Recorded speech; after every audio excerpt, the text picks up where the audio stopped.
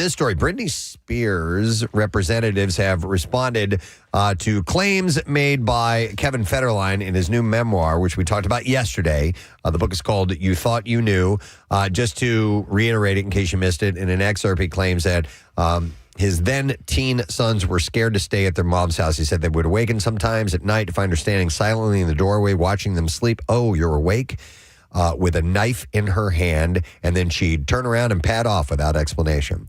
In response to the claims, Britney's representatives said, with this news from Kevin's book breaking, once again, he and others are profiting off her, and sadly it comes after child support has ended with Kevin.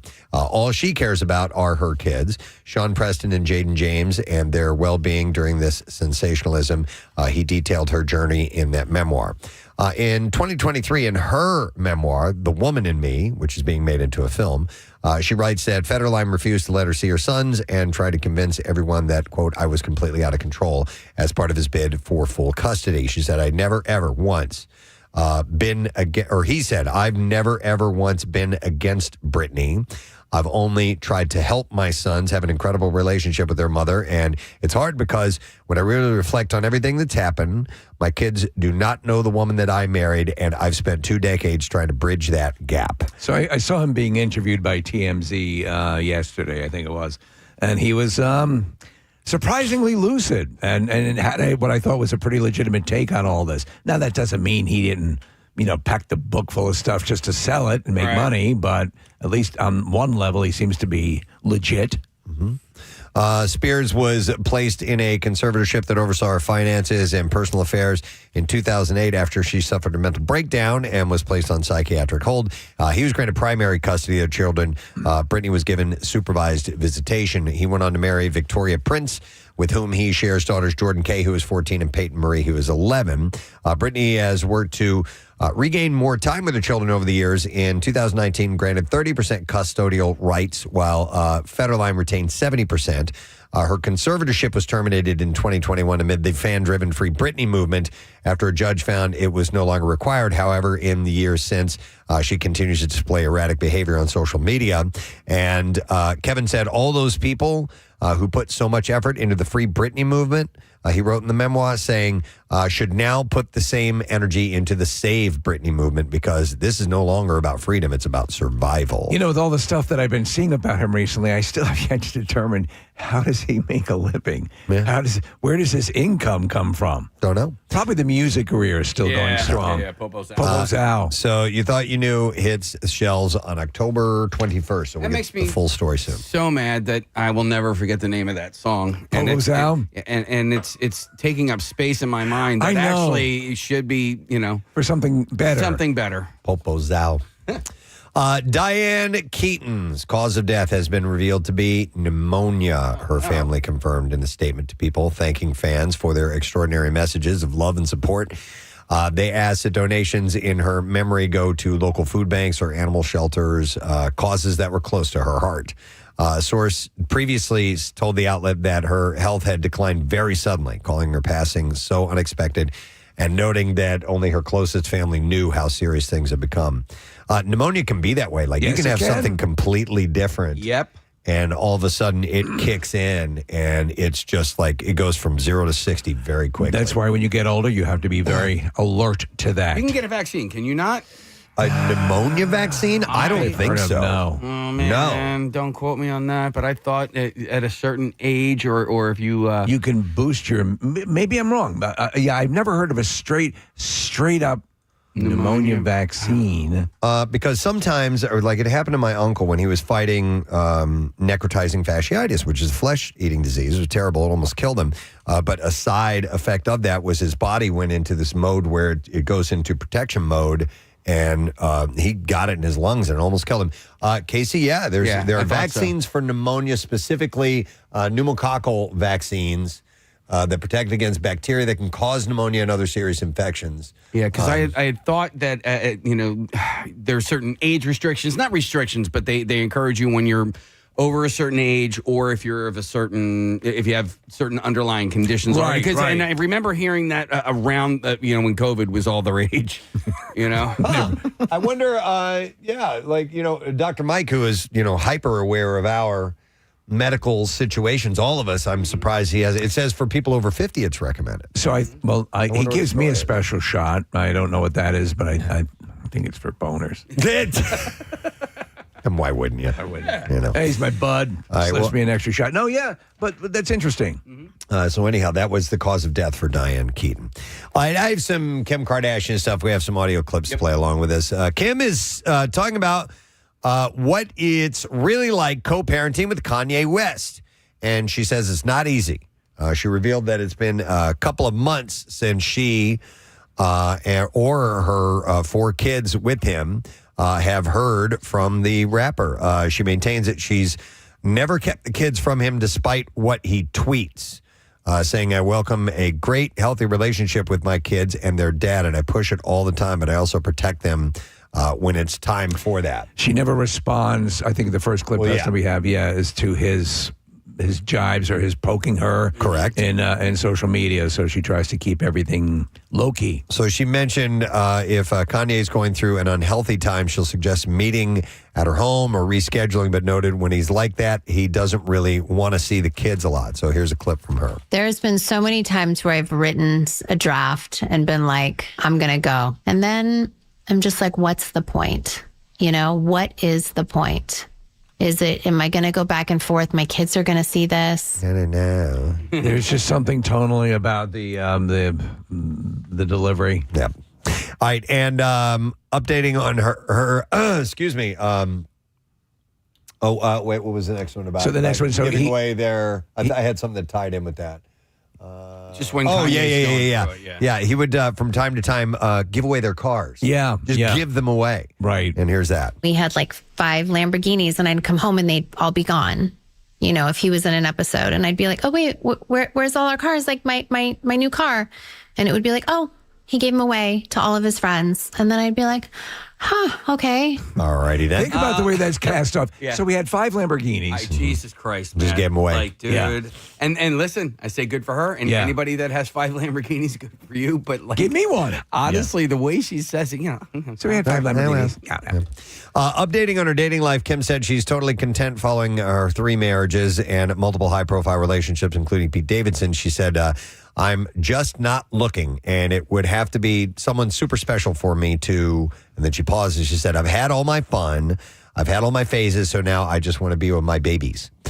Speaking of Pete, she made a very rare comment on their public history, saying that Kanye's violent reaction to the relationship, talking about that, she said, that really wasn't fair for him, and I felt so sad and sorry for him, and he was such a great man who was like, I got this, don't worry, it's all good, or at least acted that way. Kim noted the difficulties of having a vocal ex, saying that it has definitely scared off guys. In 2022, Kanye released a music video depicting him kidnapping Davidson and burying him alive. Have you ever been involved with someone who had an ex that was still in the scene? My first serious girlfriend was that. Yeah. Yeah, and I'm like, what the F? He was just still kind of around? Yeah, and was trying to worm his way back in. No, I don't ever remember that scenario. That's weird. It's effing annoying. That's uncomfortable, and no wonder it didn't work out. It didn't work out. So, yeah. Speaking of not working out, Tom Cruise and Ana de Armas have quote-unquote split following a 9-month romance, per a new report. That's Casey Clapping. The Hollywood icon, who is 63, and the Bond girl, who is 37, went their separate ways after realizing the spark had gone, per a source telling The Sun. A source said Tom and Anna have had a good time together, but their time as a couple has run its course. They are going to remain good friends, but they aren't dating anymore. They just realized that they weren't going the distance and that they are better off as mates. Yeah, that one wasn't working for me as well, Casey. It just didn't seem. And then there was a picture that was, I forget what tabloid site I was looking at, but the kind of a close-up of both them side by side smiling, and I'm like, no. Yeah, it doesn't quite work. It doesn't quite work. So the news of their reported breakup comes shortly after Anna was seen with Top Gun Maverick co-star Miles Teller at a gym in Santa Monica. Anna and Miles, who is currently married to wife Keely, were spotted earlier this week, Monday, leaving a private gym, but seemingly jumped into separate vehicles. Tom and Anna were last publicly seen together months earlier in July as the pair went official with their budding romance. So I wonder what's next for Tom Cruise, because he's done ostensibly the Mission Impossible series is wrapped up. He's doing another Is he doing Days of Thunder? That's it. Is it They're working on Days what of about Thunder. the Edge of 17? He's coming. Edge of Tomorrow. Yeah, what's that? Yeah. When's that coming out? Yeah, true. I wanna see Yeah, there was that. supposed to be a sequel to that. That might have stalled. Yeah, we'll see. All right, so it's not just your kids that love K-pop Demon Hunters, or you. The Netflix film also has fans within the royal family. I love this. Ivy Brown, a 6-year-old fan of the royals, sent a letter to Princess Charlotte asking if the 10-year-old had seen, quote, the best movie ever. And she received a response from the palace's head of correspondence, who told her the Prince and Princess of Wales would have me thank you for your lovely letter to their daughter, Princess Charlotte. It was interesting to learn a little bit about yourself, and your generous words of support for Princess Charlotte were greatly appreciated. And it said, you may be interested to know that the golden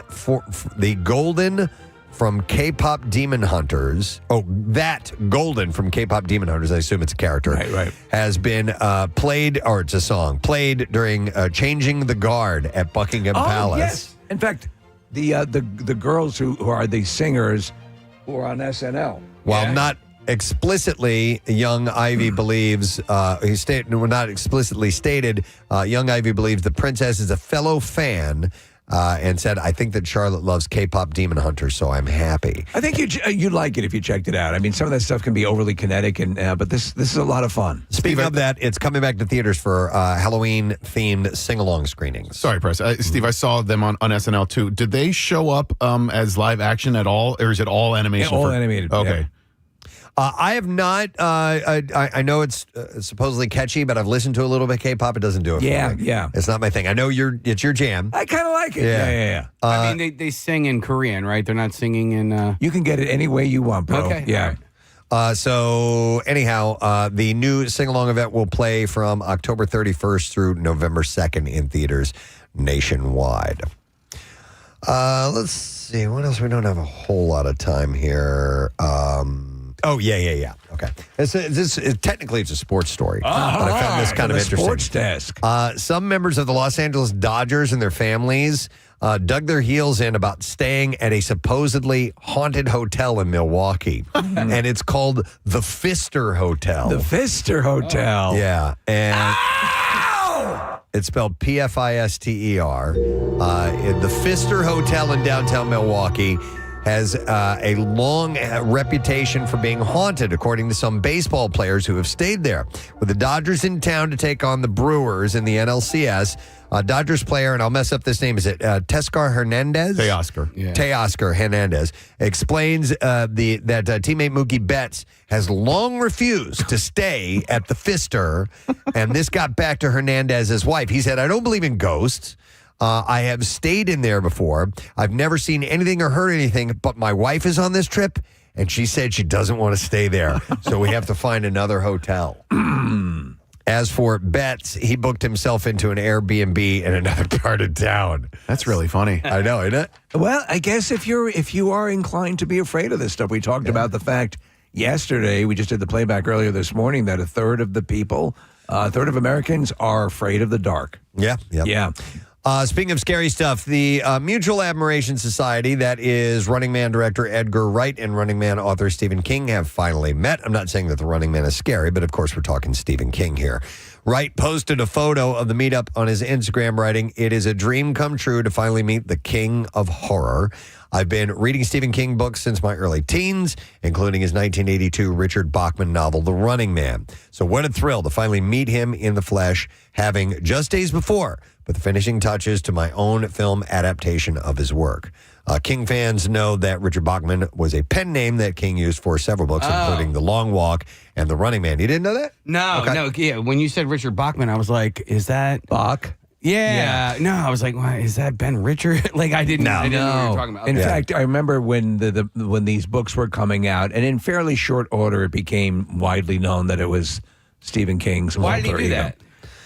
Just to be somebody else for a minute. Yeah. You know, Maybe and also to maybe try out how will people receive this if they don't know it's me. Gotcha. You know, and so once he did that, it's just another, I don't know, just a persona of sorts. Yeah. But there's several great Bachman books, excellent ones. So He said, Wright said, we've emailed over the years, mostly about rock music until the opportunity arose to actually direct a Stephen King adaptation. What an honor it's been. And he concluded his post with, so thankful for this moment in time. So looking forward to seeing what he's bringing to the Running Man story. Jim Carrey is reportedly circling around the lead role in a live-action Jetsons movie. Okay. Yeah. So, yeah. We assume he'd play George Jetson? Yeah. I would think so. Or he might be yeah. a little too old for George Well, that's Jetson. initially what I thought. And there's no way he can be Mr. Spacely because he was a tiny little bald guy. But George would be the only character I would think would be linear to Jim Carrey. Unless they create another character, for it. But I only see this. Jetson. I only see this working if they do kind of a Fantastic Four treatment in a retro. I would love that. Look at the future. I'd love that. Yeah. All right, so I believe the Jetsons are available on one of the streaming platforms. I think it might be HBO Max. Have you guys watched lately? And by lately, I mean in the last 5 years. Forever years ago. No. Okay. Watch what? The Jetsons in the last 5 years. No. It kind of holds up. Okay. I think. Yeah. All right. But you know what? But that same collective that did the Flintstones. Yeah. And the Flintstones, it holds up. Is there a laugh track on Jetsons as well? Because they had a laugh track on the Flintstones. No, not that I. Okay. Not that I recall. I thought there would be, but I couldn't tell you. I'm a little surprised that they've not adapted this into a movie already. It first came out in 1962, by the way. They did an animated film, The Jetsons. The movie came out in 1990. Of course, it tells the story of George, Jane Jackson, their children Judy and Elroy, and dog Astro. An average family lives in space in the future. They don't live in space. They live on Earth. Yes, but come there's on, all kinds of people. space stuff. Yeah. But any film would probably require an update. The futuristic tech that blew kids' minds in the early 60s, like video calling, flying cars, robotic house cleaners, are pretty much commonplace now. Except maybe Imagine for a future. flying cars. Yeah. They're on the way. All right, and then let's see. Oh man! All right, we gotta move along. So yeah, we're gonna get to the clips right now. It's season 2 of Georgie and Mandy's first marriage. The couple faces challenges of young parenting and navigating their careers. And here, Emily Osment talks about her workplace secrets. Here we go. I think Mandy is a very excitable person, and I think she probably just got caught up in the moment. It's interesting the way they are keeping secrets from people. I think they have to really have a brutally honest conversation with each other. I hope there's a storyline where Mandy meets his fiance too. Shut up, dummy. Georgie and Mandy's first marriage airs tonight. That's on CBS. You know That's her the from. spinoff of Young Sheldon, yes? And, I don't know, but you know her from, I believe it was Hannah Montana. She was Hannah's friend. And I believe it might be Haley Joel Osment's sister. I was curious if she's from that family. Yeah, she is the younger sister of Haley Joel Osment. Okay. Here's our next clip. Frankenstein returns to the screen with an egotistical scientist who creates a living creature in a monstrous experiment that goes wrong. And here, Jacob Elordi compares this to past roles. Here we go. It wasn't really like a plan. Guillermo had said to me, sort of when we first spoke early on, he said, trust me, you know what to do, and what you don't, the movie's going to tell you. I kind of just took that as my touchstone. I didn't want to have an idea for it or put my mark on this thing. I kind of found out what it was as I was going through playing it. Shut the f*** up! Frankenstein hits theaters tomorrow. So I just found out Jacob Elordi is British. I had no idea. No idea. Yep, there you go. All right, movies available for you now, coming out, whatever. All right, anyhow, it's Thursday morning. We're getting close to the weekend and Friday. No sad, bro. We have a pair of VIP weekend badges for the Philadelphia Film Festival to give away with our Word of the Week. So we will give that away tomorrow. So make sure that you are prepared for that at the end of our program. A couple of guests on the show as well. Perry Shall will be here and Pat Finnerty. They are performing tomorrow. Room at the Top, an evening celebrating the music of Tom Petty. Should be pretty awesome. Yeah, it looks it. A lot of great talent on board, and we'll talk to those guys. It's at Union Transfer, by the way, so they'll be popping in the 9 o'clock hour. In the 8 o'clock hour, we have an announcement concerning the Camp Out for Hunger. So we'll take a quick break, come back in a second. It's looking like a lovely day, lots of sunshine, and we'll share it all together when we get back. Stay with us, please. Racing stripes. Number 10 on this list is Rocky 2. So that's when he ends up beating Apollo, right? Yeah. You know what? I like Rocky too. It's not, oddly enough, it's very dismissible for me. To me, it seems like Rocky was so successful that they were like, we need to do Rocky over again, but he wins at the end. You kind of nailed it, and it was sort of the inevitable. He had to win. It was. So I guess that's why it held less impact for me, because you knew what was going to happen. Yeah, and he had to win. And they had the Adrian in the coma in the hospital and all that stuff. It was Stallone directing. And he proved he could direct. Steve, so you mentioned Adrian in the coma. What are we waiting for? Come on! Yeah, what are we waiting for? And you don't see it, Preston, but as Mickey's in his zeal to get out of he pulls out one of the IVs. Oh, he yanks the whole thing. She goes, hey, I got some bad news. Somehow, one of her wires popped out and she's dead. Is that the one where he chases the chicken too? When he's training him and has him. And he's it's really well done. He had the priest. He has the priest that he yells to from the window. He's driving the Trans Am. Mm-hmm. Remember that? Yeah. It's well done. Is that really where the bells come in, like the dong, when the Rocky theme starts? Yes, like that. Not that. No. Okay. The hell was that? You know, is that the bell that they use at Eagles games? Yeah, they use it a lot in sports events now. It's the best of the pumping you up Rocky theme music. Yes, I agree. I love that. But Steve, I know I think I speak for you. There's two movies in that franchise, Rocky 1 and Rocky Balboa. Stop it. And sometimes I'm like, people don't, how can you not see it? Yeah. I love them both. Those to me capture that spirit. And God almighty, Rocky's so good. I just watched it again in its entirety straight through, and you just appreciate how fantastic it is. Yeah. Rocky 4 is good. It is a good movie. It's okay. Yeah, it's not Rocky 5. Did you see the director's cut? Not yet. His edition? Have you seen it yet? He tweaked. No, I've seen some of the things that they've done. They removed some of the cheese from it. Stallone did. Again, look at all the... Not only in those movies was Stallone getting into near pass-out, ripped-up shape to be in the movies, he was also writing and directing. But like for me... Massive accomplishment. When did that come out? 87, 88, 89, something like that? Around that time. It was, and they catered that movie to me. Do you know what I mean? Like to some 13, 14, 15-year-old kid. Yeah. But I think the one like Rocky 3, Clubber Lang... and then it kind of leaves the planet for a while with Rocky 4, and then Rocky 5 tried to be, really, down to earth. They've tried to dial it back too much, and that's where they made Rocky just completely brain dead. I guess Rocky Balboa was the movie that Rocky 5 was actually trying to be. Exactly. Exactly. Yeah. So is Creed in this franchise? Creed is in this franchise, but let's move on to this list. Mike Cielski's column of the best and worst Philly sports movies of all time. Number 9 he puts down as Invincible as one of the best. It's a good movie. Franchises. Yeah, it is a good movie. I think there are things I liked about it and other things that didn't touch too well. That with are me. Cheesy and hokey, but it captures, I think, the spirit of the Philadelphia sports fan. I think it's telling that there's really no victory. Yeah. Yeah. There's not. Well, no. The victory was... You played really well. He picked up a fumble and took it in for a touchdown. Yeah. Or he had a strip sack or something like that. You did a good thing there. I think they got 3 wins that season, Case, or something like that. Ladies and gentlemen, a player just did something good. They didn't win the Super Bowl. They didn't win a playoff game. They won a game. They won a game. But he was a nobody. Yeah. Who was able to make a difference in a game. And he got a couple of years out of a career out of it. Totally, yeah. And his friends and the bar and his kind of these things. Elizabeth Banks, the girl who she was a Giants fan. Remember, she's from she didn't. And they thought we were going to get together, but they got together. It was very good. Thank you. We met a kid yesterday named Holden.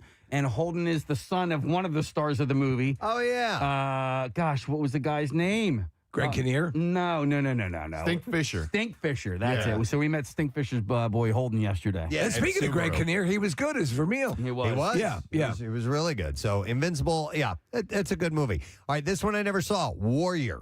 Yes. He has his number 8. That is a really good movie. That's one of the first times I saw Tom Hardy. Oh, that's the MMA movie? The MMA movie. Yeah, okay. 2 brothers, one from Philadelphia, one from Pittsburgh, battle in a mixed martial arts tournament, and in doing so learn how to love each other and come to terms with their family, turmoil, and the darkest mistakes and moments of their past. It's not a bad movie by any stretch. It's a good movie. It's engaging. It just sort of wraps up a little bit too quick. I actually just watched it for the first time maybe a month or 2 months ago. They should have had 6 jars of farts. Well, I just thought it just sort of wrapped up too tidily and too nice and very quickly. Agreed. You know what, though? Here's the deal. Do you guys agree with this in general? Give me enough of what a good sports triumph movie should have, and I'll play along through the cheesy, hokey stuff. Right. You know what I'm saying? Yep.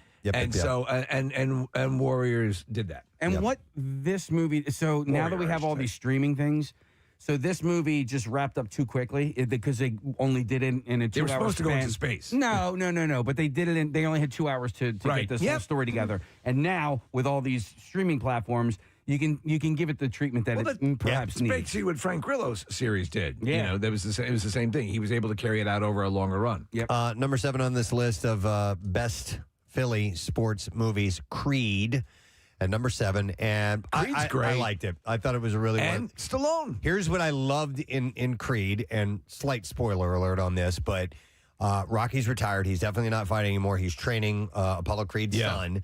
But in true Rocky form, they find a way to make him train and fight again, but he's fighting cancer. Yeah. And they treat it almost like he's training for a boxing match. And I'm like, they did it. Brilliant. I'm like, they did it. They got Rocky to fight without fighting. He's fighting a battle of cancer. And I'm like, I thought it was brilliant. I thought It was like an analogy. It was. Wait, what? An analogy. That's when you have hay fever. How do you spell That's that? an allergy. Oh, I'm sorry.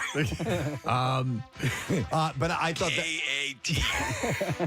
I thought it was brilliantly done the way they handled that part of it. Do you know what it's like in Rocky Balboa, Preston, the conceit that had the video game pairing. Yeah. How did they make it happen? Yes, they did it. That was really well done. And they also, in that movie, were able to introduce the word John to the rest of the world. Yeah. That is true. She explains it to them, and they start using it in the movie. And then number 6 on this list, I like this movie. It's a dark movie. Big fan. Yeah, oh my God! Yeah, with Patton Oswalt. With Patton Oswalt. Casey, you got to watch tremendous it. performance. It's Casey. I've seen the beginning of it. As a football fan and somebody who will spar occasionally with Giants fans, you'll love the dynamic between those guys. Only a little part of it takes place in Philly. Yeah. But he has a spat with a guy from Philadelphia Phil is what he calls himself, and that's Rappaport. Michael Rappaport. Yeah. And it's a dark look at somebody who really takes their fandom too far. It's gotten away from them. Too seriously. It impacts their life to a ridiculous amount. But Patton Oswalt, I was like, that's my first time seeing him in like a dramatic turn. Yeah. I was like, he was really good All in right. it. But yeah, Casey, I'll give it a go. It's a good movie, and it's an interesting dynamic. I don't want to give it away, but he gets put in a strange position where his quote unquote fandom takes over. Yes. You'll have to see it. Plus, there's a radio element to it as well. Yeah. So, like, dealing with sports radio and what they have to deal with, those guys down the hall, like on a daily basis, is an interesting dynamic as well. But then also, the thing is, the radio callers, they start to become like their own character, right? Yep. Uh-huh. They have their own nicknames that they've given themselves, and so they play into it as well. So, All right, here's one I'm not familiar with. It's called The Last Game. I saw it on the list as well. I'd heard the title. I've never seen it. All right, so Kathy, this will be interesting to you because it's in Bucks County. He said it's a personal favorite. This documentary by a pair of independent filmmakers chronicles 1999 Central Bucks High School West football season. Oh, yeah. The final season in the storied career of Mike Patton. Yeah, Mike Patton. So that guy had this long storied career. Okay. Coaching was at CB West. And as a matter of fact, my brothers, when he played for Cardinal O'Hara, played against his team. I think there was a lot of indication of steroid use and stuff like that, right? Is that what this documentary is, or no? I'll read you the description. It says, from CB West rivalry with North Penn, coached at the time by Mike Patton Jr., to the Bucks' dramatic run to a third consecutive state championship. The story had plenty of natural drama and intriguing storylines, and anyone familiar with the history of Doylestown and or CBUS football, under Patton, the Bucks were arguably the top program in the country and can attest to the film's accuracy. Okay, so maybe that's not it. He didn't explain that in this. Didn't delve into that. He did not delve. Thank you. All right, so I don't know if you consider this a sports movie or not, but number 4 is Silver Linings Playbook. I could see where you could in a way because it's so essential to De Niro's character, and it's a prominent character in the movie, and also, Bradley Cooper's. Is it technically? No, unless you consider the dance competition to be a sport as well. Yeah. But I mean, they're constantly the movie revolves around watching the games and the betting and superstition. And the rituals, as well. And you know what, man? I know it won all the awards and people loved it. I didn't really like it a whole lot. So how many stars out of 4 would you give it? Like, you can do half stars if you. Yeah, maybe like 2.5, and that's just on a personal thing. I didn't love the characters, but some people, like my buddy's daughter, it is like her all-time favorite movie. So for me, 3 stars, enjoyable. I like their romance, the flawed characters, and that's it. Yeah. I agree it wasn't as massive as it was depicted as, but a good movie. But it struck a chord with a lot of people. Was it up for like Oscars? And yes. stuff? Okay. Oh yeah. Yeah, she Jennifer Lawrence won an Oscar. I couldn't remember. Best supporting actress, right? I believe Didn't so. She win for that. Yeah. Actress in a leading role. Leading role. Yeah, that's right. That wasn't a supporting role. It was nominated for Best Picture and Best Actor for Bradley Cooper, Best Supporting Actor, De Niro. So, a lot of nominations. Okay. If we're leaving anything out, please feel free to give us a call, all right? 215-263-WMMR. These are the best Philly sports movies. This is Mike Cielski, columnist who wrote this article. Number 3 on this list, strange movie, Foxcatcher. Oh, DuPont. Yeah. And I know they take a little bit of license with the actual story. Thanks, Chris. Real quick, a butt plug. There's an event coming up. I'll be hosting it. It is called the Mother's Wish Gala Casino Night. It is Saturday, November 1st, 6 to 11 at the Alloy King of Prussia, a DoubleTree by Hilton. And it's to raise funds for research and assistance for people with Crohn's disease and ulcerative colitis and IBD. And we've got tons of great prizes to give away, but the fun thing is it's a casino night. So you go and you play craps and you play blackjack and roulette, and then your winnings are turned into raffle tickets that you can then enter in to win the prizes. That's great. It's a lot of fun. It's a great idea. So you can go to WMMR.com and click on events, and you can buy tickets and come out and join. And it's a 4.5-hour open bar, and there's a buffet and all this stuff. It's a great time. So if you can help, that'd be great. And I would love to see you there. And come out and gamble and win. It's a lot of fun.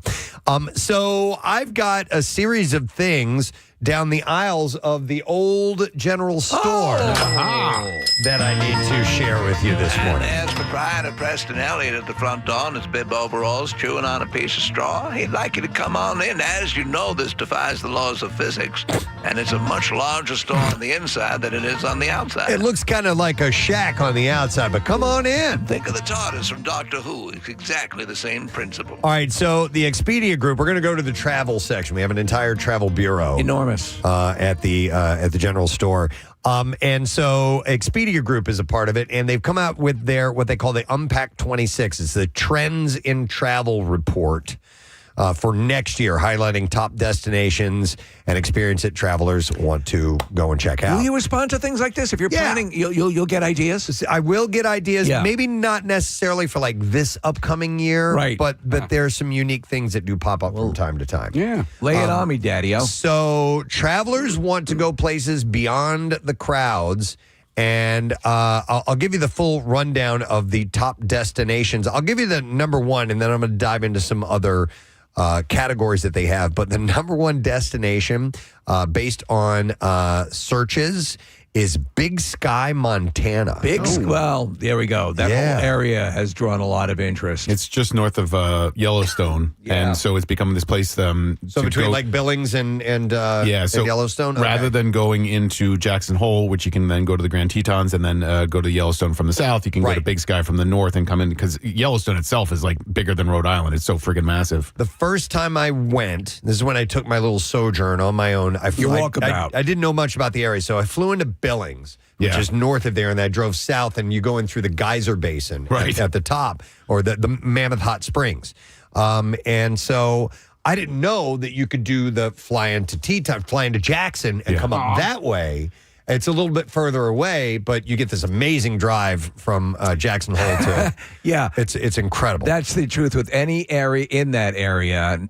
Every drive is scenic. Yeah, if you ever get a chance and you do fly into Jackson, I've said this a couple of times, but see if you can get a seat on the right side of the plane, because when the plane lands in Jackson, you then see the Grand Tetons on the right-hand side as you're approaching, and almost 99% of the time the planes fly in from the north and land, heading north to south, and you get these views of the Grand Tetons, which is just incredible. So I don't really know anything about Big Sky, Montana. It's turned into a really big ski resort area, too, so it's got a lot of people who are filthy rich, tons of money. Okay. And it has what you would call a larger sky. It would be, dare I say, big. Yeah. So more folks, it says in this report, are interested in what they call salvaged stays, which are architectural relics that have been converted to hotels and other places to stay overnight. So Hotels.com spotlights several, including the 9 Orchard Hotel, which is a former bank in New York City. So these things that have been converted. I do like those. I've stayed at a couple of things like that over the course of my travels. And then there's the Sandy Hotel, spelled Sandi. Greece, obviously Greece. Yep. No, it's a former mint and a school in Rio de Janeiro, Brazil. So the Sandy Hotel. What happened to our Sandy Club? I think I deleted it. No. I'll get Sandy? it back. I will get it back, guys. Okay. Don't you worry. Hang on one second, man. Sorry about that, guys. That's okay, but it's in Brazil. If you want to check, it's a former mint. That's where Greece took place. Now, over half of the travelers want to hotel hop. They want to stay in multiple hotels in a single destination and trip. I'm not opposed to it. It is a lot of work, though. Yes. Yeah. I agree, Casey, because I think a great hotel can make your trip. Preach, brother. Yeah. It is the absolute truth. And because if you at least have that to fall back on. However, for example, Preston, when I went to Vancouver and then went up to Whistler, right? Yeah. And then Vancouver Island, you just had to go to different hotels. I went to different hotels within the same chain of hotels. Right. But I mean, ideally, you'd like a centralized location you can go back to. But what is the draw of jumping from hotel to hotel? I assume you're moving. Is it if you're staying within a city, or if you're? Is that what they're suggesting? Yeah, that's what they're saying. Country, then you can. I mean, Nick, I know you just did it when you were in France. You didn't just stay in one spot, but like I did it in March when I was on my son's rugby tour. I stayed in 2 different hotels in Italy, and then I flew to Tampa, and there's a lot of moving parts going on. But there. by necessity, you had to pick another hotel for Tampa. But this one, I guess, Steve, is if you really just like a hotel. And you want that multiple experiences in one spot. Yeah, that wouldn't work for me. I used to watch that show Great Hotels with Samantha Brown. Yeah. Which I thought I really enjoyed it, and I would get some intel from it. I use her luggage line. Steve, have you seen the bit with her and Anthony Bourdain? You need to see it. Okay. It's a comedy bit where he stumbles across her, and she's just like, because he took over that world, she's just like a hardcore drunk and just bitter about it all. It's very, very funny. That. I have to show it to you.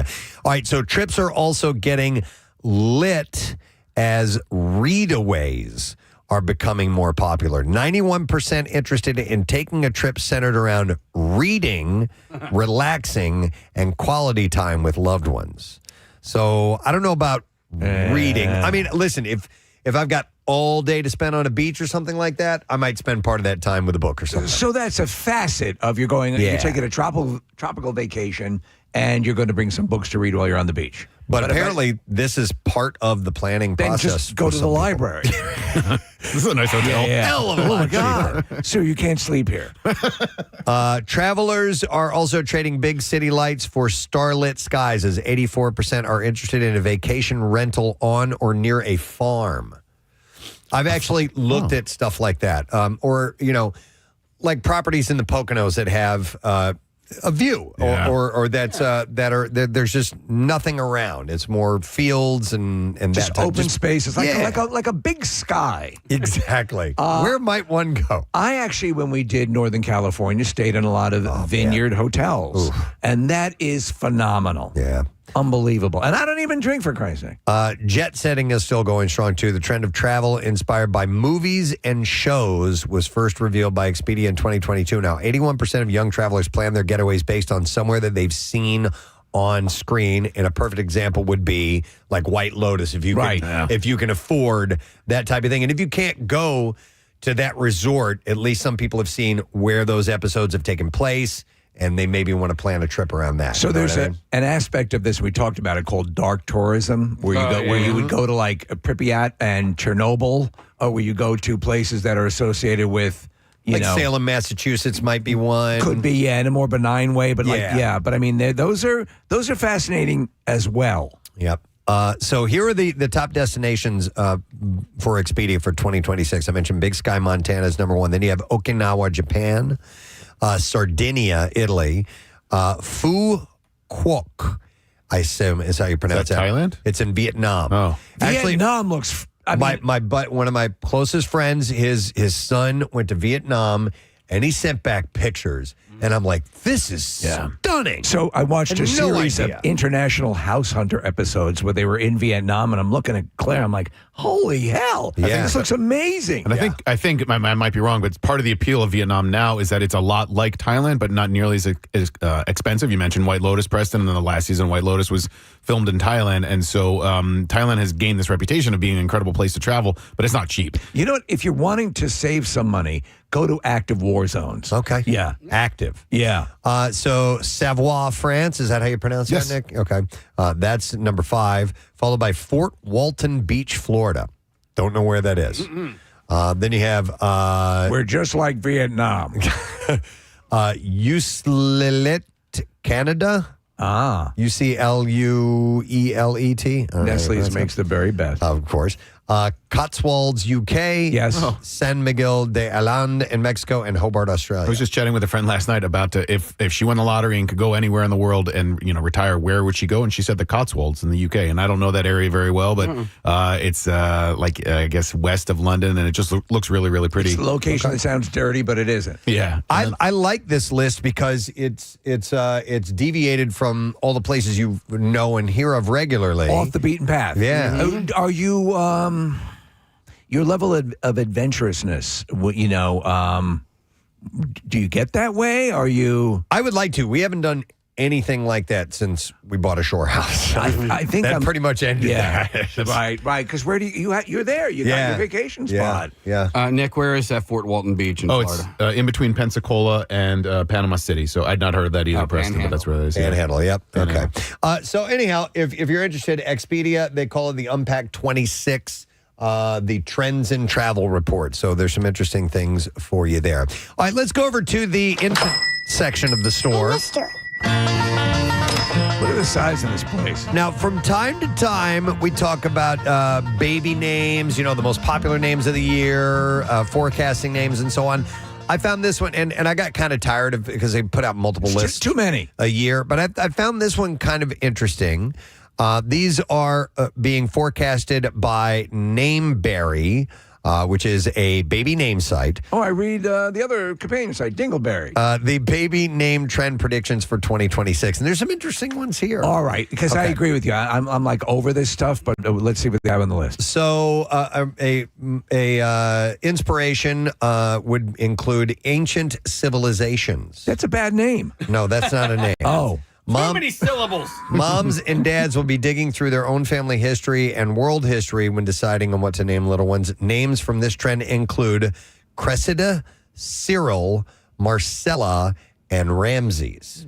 Those are, I'm not mad Kind at of those. interesting. Ramsey says, you better be a badass. Yeah. I used or to a have- condom. I used to have such a crush on a girl named Marcella in college. Yeah? Yeah, she wanted nothing to do with me. I tried. Did you guys. show her Hidden Fist? I did. No, God. You could have said, Well, Probably didn't think I could could protect have closed her. the deal. I'm like, did you see these? It wasn't perfected by them. All right, showgirl names. Okay, so from the cast of the movie Showgirls. No, with Taylor Swift and The Life of a Showgirl as inspired parents with options like, and you go back to like burlesque performers, Ophelia and Honey, along with names like Farrah, Serafina, and Tallulah. I knew a Serafina. Yeah? And she was a lovely gal. I've always liked Tallulah. I think that's a fun name. You remember the actress Tallulah Bankhead? No. From years ago? She was in the movie Lifeboat. Okay. Everyone's with me on this. Nope. No. Sorry. There's two good restaurants, though. Tallulah's Table and Tallulah's Garden. True. Garden. That's what I think of when I hear that name. All right, also soulful names, not overtly religious, but still spiritual, like Dove, Olive, Purpose, and River. So Dove, I think of Dove Cameron, right? Okay. Yeah. Olive Oil. Yes, Olive Oil. Popeye's girlfriend. Purpose? Why would you name your child Purpose? I don't know, but these On are purpose. kind of Prius. soulful names. Prius might be one. Yes. Toyota Camry. I don't know. Again, too many syllables, man. I know. Yeah, there's some. Recently we've actually had a couple of names that have been mentioned on the show that we've all looked at each other and said, "That's a cool name." Yeah. You know. And yeah, like I said, River. So that was like like River Phoenix. Yes. And then there was I think they also had other people like named Leaf. Leaf. So more that's kind of in the hippie vein, but still Mud. kind of Muck, Muck, Scum, Mire, yeah, stuff like that. Bilge. I mean, honestly, like people, somebody out there has a nickname named Mud. That's got to suck for the parents. You're like, man, I named this kid, and everybody calls him Mud. Steve, I love bilge. What is bilge? It's like Gum. skunk. yeah. So in the front part of a boat is Yeah. called the bilge, where they let water in, and it just kind of it uses as like a weight differential Okay, or something all right. like that, but it's gross. Yeah. Now, you know what? Speaking of bilge, of that. In the movie Best in Show, because we mentioned this the other day at the very end with the whole I'm not wearing underwear part. Yeah. That guy's name is Balch. Right. Yes. Yeah. Yeah. Balch? Yeah. Is that short for something? I don't know, but I'm not familiar. Like maybe. Oh, no, never mind. Balchabard? Or, I was thinking Archibald. Yeah, but I that don't makes- really know, no. but Balch. Get you bought? Okay. I'm going right now. So also name trends, it says here A-OK boomer names. Instead of just OK boomer names, A-OK boomer names. Inspired by baby boomers in the 1950s, these are names your grandparents might have, like Bonnie, Gwen, Hal, and Monty. So We had talked about some of these names coming back around. Like Gladys and Hazel and Mabel. Morton and yeah, I guess. So Monty, the Monty Clift, Monty Hall, Monty Python? Yeah, Monty Python on the Flying Circus. Romantasy names, it says here. Taking page from popular literary genre. Names that sound like they could be a hero or heroine of a romantic fantasy novel are becoming popular, like Cassian, Esmery, Magnus, and Sabine. You know, you mentioned Cyril earlier, and Cassian and Cyril are both names in the TV show Andor. And I know, like, Star Wars might influence some nerds when it comes to this type of thing, you know, in naming. True. By the way, I looked it up, Preston. I thought it was Bulge as well, but on IMDb, it's credited as Bulge. Like he has a bulge in his pants. Bulge? Yeah. I think it's Bulge. I thought so, it was too. Bulge, yeah. I think she says it pretty clearly. Yeah. Bulge? But on IMDb, Maybe it they says got- Bulge. Is that They got ball bag? That incorrect. All right, so it also says that vowel hiatus names refers to the enunciation of two distinct adjoining vowels with no consonant sound in between. Names fitting this trend include Anaya, Ezia, I guess, E-Z-I-A-H. Wow. Leone and Romeo. Okay. Also, number names could become popular. This trend is expected to be huge in the coming year, they said. And it's to honor a child's birth order. Okay. So Nameberry says it will be seeing more names like Cinco, Oh. Deuce. Well, then that's not I good. mean, we had deuces. Yeah. But like Deuce Staley, you know, Deuce Staley, and yeah. so like if you're the second or whatever, that'll be a nickname, but not your necessarily your first name. But like, you know, Trey. This is dump. This is piss. But also Million is a potential. And Prima. That's why we thought about naming Seamus 3,723, but we ended up going with Seamus instead. Okay. Yeah, we like numbers. All right. And then also it says straight out of Utah, thanks to the obsession with secret lives of Mormon wives. Oh, my God. And it says that also the Real Housewives of Salt Lake City. Names like Bodie, Dottie, Quincy, and Scotland are going to be popular. Bodie and Dottie, obviously. You have Pee-wee's Big Adventure and you have Point Break. Yep. Never heard of Scotland. That's kind of an interesting name. Just like, and then locations, you know, Brooklyn. Yeah. Well, it doesn't mention that as a trend this year. Oh, okay. Anime names. Anime. This trend is growing, getting a push from K-pop demon hunters and Korean dramas. So the names include Anya, Jinu, Kiro, and Ryo. Yes. R-I-Y-O. So, and then the last one on this list from Nameberry of potential name trends for next year for new kids. Brit Lit names, taking inspiration from British literature classics. Oh, okay, I'm listening. More babies will be called Celia, Darcy, Tess, and Winston.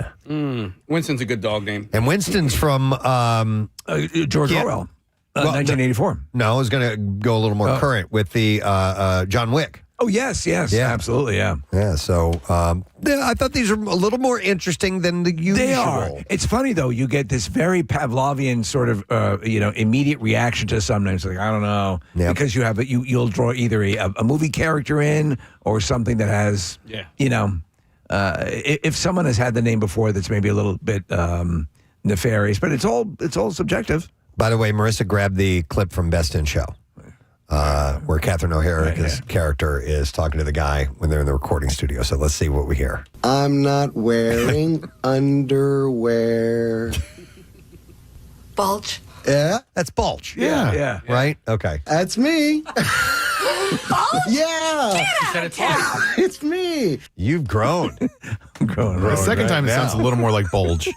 When she Did says she say it again? I heard it again, but with the CH as well. Here. Hold on. Back it up just a little bit more. All right. A little bit more. All the way. All right. Thank you. Bulge. Yeah, that's me. Bulge? Yeah. Get out of town. It's me. Okay. Yeah, I'm hearing Bulge. Bulge? Yeah. Yeah, me too. Both sex are yummy. By the way, that I'm not wearing underwear clip is real clean. I'm not wearing underwear. You may want to hang on to that. Yeah, we're gonna hang on. All right, now we move to the education portion of our store. Hell of a store, isn't it? And what is going on in our schools? We have mentioned this before, but teachers are banning the slang term 6-7 now. Oh, man. Yeah, and disciplining students who breach the rule. So according to this one teacher, Adria Laplander, she said, I've been teaching for 20 years and I've dealt with all sorts of slang. Nothing has driven me crazier than this one. She's a 6th grade language arts teacher in Michigan. Now, from my understanding, it's just applicable to anything, correct? Yeah, exactly. So it's now imposing consequences for students who say it along with this accompanying juggling hand gesture. 6-7 is a nonsensical expression used especially by teens and tweens that is connected to a rap song and also to be to a 6'7" tall basketball player. We had talked about this. Right. But teachers are brainstorming how to stop it. They just said it's becoming distracting. Yeah. It just, I mean, it'll go away at some point. Eventually. Like, Yeah. but the more you put an emphasis or highlight it, the worse it's going to get. So just kind of like ride the wave, and then the wave eventually will crest out. I don't know if you know. I don't know what kind of experience this teacher's having where it's become this much of an issue. But I literally, the Delco Johnsky's, the T-shirt guy that I know, he just released a 6-7 T-shirt. It is awesome. It's the 76ers logo, but the numbers are them. Yeah, but then up in the upper, I guess the left lapel, you see 2 hands going like this. I'm like, I love that. Okay. Yeah, and my friend who is a 6th grade teacher, she's like, I need this shirt right now for a Halloween costume. So teachers are brainstorming on how to stop this. One teacher warned colleagues on TikTok, do not count out loud in class. I was taking attendance and I said 1, 2, 3, 4, 5, 6, 7, and then his class erupted into 6-7. Frustrated math teacher told students in a TikTok that anyone who says 6-7 will have 67 digital points, which are awarded for good behavior, subtracted from their total. He said, my goal with this is that you build some self-control. In the video, added that it's getting a little ridiculous. Laplander's new classroom rule is we are not saying the word 6-7 anymore. If you do, you have to write a 67-word essay about what the word 6-7 means. And then said, if you do it again, another 67-word essay after 5 times. If you're still saying 6-7 in the classroom, your essay is going to go to 670 words. She's had it. Yeah, there have been obviously slang words that have been part of all of our school experiences. I don't ever remember one becoming that invasive. Problematic. That the school had to come down on it, or that teachers were implementing. Obviously expletives you couldn't get away with, but 6-7 seems pretty benign. Well, it's getting away. This other teacher, a 4th grade teacher in New Jersey, said that 6-7 is so prevalent in her classroom that any number containing 6 or 7 is fair game for her students. She said, I could say it's 1/16 time to the class, and then someone will say 6-7. Lighten up, Francis. As a potential, the teacher? Yeah. No, dude, they're working. They're trying to, can you imagine constantly being interrupted? If you're just, you've not even, now you have to pay attention every single time you either say the number 6 or 7. Right. And it's getting in the way. And you probably say it more than you realize. Yeah. But look at you. You're still that little kid. You're that little kid that would have gotten a kick out of irritating the teacher. You think it's right? dog water? I do. I don't know why you're so mad at me. No, I'm just saying. Well, listen. Well, yeah. I mean, I think it's asinine to just say, lighten up. You know what I mean? Well, because he doesn't want to be critical. He just thinks it's asinine. Okay. We don't see eye to eye on this one. I think there's a way to. Teachers, you want to weigh in? 610-660-9333. I don't disagree. See? Yeah, that is annoying. I don't disagree with Casey's point, though. Like, if you ignore the problem, eventually it'll go away. And so by bringing attention to it, it just makes it incites the kids or incentivizes the kids to interrupt even more. Or maybe bring 6-7 into your lesson plan, something along the lines. But I'm telling you, like, I literally just got a message from my friend from high school who is a 6th grade teacher. Not for nothing. She was teacher of the year not that long ago. Right. She's embracing it, right? So you can either embrace it or you can fight it, right? And listen, it's your classroom. You can do whatever you want. Well, to your point, which I agree with too, if you know that you have a way to piss off your teacher, and you make that something, you make it more of a thing. Dude, maybe there's a happy medium. Yeah, listen, when we sat around the dinner table with my family, like, I knew how to piss my brother off. Yeah. All I had to do is chew with my mouth open. My brother knew how to piss me off. He would just scrape his teeth on the silverware, right? But if you acted like it didn't bother you, I wouldn't do it, All right, well, we're getting a response. Well, all you have to do is pretend like it doesn't bother you when it really is bothering you. I don't know. So somebody's got to give one way or the other. Yeah. So I don't know. We'll go to Katie, 3rd grade teacher. Hi, Katie, good morning. Hi, good morning, guys. Hey, what's up, Katie? So I teach 3rd grade, and I have started to do about 6-7 minutes of recess taken away or free computer time. Because try saying a sentence, and after every sentence, somehow 6-7 is in there. Turn to page 16, 6-7. every single, every 5 minutes, I'm having to correct 6-7. And I love my kids dearly, but man, 6-7 is draining. Let me ask you this, Nuts. Katie. Is there a rule that you don't just speak out in class, right? I mean, that's the rule. The rule is unless you don't talk, unless you're asked a question or whatever, or you raise your hand. So they're just indiscriminately yelling out 6-7. Oh yeah, and then with the hand motions, and I don't think some of them know what the hand motions mean yet.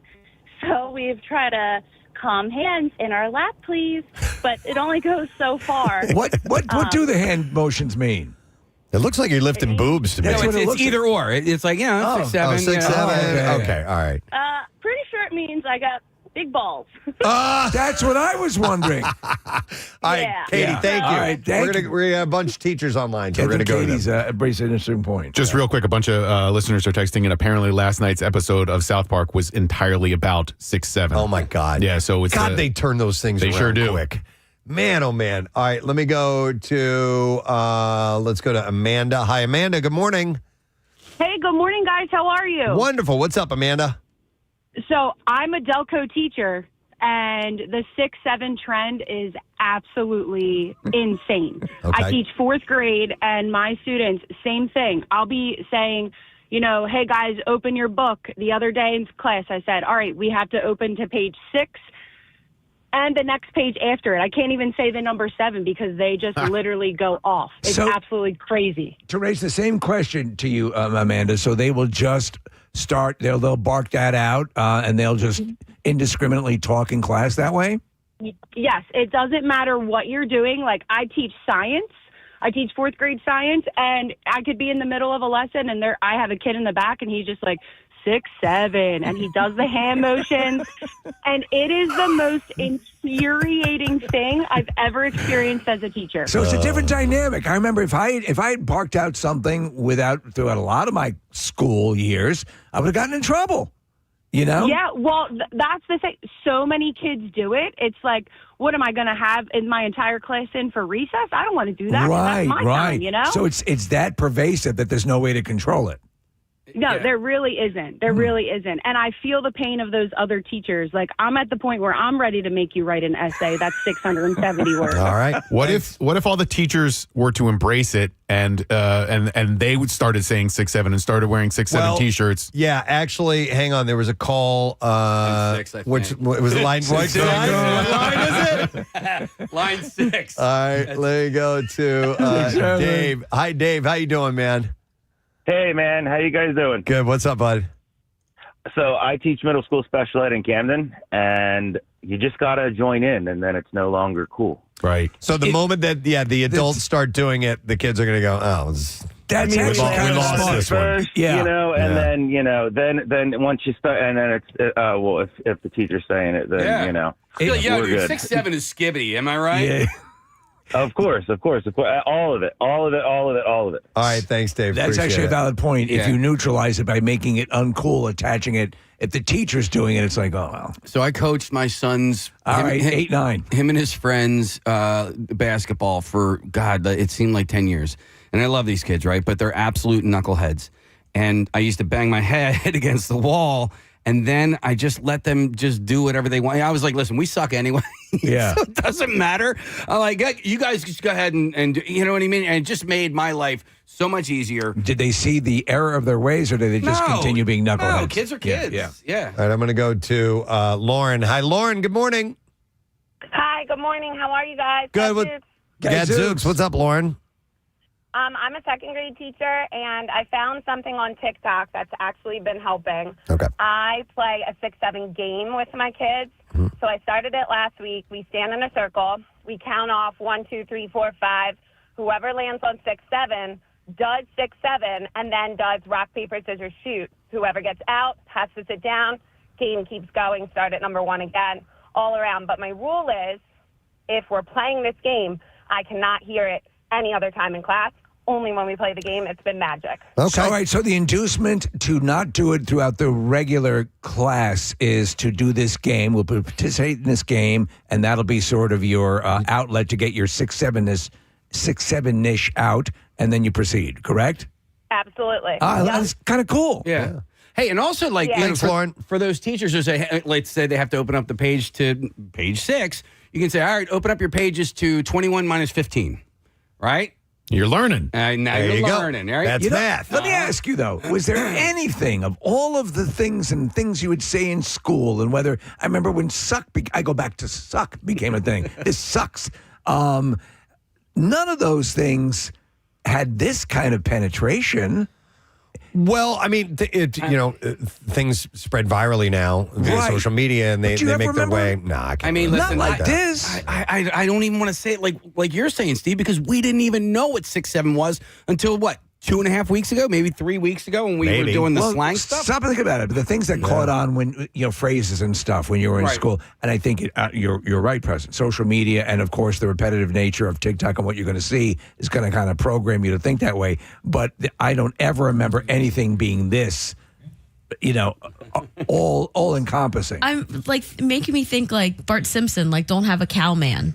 Yeah, like that kind of stuff. Cowabunga. Yeah, true. And especially when it was a retort to an elder. Yeah. Right. Do you remember indiscriminately people yelling out cowabunga in class? Oh, yeah. All the time. I don't, we weren't in school at the time. Yeah, it was when they were in. So let me go to, hang on a second. I have Chris joining us next. Hey, Chris, good morning. Good morning. Hey, what's up, bud? Not much. So, yeah, I'm a high school math teacher, and it is pervasive in every class. It is also pervasive in, like, the younger age. But my one period, my 6th period class, it was really bad. So I told the kids, any 6, 7, or other brain rot type sayings will just be met with a deduction of points from their grades, and it turned around pretty quickly. So, Chris, you're at ground zero. You're a math teacher. Yeah, right. It doesn't get worse than that. If you're throwing around numbers, chances are 6 and 7 are going to pop up quite a bit. Right. Yeah. So, and you say really bringing down the fear of God has turned things around. It has, and it was. I tried it in the beginning of the year. I was like, all right, I'm just going to let it ride out. Yeah. I'm just going to ignore it. It'll go away. It didn't. It like I have a 41-minute period, and if I just let it ride out, I'm probably wasting about 5 to 10 minutes every period. If I'm doing the math correctly, that's 50%. What's funny is 4-1 is the other 6-7, isn't it? Sorry? It is. Yeah. Yep. 4-1? Is it what is 4-1? Dude, I don't know, but it was in when we were talking about slang terms last. 4-1 is the other 6-7? Yeah. Holy crap. Yeah, they just always make a new one. That's the problem with numbers, isn't it? Yeah, right. There's always another. We'll make another one. 22. Look at him. And listen to Chris. He sounds battle scarred. Totally, Yeah. Chris. You sound completely deflated, man. I just think when I was in 6th grade, there was a story that we all had to read out loud. I wish I could remember the name of the story, but so we as a class would read it out loud, and one of the main characters' names was Pusey, and we said pussy so many times instead of Pusey, and we knew it wasn't Pusey. We knew it wasn't pussy, but like we read out, I would venture to guess maybe at least 50 times. And then finally my teacher was like, I think his name is pronounced Pusey. I was like, oh. Sorry. Sorry about that. It looks like So pussy. maybe you stop being a dickhead. Let me see. We got to take a break here in just a second, but let me go to Nicolette. Hi, Nicolette. Good morning. Hi, good morning. Can you hear me? We can. What's going on? Hi, I'm a K-8 music teacher, so I hear about 5 seconds between, like every 5 seconds. Every 5 seconds, you're hearing 6-7. Oh, yeah. Like, I make a bet with myself that how long into the day will I hear the first 6-7 either in the hallway or in the classroom. It's like usually within 5 minutes I walk into the school. All right. So is it impeding on your lesson plan? Is it making things difficult in the classroom? Well, for me, I kind of make fun of it with them, and they kind of stop with me. But recently, some of us at the school use it as an attention grabber. So when the kids are all talking, we'll count 1, 2, 3, 4, 5, and they all say 6, 7, and it usually gets them back. Yeah. Well, now I have your attention. 1, 2, 3, right now you've eyes joined on in. me. Yeah. Okay. Yeah, right. Yeah. So, but I've been okay with it. But some teachers have getting it, depending on I guess who they like you in class, will do it more to annoy you. But yeah. Okay. I'm all right with all it. right. Well, thank you, Nicolette. Appreciate it. If you're teaching music, I mean, you got some numerical issues there as well. But listen, I'm not discounting the fact that I'm sure it's annoying, but it's just like, okay, how are we going to fight it? Like your methodology would be to sort of embrace it and deconstruct it, whereas many others are saying. And listen, maybe you got to get, like Chris said, he got very aggressive, and that worked. And this teacher may have tried that tactic, right? And we're only hearing about her or him. I don't know if it's a guy or girl. A disciplinary thing. The yeah. disciplinary, like, so we're only hearing this end of it. They might have tried, okay, if you can't beat them, join them already. I'm surprised it's taking as long for us to hear this because we're young and we hang out at the mall shop. All right. Well, anyhow, it's we're in the full on thick of it now. Oh my God! I mean, so anybody want to put a time frame on this? Well, let me ask you this: Yeah. has 4-1 been concurrent with 6-7, or is 4-1 the new 6-7? It's not concurrent. It's the new one, but you're asking a 50-year-old man. I don't really know. And listen, it's almost 7:56 right now. I know. 6-7. We got to take a break. But Christmas. It'll be over Christmas. that's what I was saying. Yeah. Maybe end of the year. Yeah. Maybe New Year and They get to a Christmas break, they're going to come back, and 6-7 is not going to be cool anymore. It's going to be 2026. I'm guessing that. You think it's 2026 sometime? Well, the rebirth, yeah. 2026. 6-7. Yeah, all right. So my friend just texted me. She goes, if you can't beat them, join them. Hence my Halloween costume. 6-7 is our new Yango, right? And I told you guys about Yango. That was our high school thing. If somebody said Yango, if you heard it, you had to say it louder until somebody screamed it at the top of their lungs. Yango! Okay. Right? So I'm just saying, we were annoying too. We were so Well, yeah, definitely. So, all right. Well, anyhow, thank you for your calls, teachers. We appreciate it, and we feel for you. Yeah, my if this is annoying you, we got to close up shop. I'm sorry. I'm the owner. I'm the proprietor. It's time to close. Say goodbye to Preston Elliott, the proprietor. Y'all Come stop. on back now, you hear? Thank you very much. All right, we're going to take a quick break, come back in a second. Not only is this bizarre file on the way, but we have some information concerning the Camp Out for Hunger that I think you'll like. We'll be right back. But Steve Carell is just like gross. He's goo-goo for Go-Go Puffs. He is that. He's nutty. He goes over the top. But it's a. You don't recognize Carell, too, by the I mean, the prosthesis or whatever he's wearing. Yep. And what's his name? Who plays the Channing wrestler? Tatum. No. Anthony Michael Hall? No. Mark Ruffalo? Mark Ruffalo. He got really beefed up for that role. Yeah. He doesn't. He's hard to recognize, but yeah, it's a messed up story, and that whole John DuPont going off the rails mental illness thing. Wrestlers in the walls. Yeah. It's crazy, and it's kind of hard to watch. But another dramatic role that you're not used to seeing Steve Carell in. Number 2, speaking of wrestling, The Wrestler. Yeah. He considers that a Philadelphia sports movie. So it's taking place in proximity? Is it? I didn't make the connection that it's. They end up in Atlantic City at one point, right? Right. Yes. Yeah. I think. When he reunites with his daughter. Yeah. I wouldn't consider it a Philly movie, though. Me either, but I guess it's in It's a great proximity. movie. Maybe that last match takes place in the Philadelphia region. I don't remember. The one It's been a thing you while. can't argue is that from beginning to end, it is so funny. It's hilarious. No, it is a brilliant movie. It's heart-wrenching. And it's tough. It's tough to watch. A lot of heartbreaks in that movie. But And it's you great. understand why he won the Oscar. Yeah. Number 1 on this list is Rocky. Yes. Of course. Yeah. So he puts that in as the great, and I agree. And the way it should be. Yeah.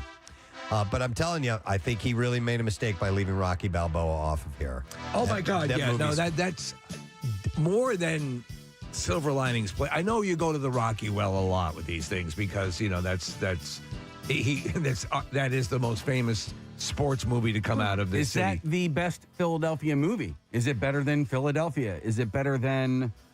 The boxing scene in Philadelphia is not as good because he's so sick.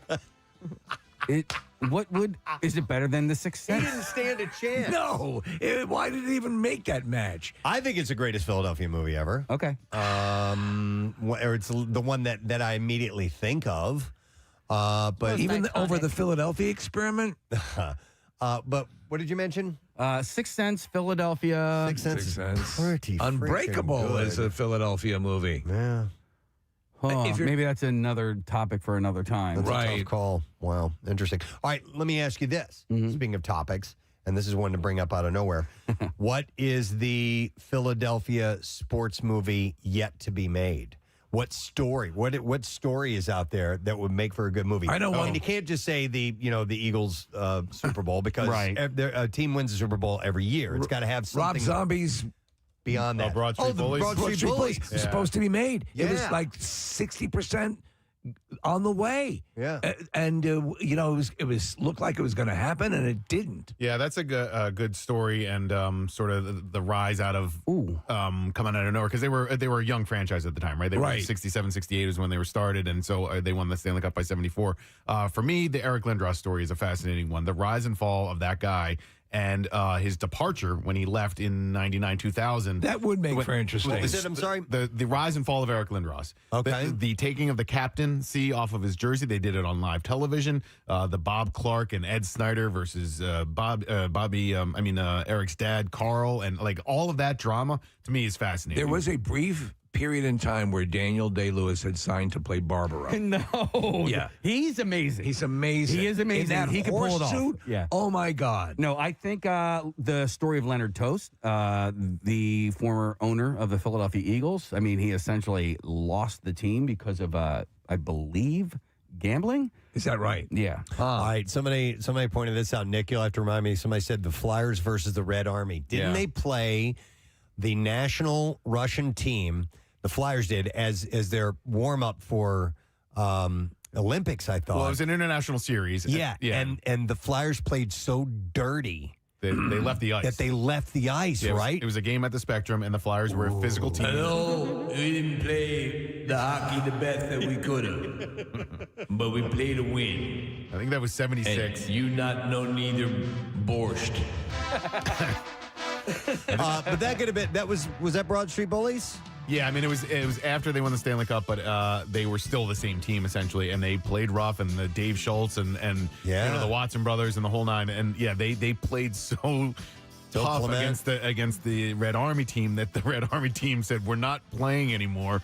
They left the ice, and it took forever for them to come back out. I would like to see the movie that depicts the setting of 3 world records in the dumpster pool. Oh, sure. In one day. In one day. Yeah, that could be a good one. I mean, we have a documentary of it, but I think, something a little bit more dramatic. A number of callers are saying that this one should be on the list. I'm going to go to Chris. Hey, Chris, good morning. Good morning. How you guys doing? Good. What's up, buddy? So I'm going to premise this. I am not an Eagles fan. I cannot stand the Eagles. I can't even stand the color green. That's how much I can't stand the Eagles. Wow. Okay. Should I hang up on him now? Well, I don't know. Where are you from, Chris? I'm from this area. I'm a Philly guy. I'm from Newark, Delaware. I love the Flyers. I bleed black and orange. Like, I'm a diehard Flyers fan. Okay. That's about the only team I bleed for Philly. So that's why it's kind of shocking. I'm calling about this movie here. It's the garbage-picking, field goal-kicking Philadelphia phenomenon with Tony Danza. Tony Danza. Yeah, that's he went from a garbage man to a field goal kicker for the Eagles. Among the worst movies It's a ever made. classic, yeah. It's so bad. I've never seen it. I've heard of it. Well, It's very bad. You should rent it. And actually, you should rent out a theater and go watch it there. That bad, Chris, huh? Yeah, somebody pointed out to me I have a phobia with green. They're like, you don't like Seattle, you don't even like the Dolphins, you don't like Green Bay. I'm like, well, maybe I just don't like the color green. Apparently, That's probably it. That's it. All right, thanks, man. Make sure you see it in IMAX. The trash picking, field goal kicking, Philadelphia phenomenon. Okay, it's bad, and he just happened to. All right, let me go to our buddy Craig Legans is on the line. Hey, Craig. Good morning. By myself, I'll take his office. Physically and sexually. We'll go behind that shed there. All right, Craig. So are you calling in for what needs to be told, the story that would make a good movie? Yeah, that, and there's also a movie that a lot of people haven't seen. It's called Snipes, that was set here in Philly. It's not a sports movie, but it's a competition film, and I always thought it made a good sports movie. It was about the culture of tagging. See all graffiti art in Philly? Right. Well, there was this movie called Snipes where rival taggers, rival graffiti artists, competed with each other to see who could get the best spot, like the most impossible to get spot to tag their name in Philly. That sounds familiar. Yeah. Yeah, it was made in early 2000, but I thought it was a great Philly sports film. As far as a movie that should be a film, Nick, you mentioned Eric Lindros. That's a great one. For me, would be the Chris Carter story. Chris Carter was a Philadelphia Eagle. All he did was score touchdowns. Yeah. Yeah. And I was like, why would you cut this guy? All he did was score touchdowns, and goes to Minnesota, goes in the Hall of Fame. his drug problem was so out of control while he was in Philly that Buddy Ryan cut him just so he would get into rehab. And Chris Carter even mentions that Buddy Ryan's the one that saved his life. Okay. That sounds compelling. Okay. Yeah. So, and I like Chris Carter now as a commentator, but his time in Philly was nothing but success on the field and nothing but tragedy off the field. So What about sports scandals and in the area? What would make for a compelling movie? Well, like the 93 Phillies, there's a lot of scandals surrounding those guys, and like they made it to the World Series. That's the Mitch Williams, Joe Carter series. But there were so many steroids on that 93 team. And Lenny Dykstra and Pete Incaviglia and Darren Dalton. There's a story to be told there. And this is my daughter. Hi, Daddy. Also, Pete Rose's time in Philly during the strike year, because he was on the verge of breaking the record for the most hits in National League, and he couldn't play for a while. So that was, many people consider that was when the time he had off was when the gambling really kicked in when he was in Philly. I think the story is just in the beginning, and it's being told right now. But Jordan Mailata, the left tackle for the Eagles, I mean, here's a guy who never played a down of football, was a rugby player, an enormous rugby player coming out of Australia, and he is. I mean, he's one of the best left tackles in the entire league. It sounds like the story to Kangaroo Jack. Yeah. Or Joel Embiid, who didn't start playing basketball until he was 14. Yeah. He played soccer, and now look at him. He's pretty good. That's pretty. He's pretty good. All right, thanks, Craig. Appreciate it, man. Thank you, guys. Somebody texted in the sports story that needs to be told. Philadelphia sports story needs to be told. The Dick Button story. The Dick Button story. Yes, I love it. Skater. Yes, we should definitely do the Dick Button story. Button, Dick. Yeah, it sells itself. I see the poster right now. That's my name backwards. Some people are texting in Iverson. It's his birthday, so sure. It is his birthday. What do you think? What do you think with that? Yeah. There's a story there, right? There was a downfall there too, and a pretty bad one. And the fact that how much fame he had and how good he was, and the whole no practice and all that. I think there's definitely a story there. Do you think there would ever be, and would have ties to here, a Kobe Bryant story? I don't know if his family would want something like that, at least not now. Right. But I mean, because of the way he tragically died and all of that. But I mean, clearly there's a story there. I mean, that's guy. He went on to be one of the absolute greatest. Look, they can take one incident and build a movie around it. They've done it many times. Yeah, true. Yeah. You don't have to do the whole life. Right. You can do a portion of what's happening in someone's life. Like the wrestler focused on mainly his good years. Yeah. Let me go. Hang on. Let me go to Daniel. Hey, Daniel. Good morning. Hi. Good morning, Gadzooks. Gadzooks, buddy. All right. What's the movie you wanted to mention? A movie I wanted to mention was about the Taney Dragons back in 2015, 2016. Yeah. When they went into the Little League World Series. They had Monet Davis as their pitcher. And Monet, that's right. They were destroying. Yeah. And that was a national story for a while. Yeah, that could be a good one. What is she up to, by the way, Monet Davis? Is she playing? Thanks for your call, Daniel. College softball. Here, Nick just pulled up. Well, she's 20. Oh no, she's 20 now. It's her birthday in a couple of weeks, and her middle name is IKEA. I didn't know That's that. very cool, man. Yeah. My middle name is Walmart. Oh my God, I'm Target. Dude, actually, it is Michael, like Michael's. Yeah, that's true. Yeah. And Paul, I'm not after saying Paul McCartney. I think Ron has a great suggestion. All right, let me go to him. Hi, Ron. Good morning. Hey, you guys rock. Thanks, buddy. All right, what's Philadelphia's sports movie to be made? Before I get to that, there's a great story behind the Flyers and the Russians. Yeah. The Russians are in the dressing room, and I read it in the Complete Spectrum. It's a great book. Ed Snyder goes in there, and he goes, if you guys don't get the F back on the ice, you're not getting paid. And that's what made him go back on the ice. Wow. Yeah, it's a great book. It's called Complete Spectrum. Okay. That's very cool. Cool, man. So there's a great story. It's almost like Rocky and Apollo Creed.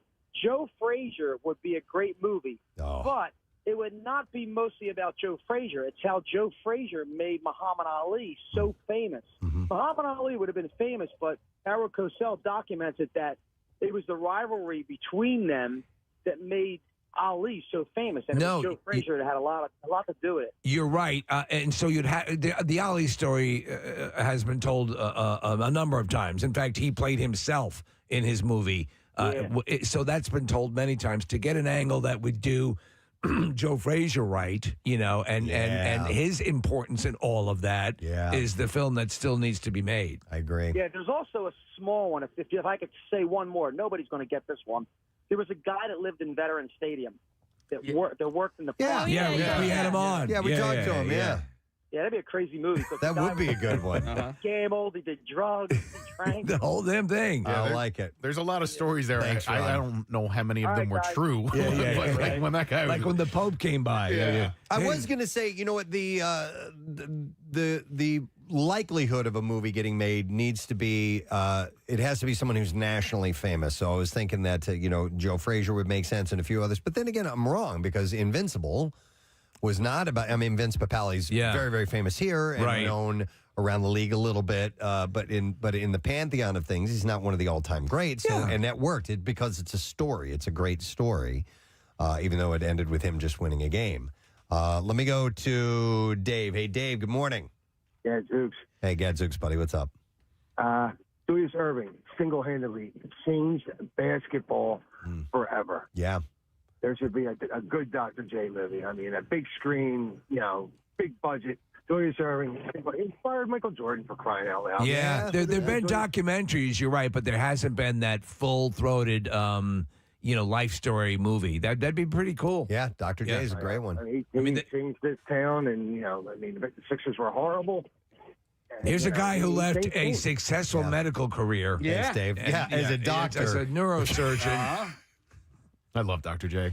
I know. He's my favorite Sixer of all time, and I'm watching Winning Time on HBO right now. I just finished it up, but the Lakers in 1980 played the Sixers in the finals, and Magic Johnson was a rookie, and Dr. J was an established star. And the dynamic between those two guys, even though it's a fictionalized portrayal of the two, was really, really well done. And Dr. J... WMMR. All right, let's do the B-file and then the announcement. Here we go. WMMR presents Preston and Steve's Bizarre File. Brought to you by Pella Windows and Doors. Don't miss limited time savings on Pella Windows and Doors. You get 40% off installation or 0% APR for 24 months. PellaPhilly.com. So we'll start in Miami. Police arrested a woman wanted in connection with at least 3 bad date Rolex theft cases. Oh, man. In at least 3 different South Florida cities after a sergeant spotted her at a popular downtown nightclub over the weekend. Wearing 3 Rolexes. Antronasia Jackson, 24 years old, is facing multiple grand theft charges. Now, in the first case, a man visiting Miami Beach's Fontainebleau Resort told police that he met the West Virginia-born Jackson at a hotel bar and decided to, quote, take their conversation to his room. An arrest report states Jackson became persistent about the two taking shots of tequila, and the man eventually blacked out, woke up in the bathtub. His Rolex Datejust watch and Versace gold chain, valued at $14,300, were gone. And weren't there pieces of artwork in his car? Authorities said the next known incident happened this August in Miami's Brickell neighborhood. Police said the victim told investigators he met 2 unknown women, later identified as Jackson, and a woman named Angelina Esty. She was previously arrested in connection with other similar cases. They met at the Blackbird Ordinary Bar. An arrest report states a man and a friend brought Jackson and Esty to his nearby apartment, later woke up finding his $20,000 Rolex, $4,000 in cash, and his friend's replica Rolex missing. And in a third case, it involves a man who met Jackson at a downtown Miami nightclub. They went back to his home in an Uber at around 4:30 a.m. Police say the man woke up alone just before 8 p.m., feeling dizzy, confused, and disoriented, and he discovered that Jackson was gone and his Rolex watch, his Louis Vuitton bag, and a gold chain were missing. Yeah. He later tested positive for benzos after seeking medical attention. Now you're talking. No. Police said that a sergeant working at a place called Club Space spotted Jackson after recognizing her from photos, including warrants, and officers took her into custody. This is a different note here. I've put on a Rolex, never buy one. It's ridiculous. But, I mean, they're too big. Those watches, those big, flagship watches, they're too clunky. I don't like wearing watches in general. Some people love them, and the bigger they are, the more you notice it. That's not me. A guy used to call him a badge. He Yeah. wears Oh, badge. yeah. So, yeah. Dublin's famous Molly Malone statue got a boob job to repair the damage done by groping hands. The newly refurbished Molly was unveiled to the public on Sunday with a new layer of coating. The work has restored some of the work's modesty after Molly's breasts were rubbed to a bright shine. Oh, I just did this. You actually did it. I just did it. Yeah, we went to a pub right across the street from there, and my son's studying in Ireland, and so I went over, and I had no idea that this happened, Preston. So I'm gonna share the photo with you guys. Last week, the iconic statue was boarded off while it underwent essential maintenance due to damage. Now, tourists and Dubliners alike are flocking back to take photos with the famous Dublin artwork credited in 1988 by Irish sculptor Jean Reinert. I got to say, Molly is rocking some cleavage in this thing. Big time. You usually don't see it like that. The statue is widely popular among tourists who believe that it's good luck to rub its chest. The practice only dates back to 2012 and is believed to have been started by a tour guide. So it doesn't have this, famous actual lore behind it. Before we go into battle, rub the breasts of Molly Maguire. As part of a pilot program in May, wardens stood adjacent to the statue and intervened if any tourists went to feel her bust. But Dublin City Council said they believe the groping of the sculpture is ingrained into sightseers and something tourists just do as part of their trip while in the capital. Bosses acknowledged when the wardens were in place, people would cooperate, but once they were gone, the effigy would soon be groped again. Yeah, Turtleneck would take care of this. So city chiefs are now hoping to that installing flower beds around the artwork will be enough to stop tourists from groping it after it had success in other parts of the city. So there was a line of people waiting to do it. No kidding. Yeah. It's like the Rocky statue. Yeah. Wow. All right, no matter how it looks, the Halloween display of a South Carolina couple isn't that hot. Amanda Peden and Sam Lee first put up their burning house decoration in 2023 using smoke machines, special lighting, and clever camera work. And since then, the Fountain Inn Fire Department has gotten regular calls from worried drivers passing by. Fire chief said his department stays in touch with the couple to make sure that a real fire doesn't break out. Every time they get a call, firefighters check in with the family and even send responders if the caller is really concerned. See, we're looking at a picture. I saw a video yesterday. It looks like it's on fire. It looks legitimately like it's on fire. Yep. And how do you live in that house? Yep. So the couple has become local celebrities for their decoration, with some people amazed by it, while others think it should be illegal because it creates panic. Yeah. Despite the house appearing to be on fire, Amanda, Sam, and their 15-year-old son are safely inside doing their normal things like watching TV and having dinner. So, it's pretty wild. If you haven't seen it yet, the thing looks really cool. Yeah. All right, and then finally, in London, a man has died in the hospital after being hit by a street sweeper. Police were called on Monday about a man in his 80s and was taken to the hospital but died a few hours later. The 63-year-old man has been arrested. A 63-year-old man has been arrested on suspicion of causing death by careless driving and remains in police custody. Those things go along so slowly, I know. The guy was in his 80s, right? Detectives said the vehicle involved was a Leicester City Council road sweeper. I'm running for my life. Anyone with any information or who may have seen what happened is urged to call the police. And I know they kind of touch on it in Ted Lasso, but, I experienced this when we were in London. The fact that the cars drive on the other side of the road, it threw me for a loop. There were a couple of different times I was ready to walk across the street, not realizing. Yeah. Honestly, that's why when we've gone to like Ireland and stuff like that, and wherever that's the case. Yeah, I can drive a little bit, but my fear is that muscle memory will kick in and I will make a horrendous mistake. Well, when we were in London, Case, you're right. Just walking across the street. We are not used to, and if you are not paying attention, you could step right out into oncoming traffic. Absolutely. It's wild. All right, a bit of an announcement to make about Camp Out for Hunger. Is there one of these? Sure, we'll do a drum roll. This is just something fun that we're going to pass along because we started this years and years ago, and it ended up being one of our favorite things at Camp Out for Hunger. And we are now going to give you the house bands that will be performing. It is a thing, and it really creates that party atmosphere. If you've never been down to the Camp Out, this is one of the things that really helps get the energy going every broadcast morning. So a few of these names you'll recognize, but we do have a new one to throw in there who's never performed at Camp Out for Hunger. So each morning we'll have a live broadcast from a different band as our house band, and we're going to start off Monday with Sidearm. Sidearm is great. Bobby and the crew are going to be on board. Once again, they're a fantastic band, a lot of fun. They can play anything and everything. They're excellent. And then on Tuesday, newcomers this year. Yeah. Minute by Minute. Yes, which is our buddy Kyle Mack and his group, the Michael McDonald Tribute Act.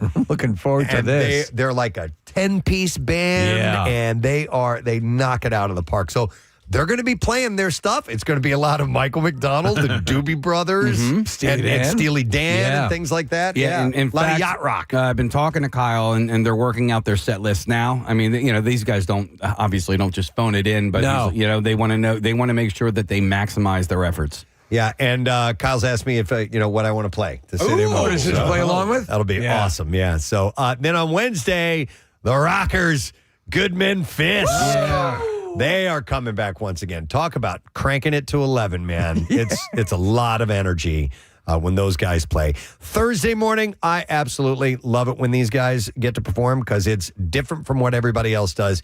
Jameson will be performing. Yeah. Their Celtic rock blend just kind of turns everything on its side for the week, and we get a just completely different flavor of music. I agree completely. I love it. They're so great and so energetic. So that'll be Thursday morning. And then Friday, it's become a tradition now for the last several years to close out with Drop Dead Sexy. Yeah. Party band. Yeah, yes. Flat out party band. That's all there is to it. They do stage props. They do acts. They do all kinds of Modified stuff. songs. It's great. Yeah. They'll do what's the word I'm looking for? Medleys of songs all put together.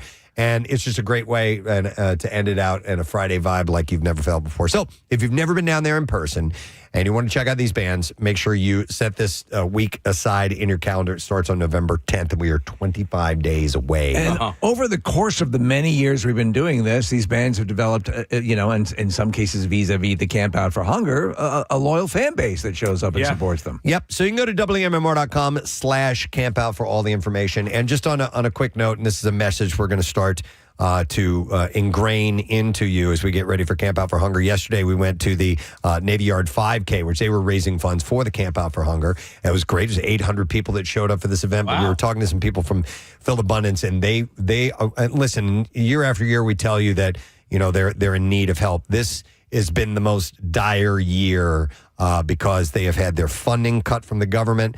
They have had to cut back on their personnel. They're threadbare, and they really, really, really, really need help. And I think we're going to feel it if they don't get the support that they're hoping for from our Camp Out for Hunger. So we are asking you, if you can, I know it's tough times for everybody, but there are people that are really living in a difficult spot right now, and their resources are starting to run out. So we're going to put the hard push on. If you can help, please do. Yeah, because everybody associated with it, and obviously Marissa would echo this. So there's a never say die attitude, but nobody's being a Pollyanna about this year. It is definitely a different, dramatically different set of circumstances. So as you said, Preston, if you can, we'd appreciate it very much. So, all right, we're going to take a quick break. We'll come back in just a moment. So stay right there. In a way, took Magic Johnson under his wing, but he also knew he was the star, and Magic was not yet a star. It's a really great series. It sucks because I was too young to appreciate him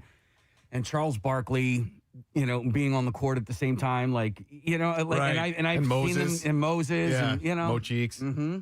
You guys ever met Dr. J? I did, on a plane in 1984, going to the Olympics. And Turquoise was on the plane as well. And, I shook his hand. Okay, did you see him stand up on the plane? Because that I stood next to him. Yeah. Really? I stood next to him. I was a kid at the time, so I was 9 and got off the plane and shook his hand. My grandfather introduced me to him, and it's a memorable moment in my life because, Kathy, I know you've had the same experience, but your hand disappears in his. And it's this massive thing. Seeing him on a plane would be like you being in a kid's, playhouse. It's completely hunched over and so on. I would love to meet him sometime. Yeah. He's just, he's a class act. For sure. And just one of the all-time greats. I stood next to him at a bar in Philly, and actually Matt Cord introduced me to him. And Nick, I shook his hand, and that was literally, I think that's the one thing I remember is how giant his hand was, and it's just like, it's just like another world. Like, I couldn't believe it. All right, let me go to Lewis here. Hey, Lewis, good morning.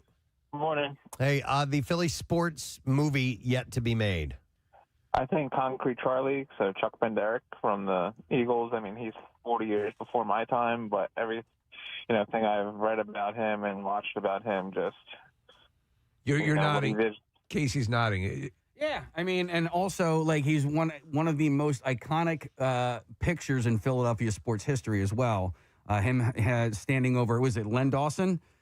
Frank Gifford. Frank Gifford. Yeah, just lays this guy out, and he's just standing over him like he's just standing over a dead body. Wow. Yeah, we're looking at that picture. Not growing up here, I'm not familiar with that, but that looks By the way, look at how ripped up the field is. Oh, yeah. Is that Franklin Field? It's got to be, right? And so, yeah, he won the championship in 1960, and then I don't know if he also won in 48, but yeah, for the long time, that was the only championship that the Eagles had, or the most recent, until they won the Super Bowl in 2017. Wow. I think maybe a story of the making of Buddies Watching You. Yeah, that'd be great. The composing, the long late night songwriting sessions. By the way, I didn't go through the 3 worst movies on Mike's list here. So the 3 worst Philly sports movies, and then we're going to have to take a break. Stealing Home with Mark Harmon. It was in the 1980s. Played Billy Wyatt, once a hot prospect for the Phillies who had fallen on hard times, has to figure out what to do with the ashes of his late friend / first love, played by Jodie Foster. Lots of shots at Chestnut Hill and a ridiculous scene set in Vet Stadium, he says. But other than that, for the local nostalgia, Stealing Home isn't worth a rewatch. It's, in fact, it's trite. He said Roger Ebert wrote that he, quote, left the screening wondering if any movie could possibly be that bad. It was on the heels of like Bull Durham and The Natural and other great baseball movies, and it just did not live up. Okay. How about a movie called Pride? Oh, yeah. This movie aspires to be Remember the Titans for swimming and fails for being too formulaic. Amid racism in the 1970s, Philadelphia Rec Center coach refurbishes an old pool, teaches several black kids to swim, and leads them into a big meet. The acting is overwrought, the characters are one-dimensional, and the script lacks any complexity or nuance. Never saw it, don't know. No, not familiar. And then the last one he mentioned, worst movie in Philadelphia, Rocky V.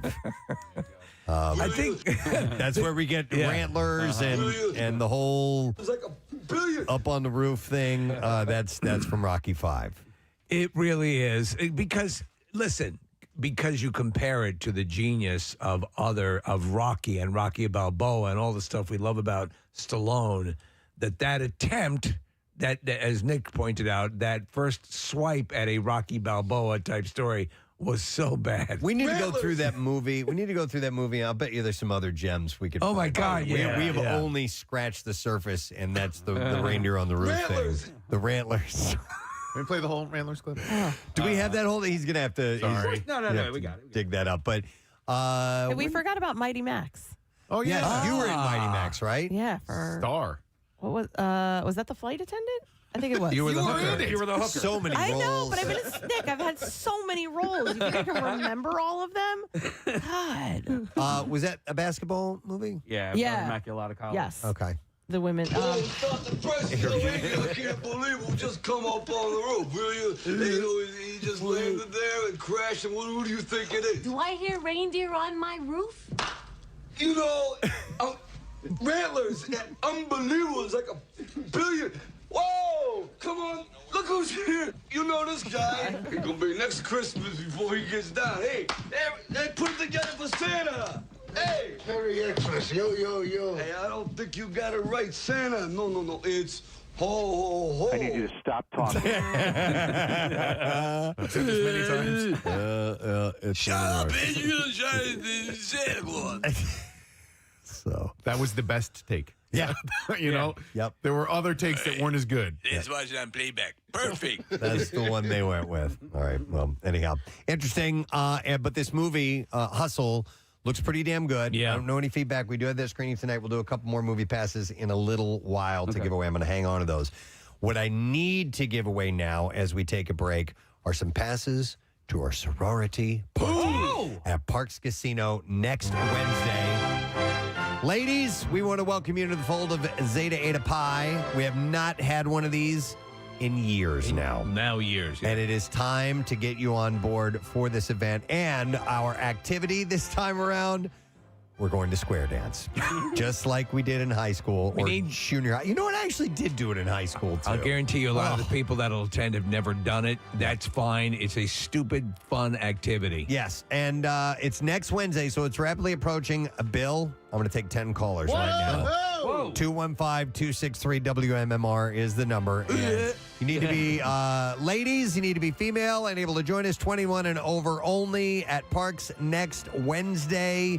And we'll set you up with a free drink, and we got a free happy hour buffet. You can bring a friend, ladies only, invitation only event, 215-263-WMMR. Call only if you can go. We're going to be back in just a moment.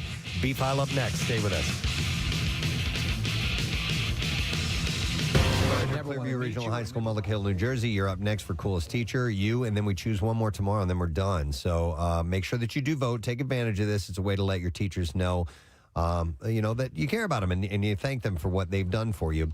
So just text word teacher to 39333. And if you go to Clearview, make sure you let the faculty know that we are doing this.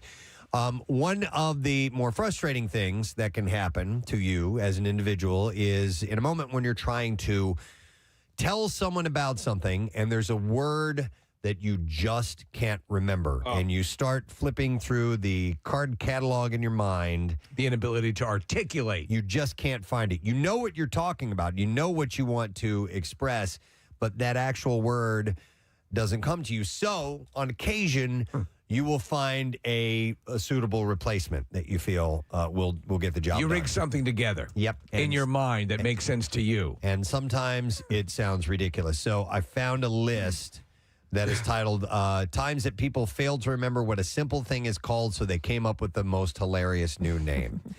And feel free to share examples, because sometimes once you say these things and they get out there, it becomes, like what your friends will bust your balls over or something like that. So 215-263-WMMR. So I have examples of these. I can't think of anyone's personally, but maybe I will if we go through this list.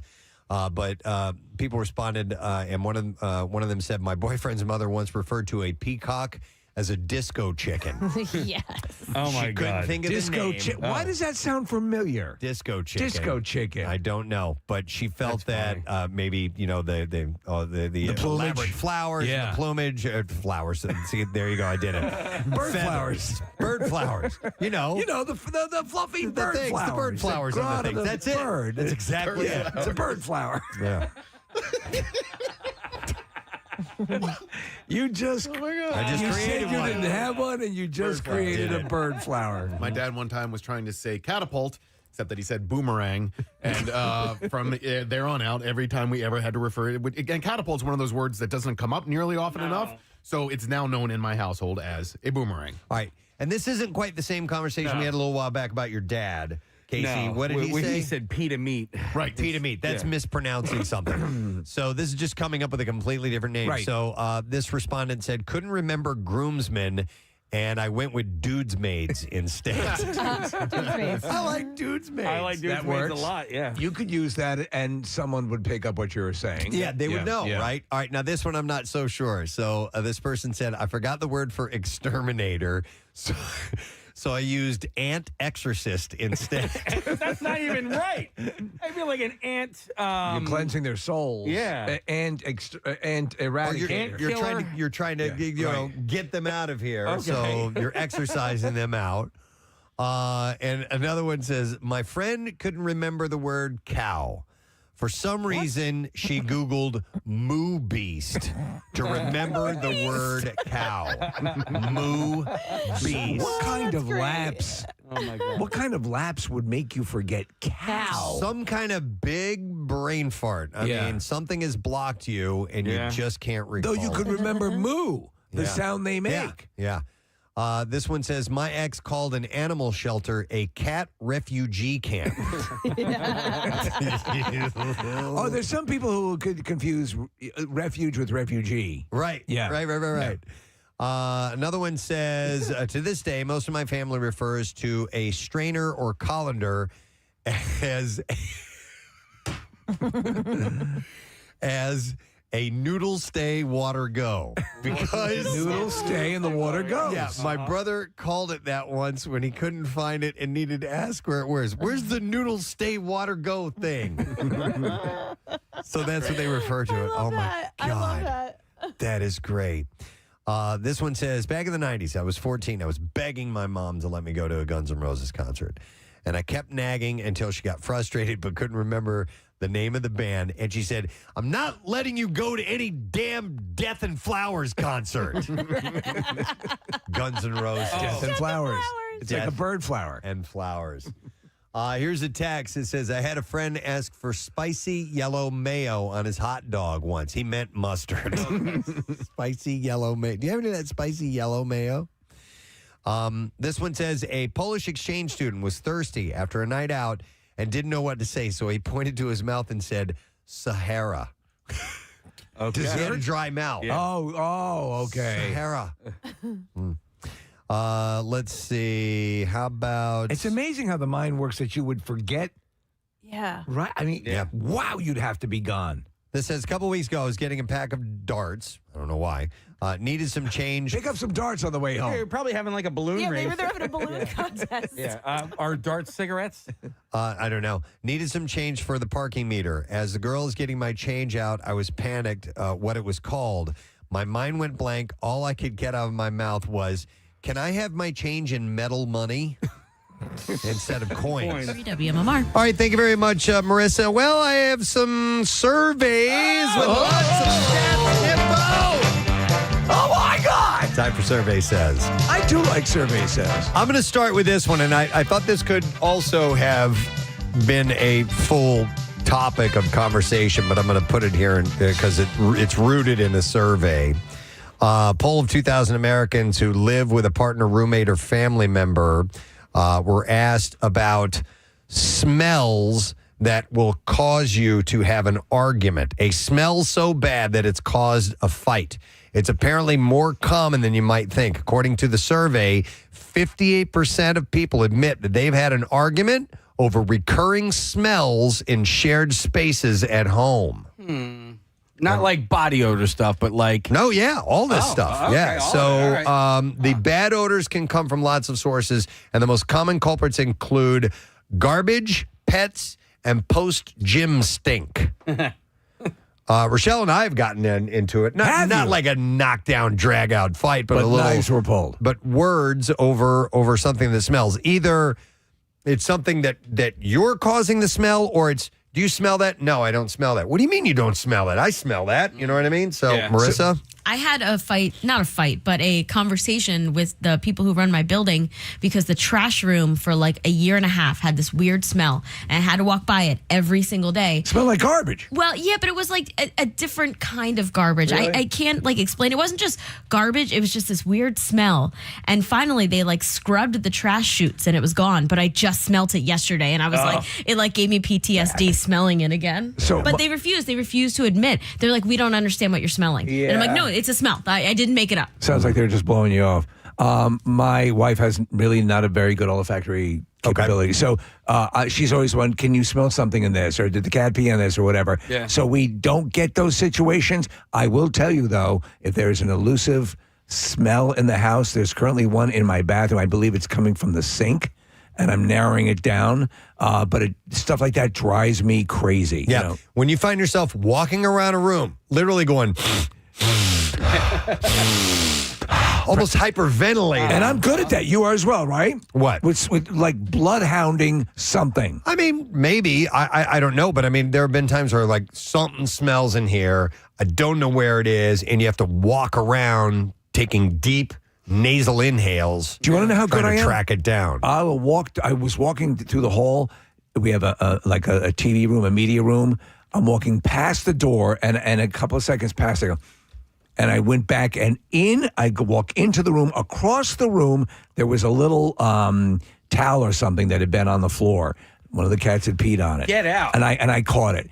And it's like, I mean, I'm good with that stuff. So it drives me crazy when I can't quite nail it You're down. like almost like a cartoon where you kind of like float. I'm like Wolverine. Yeah. So, hobby-related fumes and storing fishing gear have also been known to ignite an altercation. Where do you keep your fishing gear, Preston? Is it in your bureau? We used to. So, my old car, I used to have a Corvette, and I bought it used, and for some reason, from time to time, it would smell like gasoline. I had it looked at, checked over many times, and they could never figure out. There wasn't anything leaking. Don't know what it was.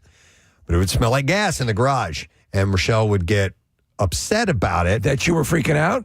No, she would get upset that it was no big deal to me. I see. To All her, right. it was like, smells like gas in here. I mean, almost like we're going to die. We're going to blow up. You know, yeah. And I'm like, I don't know what to tell you. Want to get rid of the car? I will tell you this: when you're walking around and I assume we've all had you smell what it smells like, a little bit of gas leaking from somewhere. Yeah. And then it's like, oh my god. Oh yeah, you got to straighten that out right away. I told you guys one time. So we have propane. Our house is heated by propane, and I smelled that telltale gas smell in the house. I'm like, oh my god, there's a leak.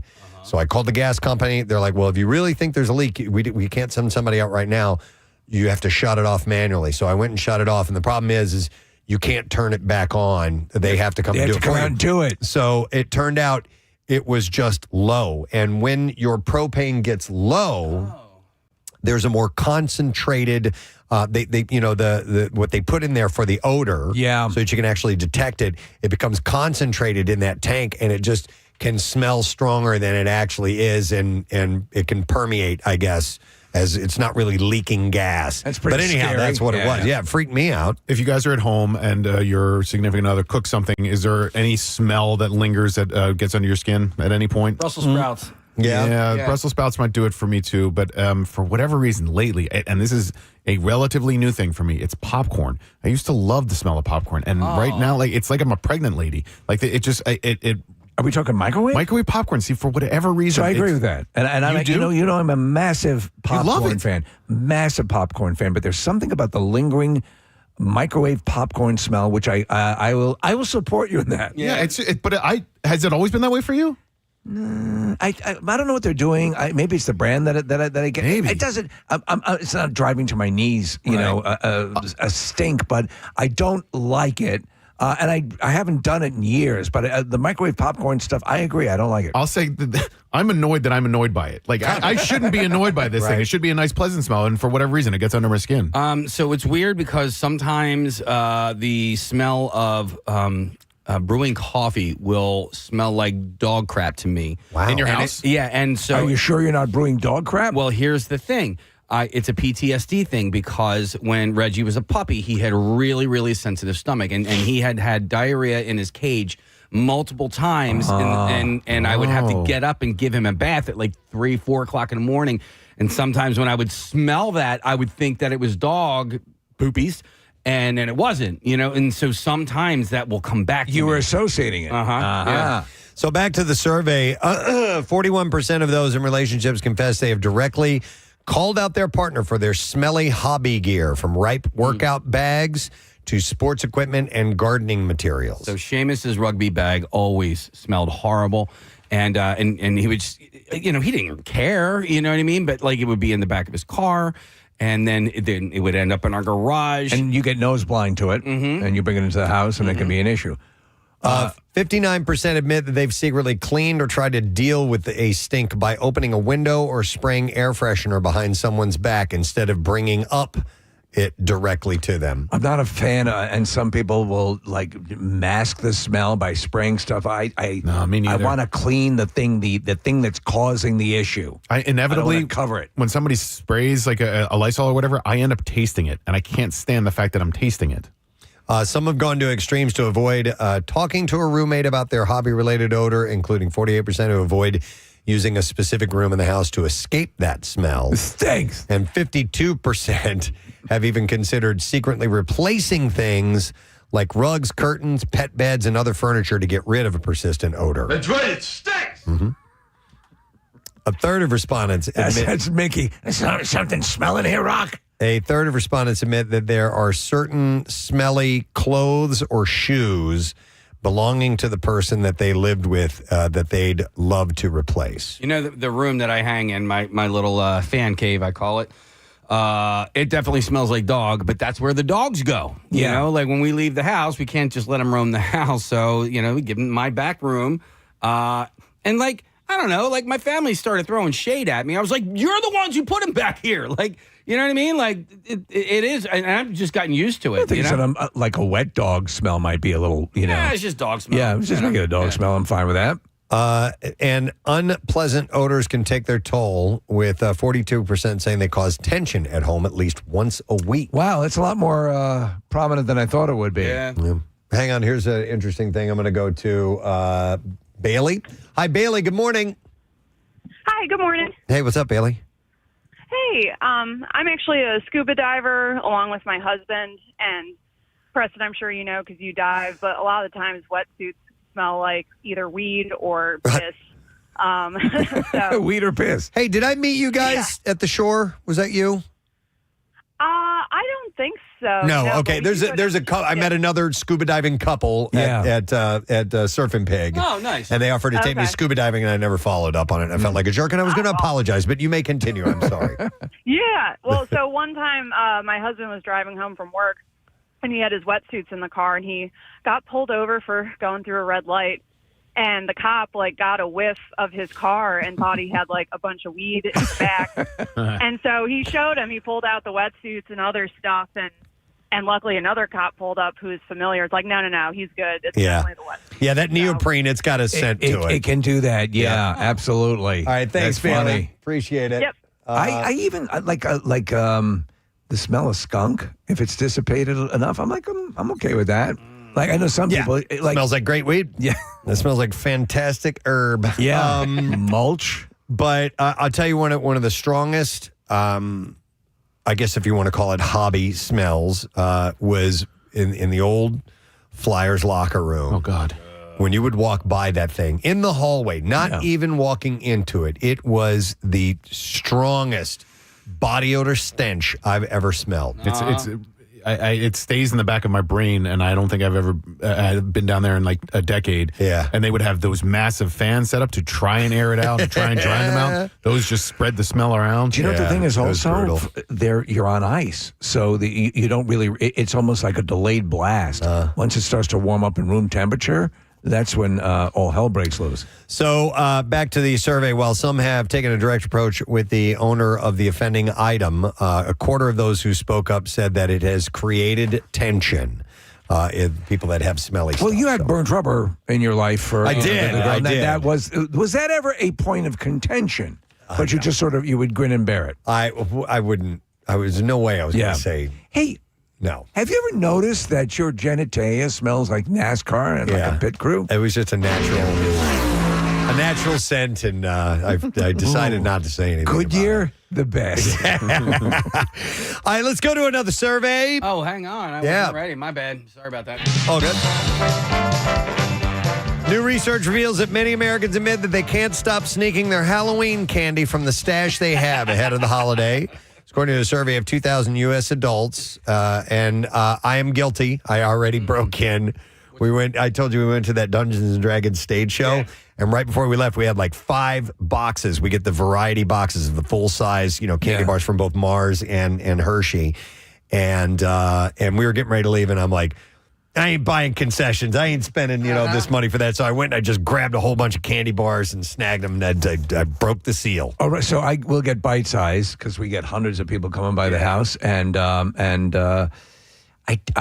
a couple days leading up, I'll start pilfering. Yeah. But if you open up that bag, if you break that seal, you're going down. I haven't gotten any Halloween candy per se. I haven't gotten it for Halloween. I've just gotten it for myself. What's your biggest culprit when you do get Halloween candy? What are you most likely to pilfer? Oh God, like Butterfingers. That's kind of my jam right now. Bite-sized Snicker for me. Bite-sized, fun-sized Snickers. Yep. I was For just me? about to say the same thing. Yep. Kit Kat. Twix. Twix, Mounds. Sorry. What Mounds. about you, Marissa? What will you dive into? Almond Joys. Almond Joys. Joys. Yep. All right, so 1 in 4 confess that they have to restock their supply 3 times or more I don't before the understand- day actually arrives. I honestly, I don't understand why anybody buys their Halloween candy now. Like, Just to get it done and out of the way. No, I get that. Yeah. But I'm also thinking with my brain, which is I'm a chocoholic, and I love candy. So it would be major temptation. Hey, listen, you've watched me over the years. Yeah. You know how much candy I forgot I had candy in the garage. That I mean, because it got to the point where I'd have to go out multiple times during the night. I remember one night, Nick, I went out because we were running out of candy so much, and I had bought a couple $100 worth of candy. I go there, and I get to the Acme. I'm there later in the evening because people are coming by, cars are dropping kids off in front of the house.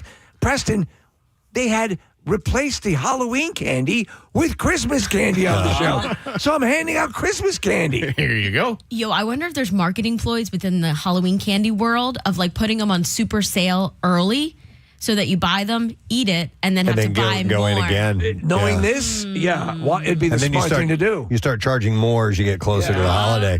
By like the way, Scarface. a third of the early planners stock up on it by October 1st. So they have to sit there for a month of that candy, tempting them. But 55% they put off buying candy until at least last minute, and 43% are also heading out to pick up finishing touches for costumes in the days ahead of the holiday. Candy, according to the survey, is what makes the holiday special, according to 42% of the consumers. It's followed by costumes at 27%, fall atmosphere at 23%, and 21% of those who were surveyed said it's the spooky vibes that is their favorite part of Halloween. So I adore it. I would say that I enjoy them both. I love Christmas. I love the holidays. At this time, I'm just is my zone. But you've been seeing this year in particular, Halloween is neck and neck with Christmas routinely for the expenditure on lawn decorations, on costumes. I mean, it has been a gold mine this Halloween. Yep. And parents say that also 23% of them said the excitement of the kids is the best part of the season. I miss that. Yeah. I miss trick-or-treating with my son. Yeah, mine are done. This is the last one was last year. And You enjoyed handing it out? What's that? Do I? Yeah. Not really. Really? Yeah. I love it. Yeah, I do love it. Yeah. I'm not a big fan of Halloween anymore. Yeah. But I'm not a curmudgeon about it or anything Right. like that. It's just, you know why? Because sometimes it's on a weeknight and I go to bed early and Friday this year, baby. Yeah, that is true. And as long as if it's cold, it sucks too. But Right. hopefully we've had a nice mild But this fall year, so far. you can drink on Halloween. Yes, on a Friday night. Yes. You're damn You get right. totally hammered. I last Way year, things have been lately, I'd do it on a Monday. Yeah. Don't worry about it. I set up a little chair in front of my house last year, Steve. I set up a movie projector that project. What did I do? No. It's a Hocus Taboo. Pocus. No. Hocus Pocus. UB Halloween? No. Hocus Pocus. Yeah. That's the movie. And I had that projected on the front of my house. I loved it. I thoroughly enjoyed it.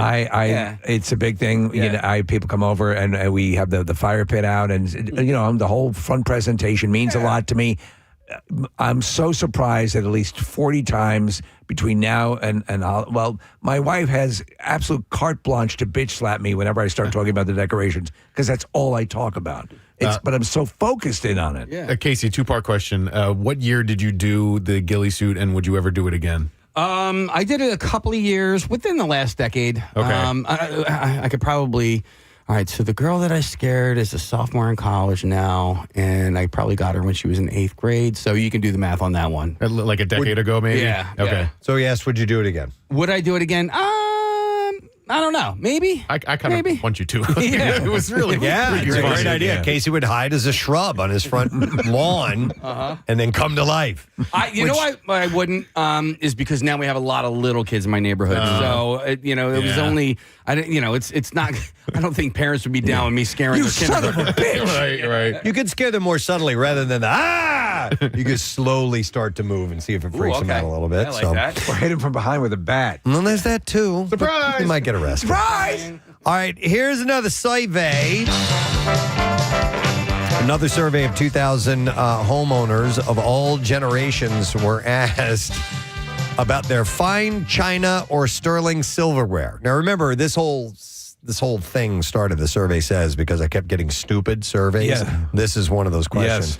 So if you can't remember the last time you used your fine china, you're not alone. A new research reveals the average American waits nearly 30 years before breaking out those kinds of special occasion items. So it was for years you had the china cabinet with the stuff you'd break out for the holidays, and then that starts to go away. And I can't even remember the last time. Well, we'll break out holiday stuff, but I wouldn't call it fine china. Growing up, we only used it on Thanksgiving and Christmas, and then they went back in their respective boxes. And then, like now, as homeowners, we haven't used it all that much because we haven't really hosted for like Thanksgiving or Christmas. And when we do Thanksgiving down the shore, and the china's up here. Yeah, you know? We don't necessarily have fine china, but we have stuff that we got from our wedding that is still in boxes and has never been taken out and used. And that's 30 years ago, man. I know. Or not 30, but I mean, 28 years, however long we've been married. How long have I been married? 25 years, 26 years. So we've never touched that stuff. Stemware, things like that. Same. I just want to get rid of it. Yeah. It serves no purpose other than taking up space. Give it another 30 years. Yeah, we'll see if we have a special occasion that pops up. At your funeral, Preston. For some people, it's not practical. 58% say that they would use their special occasion pieces every single day if it were practical. Nearly half say that they don't use theirs because they're concerned about damaging them. 64% admit that they've never used the special occasion items once, so they're just collecting dust. That's like me. Another 54% say that they haven't used theirs because the right moment hasn't come up yet. So years ago when my mother passed away, so she was, just 51, and my dad, moved. My brother and I stayed in Long Island, and we had basically the contents of the house we were living in. We got that. So we are, my brother and I, young men, bachelors who had a full china cabinet. Right. I mean, all of this stuff. It's like, what the hell? We're paper plating it all the time, For 42%, it's caring for these items that concerns them, as they believe their vintage dishware, sterling silver pieces, and items made from unique materials have to be hand washed.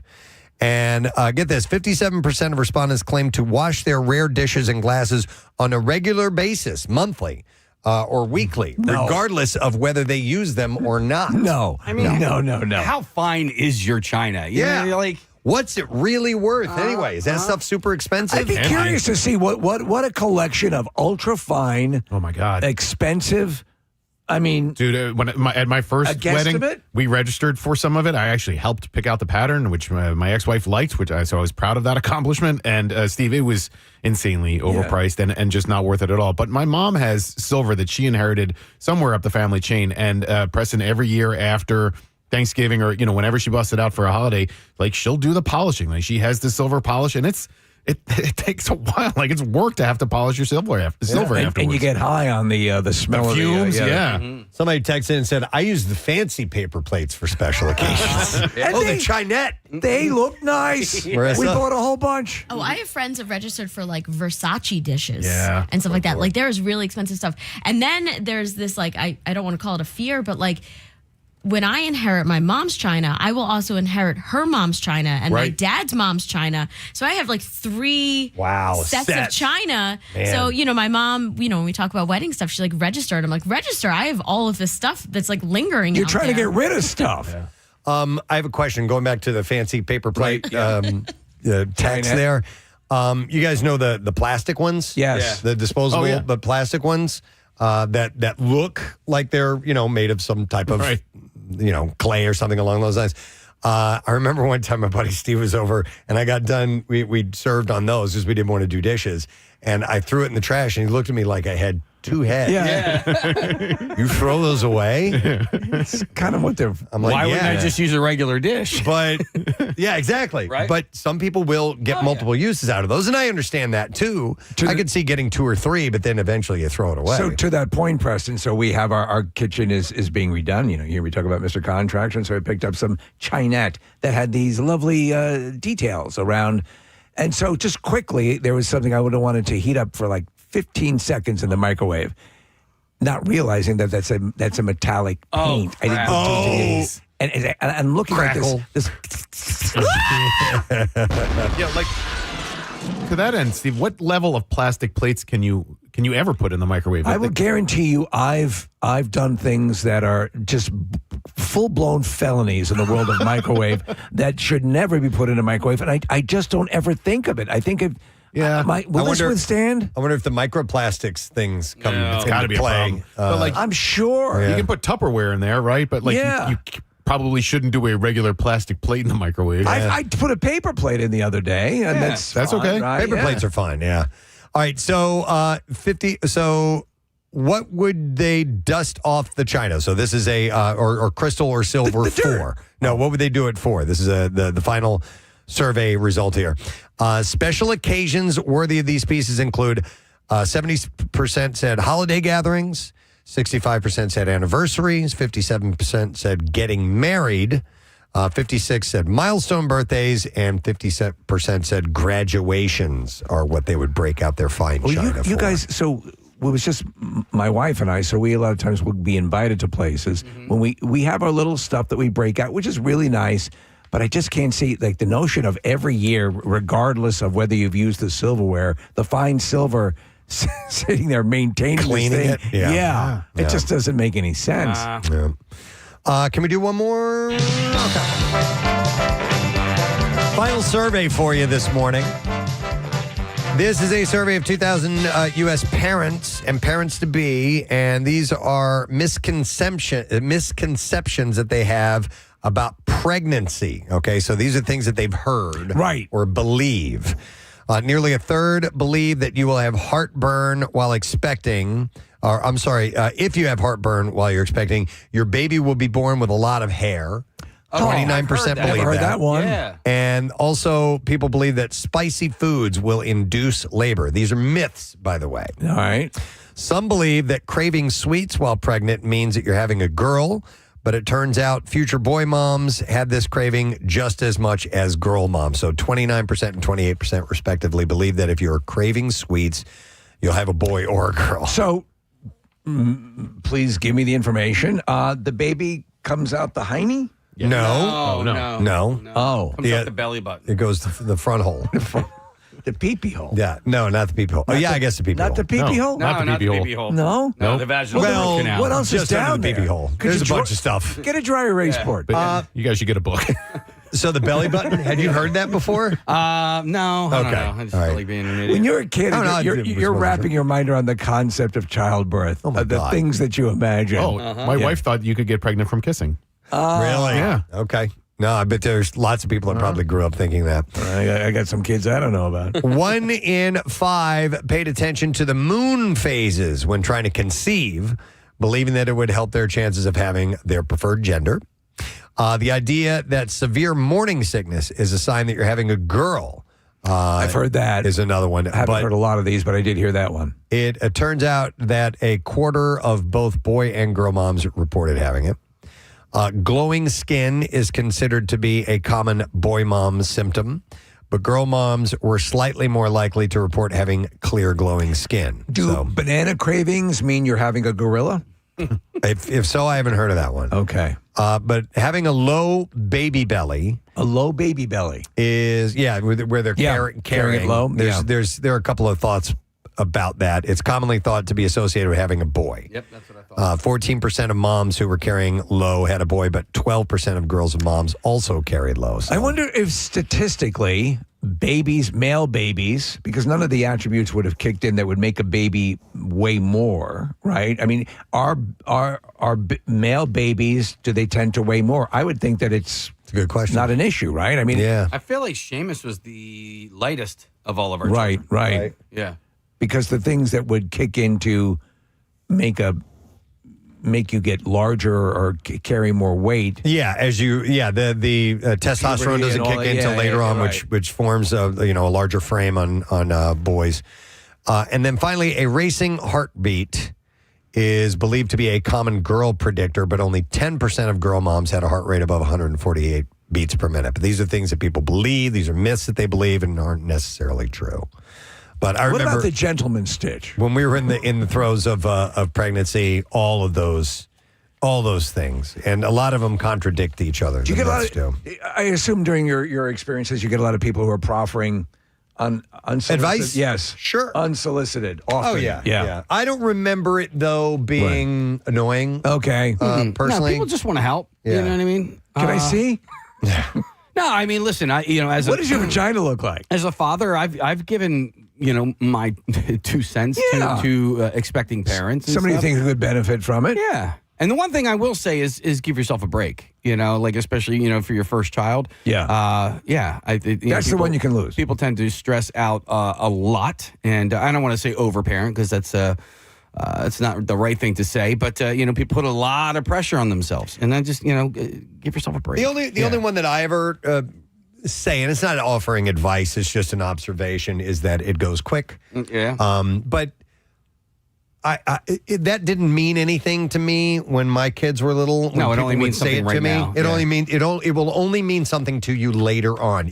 During this, it goes quick phase. You're like, this ain't going quick at all. Right, This is slow right. stuff. But it's only in hindsight that you notice and go, wow. And that's really the only way you can have that perspective, Yeah, right? yeah. The days are long and the years are quick. Yeah, so I don't think that it really carries weight when you give that advice to somebody, but I feel like it's worth Leave me saying alone, anyway. old man. I know. I misspoke, by the way. Seamus was the heaviest of our Oh, he was the children. heaviest. All right. I knew it was one of the other. One of those three. One of those three. I knew he's a boy. Yeah. I know that. Did you get a text from your wife? Yes, I did. By nearly 2 pounds. Wow. You were way off. Damn. I was there. I was the smallest of my brothers. You were the smallest of the brothers? Yeah, baby wise. How about now? I'm the biggest. You're the biggest. Yeah. Okay, yeah. All right, anyhow, thought you'd find those surveys interesting, so that's why we share them here. Survey says. All right, we're going to take a quick break. We'll come back in a moment. We are going to dive into the world of Room at the Top, an evening celebrating the music of Tom Petty, which is taking place tomorrow at Union Transfer, and we'll have our guests in here to talk about it when we get back. Stay with us. Come up with the name Coins. Do you have metal money? Metal money. That's great. Let's see. I will go next to this one. Somebody said, instead of saying reindeer once, I said Christmas llama. Another one says, my boyfriend thought I was clever when I asked what the right word for an angry... Wait. My girlfriend, or my boyfriend thought I was clever when I asked what the right word for an angry parade was. It's a protest. Oh, God, yeah. And they Angry couldn't come- parade. an angry parade of people. And, let me go to Brian. Hey, Brian, good morning. Good morning. Hey, what's up, buddy? Good. How are you? Good. Do you want to share something with us? Yeah. So back in college, they were doing, I don't know, yard work or something on our apartment complex, and they had like tractors and like backhoe type things all around. And our one friend referred to it as like, oh, what's up with all the cranes out here? Well, there's some people with heavy machinery don't know the that names. don't know. Yeah, so well, that's incorrect. A backhoe's a backhoe. Yeah. But I call everything a backhoe. Like, Do I mean, you? I would know the difference between a backhoe and a crane, but like, I Like don't. a bulldozer, you I'm- call it a backhoe? I'm like, oh, what are all those backhoes doing over think of the there? Yeah, movement like, of the. It's scooping. I know, but like, I don't know what the other things are, so I just call them all backhoes. But a crane, yeah. I would know a I crane. would give that person a pass on that. This one says, I can't remember who said it, but ever since I heard a person call a cupcake a party muffin, they were permanently renamed in my mind. Love that. I like that too. Once I had to listen to my mother tell a 10-minute story about all the honkers she saw in the park. She meant geese. Oh, right. Not knockers. So she would call them honkers. Here's one that said they were in Target, and I forgot the word for insecticide or even bug spray, and so I asked an attendant for a can of bug murder. Oh, my God. Mom, it says, my mom once referred to Guitar Hero as carpet banjo. All right. I like that one. Another one says, couldn't remember the word athlete, so I went with sportican. Couldn't remember athlete. Yeah. Wow. Yeah, listen, it's a common word that will escape you, Right. and it happens. In fact, this one said, I forgot the word for pants, and so I called them long-sleeved shorts. Oh, yeah. When this That's what we did growing up. They were long sleeve shorts. Really? Yeah, yes. Exact Okay. same it's terminology. usually you're doing something like You know, and you're trying. Yeah, And that's by the way, that's where these words are born. I've often posited that when you can't think of a word, that is contagious. That can be like if I can't think of a word, You can cause other people to forget the word. Yeah, I don't know why that is. Yep. And there is there a word that anytime you try to say it, you forget what it is? Well, you know what? A word that eludes you because I have one, and I'm trying to think of what that actual None word occurred to is. me. What is it? So, okay, because I would often say this because, when I would drink, I would get out of control. Right. And I have my best friend never did this. So he always had the ability to control it. And there's this word, and every single time I talk to him. I don't know what you're talking about. Moderation! Moderation. Oh, you can moderation. You can never think of the word Can't moderation. think of the word moderation. Okay. Every single time. Okay. Yeah. Everything in moderation. Everything It's one of those things you just have a hard time recalling. Right. For whatever reason. Okay. You know what happens? People will make me forget actors or things that they're trying to remember. If they try to remember a name, who is that person? Now, if they didn't seem to be forgetting it, I would probably remember it much quicker. But there is a level of contagiousness involved with that. There was 3 different conversations that Chuck and I were having, and he couldn't remember the word hipster. And all 3 conversations, we sat there for like a half an hour. Right. Could not remember. And even after the first one, we knew that it was hipster, but we couldn't remember the term hipster. And I actually just listened to I love Gary Goldman, and he had an album come out in 2016. And he's got a whole bit about synonyms because he had a friend who was telling him about a documentary about Hitler. And the word that she was searching for was atrocities. But she didn't come up with atrocities. She called them shenanigans. Okay. Hitler's shenanigans. Here's a text that says, my son's friend didn't know the word for tank top, so he called them hot shirts. Yeah, that makes sense. Another one says, my son calls the aquarium a fish zoo. Okay. There's a difference between a little kid name and you just not being able to remember it, and you all of a sudden give it another name. I'm going to go to Joe. Hi, Joe. You're on the air. Good morning. Hey, Gadzooks. Hey, Gadzooks, buddy. What's up?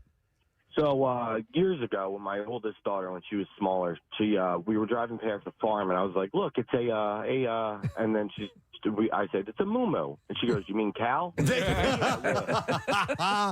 The kid knew right away. What's even funnier is the fact that later, we've done it for so many years that my younger daughter goes into school. And they said, "What's this?" And they picture of a cow, and she goes, "It's a moo-moo." Yep. And they're like, "It's a cow." She goes, "No, it's a moo-moo." It becomes moo-moo. She never realized cow, it was actually named cow. It becomes part of the modified vocabulary. I remember us calling them moo-moos for the longest time. Yeah. Let me go next to, where is this? Oh, yeah, it's Mike we're going to go to. Hey, Mike, good morning. Oh, my balls. Oh, my balls. What's up, Mike?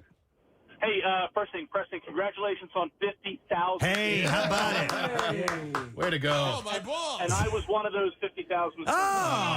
You're in for some real entertainment, my man. Thank you for following. What's up?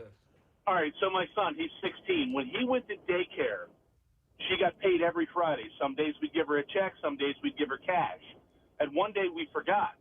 So she said, "Hey, tell your parents, remember to pay me." My son goes, "Oh, yeah.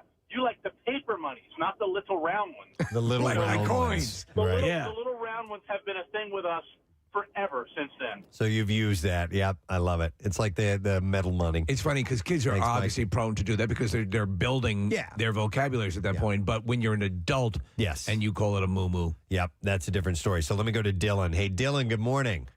Hey, good morning. Sorry to bother you guys at work. It's okay. No, we want it. What's up, bud?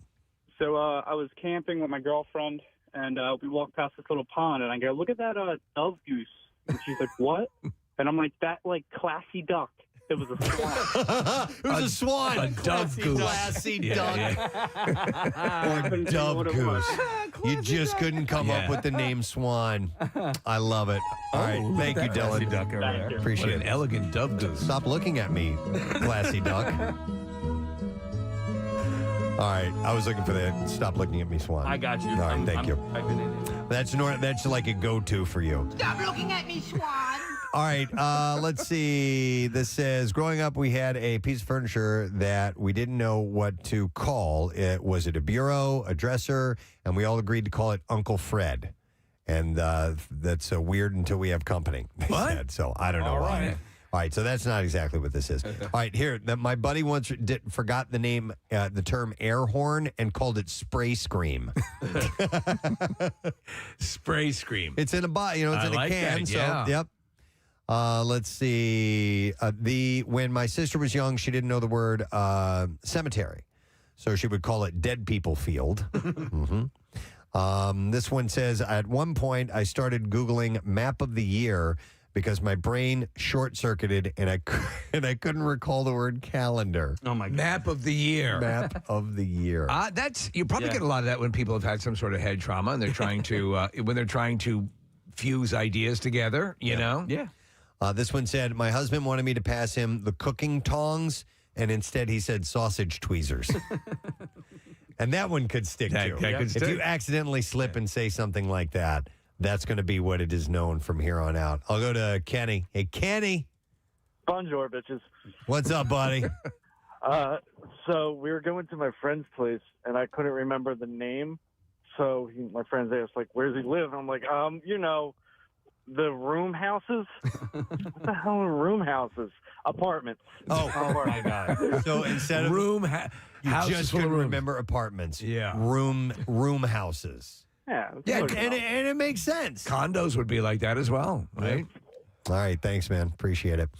So earlier I was talking about feathers. Yes. And I accidentally said flowers. This one said a girl called a feather a bird leaf. There's like minds. This says, my buddy couldn't find the word for lungs, and he came up with breath sacs instead. Oh, my God. And another one said, at a house party, when this trash bro came up to me, he said, hey, man, I'm about to score. You got one of those plastic penis socks? He wanted a condom. Condom, yeah. Another person said, I once referred to a fly swatter as a bug spatula when the name escaped me. I like that one, too. Bug spatula could be a name of a band. Someone said, I was looking for the word cereal, couldn't come up with it. The best I could do was breakfast soup. Breakfast soup. I like that. Yeah. Let's see. I'm going to go to, let me go to Joe. Hi, Joe. Good morning. Hey, bitches. Hey, what? What's up, Joe? What's up? So, for some reason, I couldn't think of the word mango, and I was slipping with my words and be like, oh, yeah, that orange fruit. And then I thought I had it. I exclaimed, oh, yeah, Mongo. Blazing Saddles. Right. Yeah. There's a character in Blazing Saddles named Mongo. So Mongo instead of mangoes. I think that's exactly what I was thinking of. That's just where my brain went. Yeah. Instead of mangoes. Thanks, Joe. It's the way you transpose things in your mind. So apparently, and the way behind that, the meaning behind that, Steve, or the reason, we're going to go to Dottie, who is a speech therapist and can help us out with a little bit of this. Hi, Dottie. Good morning. Hi, you guys rock. Thank you, Dottie. So there's an actual word for this not being able to think of a word? Yeah, so it's called word retrieval. So you're not forgetting what you want to say. Imagine your brain is like a four-drawer filing cabinet filled and filled and filled with files, right? Which are the words. You're just having trouble finding it. So it's tip of the tongue phenomenon. It's very common, and it actually gets worse as your vocabulary expands because you don't want to say pancake flipper. You want to say spatula. So you're hesitating so that you find the exact word that you want to say. So you're saying that the more elaborate your vocabulary, the more likely you are to struggle for the perfect word. Yeah. That's right. All right. Right. Interesting. It's funny, Dottie, because when that guy called in, he called the cow the moo-moo to his daughter, and his daughter's like, no, that's a cow. I was thinking, I'm like, dude, you don't even know that many words yet. Of course you know the word cow. Like, you know how many words we've learned over this, And I often thought of that, too, like as a kid and, like, an adult would come over and didn't remember, like, all of our names. You know, like you're like, how could you not remember my name? I'm your cousin, or but you know how many names I've learned over the last 40 years? Is there a better way? Is there a way, Dottie, to train yourself or different? Yeah, so I was just going to say, so Casey, the next time that you're searching for the word moderation, you're actually supposed to go through the alphabet quickly, and you'd be like A, B, C, and I promise you, when you get to M, moderation will come out. Oh, that's an interesting. Just take the time, even if you. I do it. Go ahead. I do it all the time. I work in a school, and the kids' names, like, I'm like my 37th year in a school, and all the kids' names blend together. So I'm like A, B, C, D. Oh, Jalen, hi. There you go. Wow. Very interesting. All right, we'll give that a shot. And so probably wouldn't work when you need to come up with the word. All right, thank you very much, Marissa. So there's an event, like I said, that's taking place tomorrow night, and it features the music of this gentleman right here. And there's such a huge catalog of music to choose from. It's a really cool celebration. It's called An Evening Celebrating the Music of Tom Petty. Room at the Top is the official name. It's going to be at the Union Transfer, and tickets are available at utphilly.com. We have two gentlemen in the studio to talk about that very thing. First, let's welcome artist Mr. Perry Shall. Yeah! Nice to see you, Perry. Thanks for being here. Thanks for having me. And musician extraordinaire and organizer of event, the Mr. Pat Finnerty is joining us today. Hey, Pat, how you doing? Good. How's it going? It's wonderful, man. All right, so let's dive right into this. How many people are involved in the event tomorrow night? All of them. Yeah, all of the people are involved. You got everybody. Yeah. It's a big damn list. Yeah, we even have like some Baltimore. Oh, wow. Yeah, we had to tap Baltimore for this. But I know that you and Eric Bazillion and also Adam Weiner, Lokat Connie. No, but he might be. You never know. Yeah. Oh, because it says it right here on my little sheet of information. You never know. You do have a guy named Dave Hill who's going to be there tomorrow night. And we had Dave in our studio not that long ago. I became a fan of his through Instagram. Yeah. I thought he was a funny, quirky guy. It turns out he's actually a pretty decent musician as well. Oh, yeah, he rips. Yeah, yes, he does. He rips, yeah. I saw Vicky Peterson of the Bangles. Yeah, we got a Bangle. That's cool, man. Yeah, I know. I love that band. Yeah, the Bangles. Who else is on board? Like I said, kind of everybody. We have, in the last waltz, when Neil Diamond shows up, and we're just kind of like, who called Neil? Like, he was great, but I mean, like, it was like one of these we have a little bit of everything. We've got Toby from Dr. Dog, Francis from Hop Along, like a lot of just so many Philly bands, all sorts, ages, kind of like we have generations. Like I said, we have Bazillion down to like some younger bands in Philly. So we really have it covered. Sort of speaks to the, again, a big, huge Petty fan, but I think Petty transcends so many genres, so many age groups. I mean, we've recounted this story. Was at the whatever the pavilion was called at the time. I saw, in Camden I saw a Petty show. My wife and I were out on the lawn, and we were surrounded by all different age groups, and everyone was singing the lyrics to the songs. It was, of course, a Petty concert at the time was a greatest hits. He couldn't help but have that, but it was just one of those transcendent experiences. So were people coming to you when they heard about you doing this? I mean, I assume a lot of artists are enthusiastic Petty fans. Yeah, it really isn't hard to get them involved. And our drummer, Pat Berkery, who's been in every band in Philadelphia, it seems, he really was the connective tissue. He got a lot of people, and we've all played with so many different people through the years and stuff. Like we have Doug Gillard from Guided by Voices coming in from New York playing this show. Yeah. So like, and this is for charity. Like he's not getting paid. He just wants to play Petty songs. That's so great. like all of these people are just coming just out of love of the music. Perry, what's your role for the event? I'm going to be singing 2 songs. I'm the least qualified singer on the bill. I'm the artist who somehow is allowed to sing. I was curious. Yeah, I mean, I play music. I'm in bands and stuff, but we haven't been doing a lot lately. So I guess my obsession with Petty. Pat was over. I was designing a shirt for Pat actually, and we were talking about it and. He said, "Oh, you should sing at the Petty show that they do every year for how many years?" Oh, for at least like 5-10 years. Because Pat does like live band karaoke stuff and Petty. You've done Petty shows just because of your love for Petty. Without the Tom Petty Appreciation Band, right? Yeah. So there you. So the thing though with Petty is, legendary, great. Obviously, we're singing his praises and tons of accolades. He was not always pointed to as first as that's a voice, right? So, in your range, what songs do you tackle? Well, do I want to spoil the ones that I'm doing? One of them. Give us a teaser. I'm doing "Shadow of a Doubt," which is not like a big hit, but it's such. I think for fans especially, is such a special song. I don't know. Yeah, really. You have to go to find out the other one, right? Yeah, go to the show to find out. The people are dying to hear what the other song is going to be. Now we're selling tickets. By the way, it's a charity. Make the World Better Foundation is going to benefit from this. It's Connor Barwin involved in that, and so is a portion of the proceeds going to that. All of it. All of it. Excellent. Yeah. Connor going to be there? I think so. I believe so. Yeah. All right. So yeah, this thing is Philly through the roof. Okay. And it's really, I mean, I started doing this because I love Tom Petty and I was in an original band, but I was like, original bands don't pay anything. But I'm like, I don't want to just be in a cover band, and I don't, nothing against Mr. Brightside, but we're good on that. And I'm like, so what can I do that people like? That I like? Tom Petty. Yeah. And now it's just kind of built itself, and we do Johnny Brenda's every year, and then this is the big one at Union Transfer we're bringing in. Do you speaking of playing more deep tracks, I would imagine the hits are quite prevalent as well. Okay. Yeah. Is anybody doing Breakdown? Yes. Okay.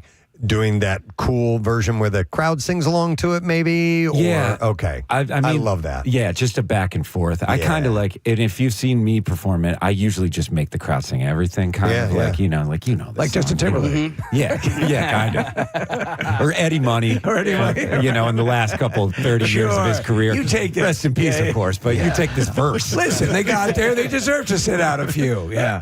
One of the things I find, just to talk about Tom for a minute, so intriguing about his music is it's nothing complex. It is it's beautiful in its simplicity, which is rare, or it's hard to connect and really have a body of work that is that way. You know what I mean? I don't want to say just like 3 chords and an attitude. I mean, obviously there's some craftsmanship that goes into this. But we'll talk about his, Tom's work and musically what that means to you. It's actually harder, I think, to take 3 chords and make a great song out of it than take all the... I love the bells and whistles, too. Like, the Beatles are, I love the Beatles more than my parents, and they're, like, okay with that. They understand. They're like, They're like, we only did you. You know what I mean? They did 10 albums. So like, that's... I love all of the bells and whistles and chord changes and Brian Wilson and all that stuff, but there's something that Tom Petty can do that, when you hear a song like You Wreck Me... Yeah. Like that is dumb. Yeah. Like it's actually dumb. Like D-A-E, that's it. Bow, bow, bow. Yeah. But when you throw in You Be the Girl at the high school dance, I'll be the boy in the corduroy pants. Like you close your eyes, you see that. And You Wreck Me is just such a great, or You Don't Know How It Feels to be me. Yeah. And we're all me. You know what I mean? So very straight ahead message, in plain and simple language, but cuts right through. Oh, there hasn't been a show, and I don't want to out myself, but there hasn't been a show where I haven't got a little bit emotional. Just with the music, because it just ties to so much. And his lyrics are so powerful. Yeah. And then the melodies, and then it just rips. And then you got Mike Campbell on guitar. I mean, the whole thing, it's just like everything I would want. It's just a simple rock and roll band, but it's the best rock and roll band. I love how other artists love Tom Petty. And I didn't even know Room at the Top until I think I heard Pearl Jam or Eddie Vedder cover it at one point. And then I'm like, oh, this is a great song. And then, of course, I dove back in to the Petty catalog. But Room at the Top itself is like one of those songs. It was never like a real big radio hit. But it's just this beautiful tune. Why did you guys end up choosing that song to name the event? That's like my favorite one. Is it? Yeah, I love that. It's on an album called Echo that he put out in '99 when he was in real bad shape. Which I always kind of like relate to the real bad shape. Maybe it's just because my back. I don't know, but it's one of my favorite albums. It's when he was like pushing 50 and he was really singing about it. What life really is. And I feel like Room at the Top is just his, dream of a utopian where we all got problems, but let's just take it easy for one night and you could just get up to a place where there are no problems. Do you know where the capabilities shine through? I think obviously his own body of work, but like back from the Roger McGuinn album, where he produced on that. Yes. And when he worked with other artists, you could see how he knew how to tap into the other artists and really bring out the best. Mm-hmm. And again, so I think the simplicity, is a sort of an outlier, because the stuff, as you said, is in its own way is more complex. With your YouTube series about why the song stinks. Yeah. I mean, this, and you dissect them, the songs for these various attributes. The simplicity is, or to call it simplistic is to oversimplify it. The stuff just transcends and continues to do that. Yeah, it's far. You could call it simple, but it's far from. I mean, to Perry's song "Shadow of a Doubt," complex kid. Yeah, there's complexities within that. Right. I could give you the same two chords, but you're not probably coming up with that. You know what I mean? Yeah. What he's able to do with the little is it's about as impressive as what Bach or Mozart or Tchaikovsky would do to me with all of the notes. You know what I mean? He can just give you a song like The Waiting, and there's 5 chords in that song. Yeah. And that intro when he comes in with the vocals so strong, it's like you are so excited to hear this song. Mm-hmm. Yeah. It's just it cuts deep. So it's almost like you're on a surfboard. You're just riding it. Yeah. But then what he's weaved into it lyrically is just it's just there's so much soul and there's so much humanity in his vocal. I really feel like, all these guys are like billionaires. Like, how could we feel bad for these guys? But they are just guys. Yeah. I mean, he was going through a divorce and he was talking about it. And, so that's why he's as real as it gets. Yeah. Pat, I wanted to ask you about another artist. Perry sent me a video earlier this week of you with Dave Grohl, and this happened during the pandemic. And so you were doing a series at home, as a lot of people were doing during the pandemic. Mm-hmm. How did that end up happening, and what was the connection to Dave? And then you guys, it was virtual, but you weren't in the same room at the same time, but you ended up jamming together, which was really cool. Yeah, I got Grohl. Yeah. That's been the line from the whole ordeal. Let's get Grohl. It was just a pandemic. Every day I was going on Instagram and I was taking requests and I was seeing if I could do covers every day. So I had 60 minutes. I go, can I take a request? So someone would be like, Sweet Dreams, Eurythmics. And I'd be like, all right. And I got to dial up these synth sounds and I would start recording it. And then I'd be like, some of them. Then I'd have to do my Annie Lennox all on Instagram Live. And I kept doing this every day, and I was doing different covers. And then I was just like, I had a thought. I was just like, let's get other people on here. Let me see what kind of guests I can get. And I'm like, let's get Grohl. I'm like, what's Grohl doing? Who's had it better than Grohl? Nobody. I'm like, Grohl, not only was he in Nirvana, then he's got the Foo Fighters, then he's jamming with everybody, and he's funny. I'm like, let's get Grohl. So I just kind of came up with the idea to stay on Instagram Live for 24 hours, call it the Grohl-a-thon. And it happened. Within 8 hours, we got Grohl. What song, can you tell what you wanted him to do specifically? Yeah, so I was going to do Money for Nothing by Dire Straits. But one of the funniest things I think that's ever happened on the planet still is that Sting is on Money for Nothing. And so I wanted him to sing the Sting part on Money for Nothing because I think that's the only thing he hasn't done. So I was like, you could complete rock and roll Grohl if you do the Sting part on Money for Nothing. And he did. Yeah, it's so cool. Yeah. I think by the 9th hour is when he clicked in, right? Yeah. Yeah. I mean, that's pretty wild. Have you had any other successes of that nature while doing one of these things? Well, I talked to... Not as grotesque. Yeah, not as grotesque. Yeah. I mean, after that, I talked to an astronaut. That was pretty cool. Then we're just like, who really cares? Who cares at that point? The astronaut didn't jam with Jeff Lynne. So, yeah. Well, speaking of astronauts, Preston, you were pointing out something you noticed about a T-shirt. Yeah, so I was going on Perry's website. By the way, if you're just tuning in, we have Perry Shall and Pat Finnerty here, and they're talking about Room at the Top, an evening celebrating the music of Tom Petty, which is tomorrow night at Union Transfer. And I pulled up Perry's website, and I had him sitting right next to me. I'm like, wait a minute.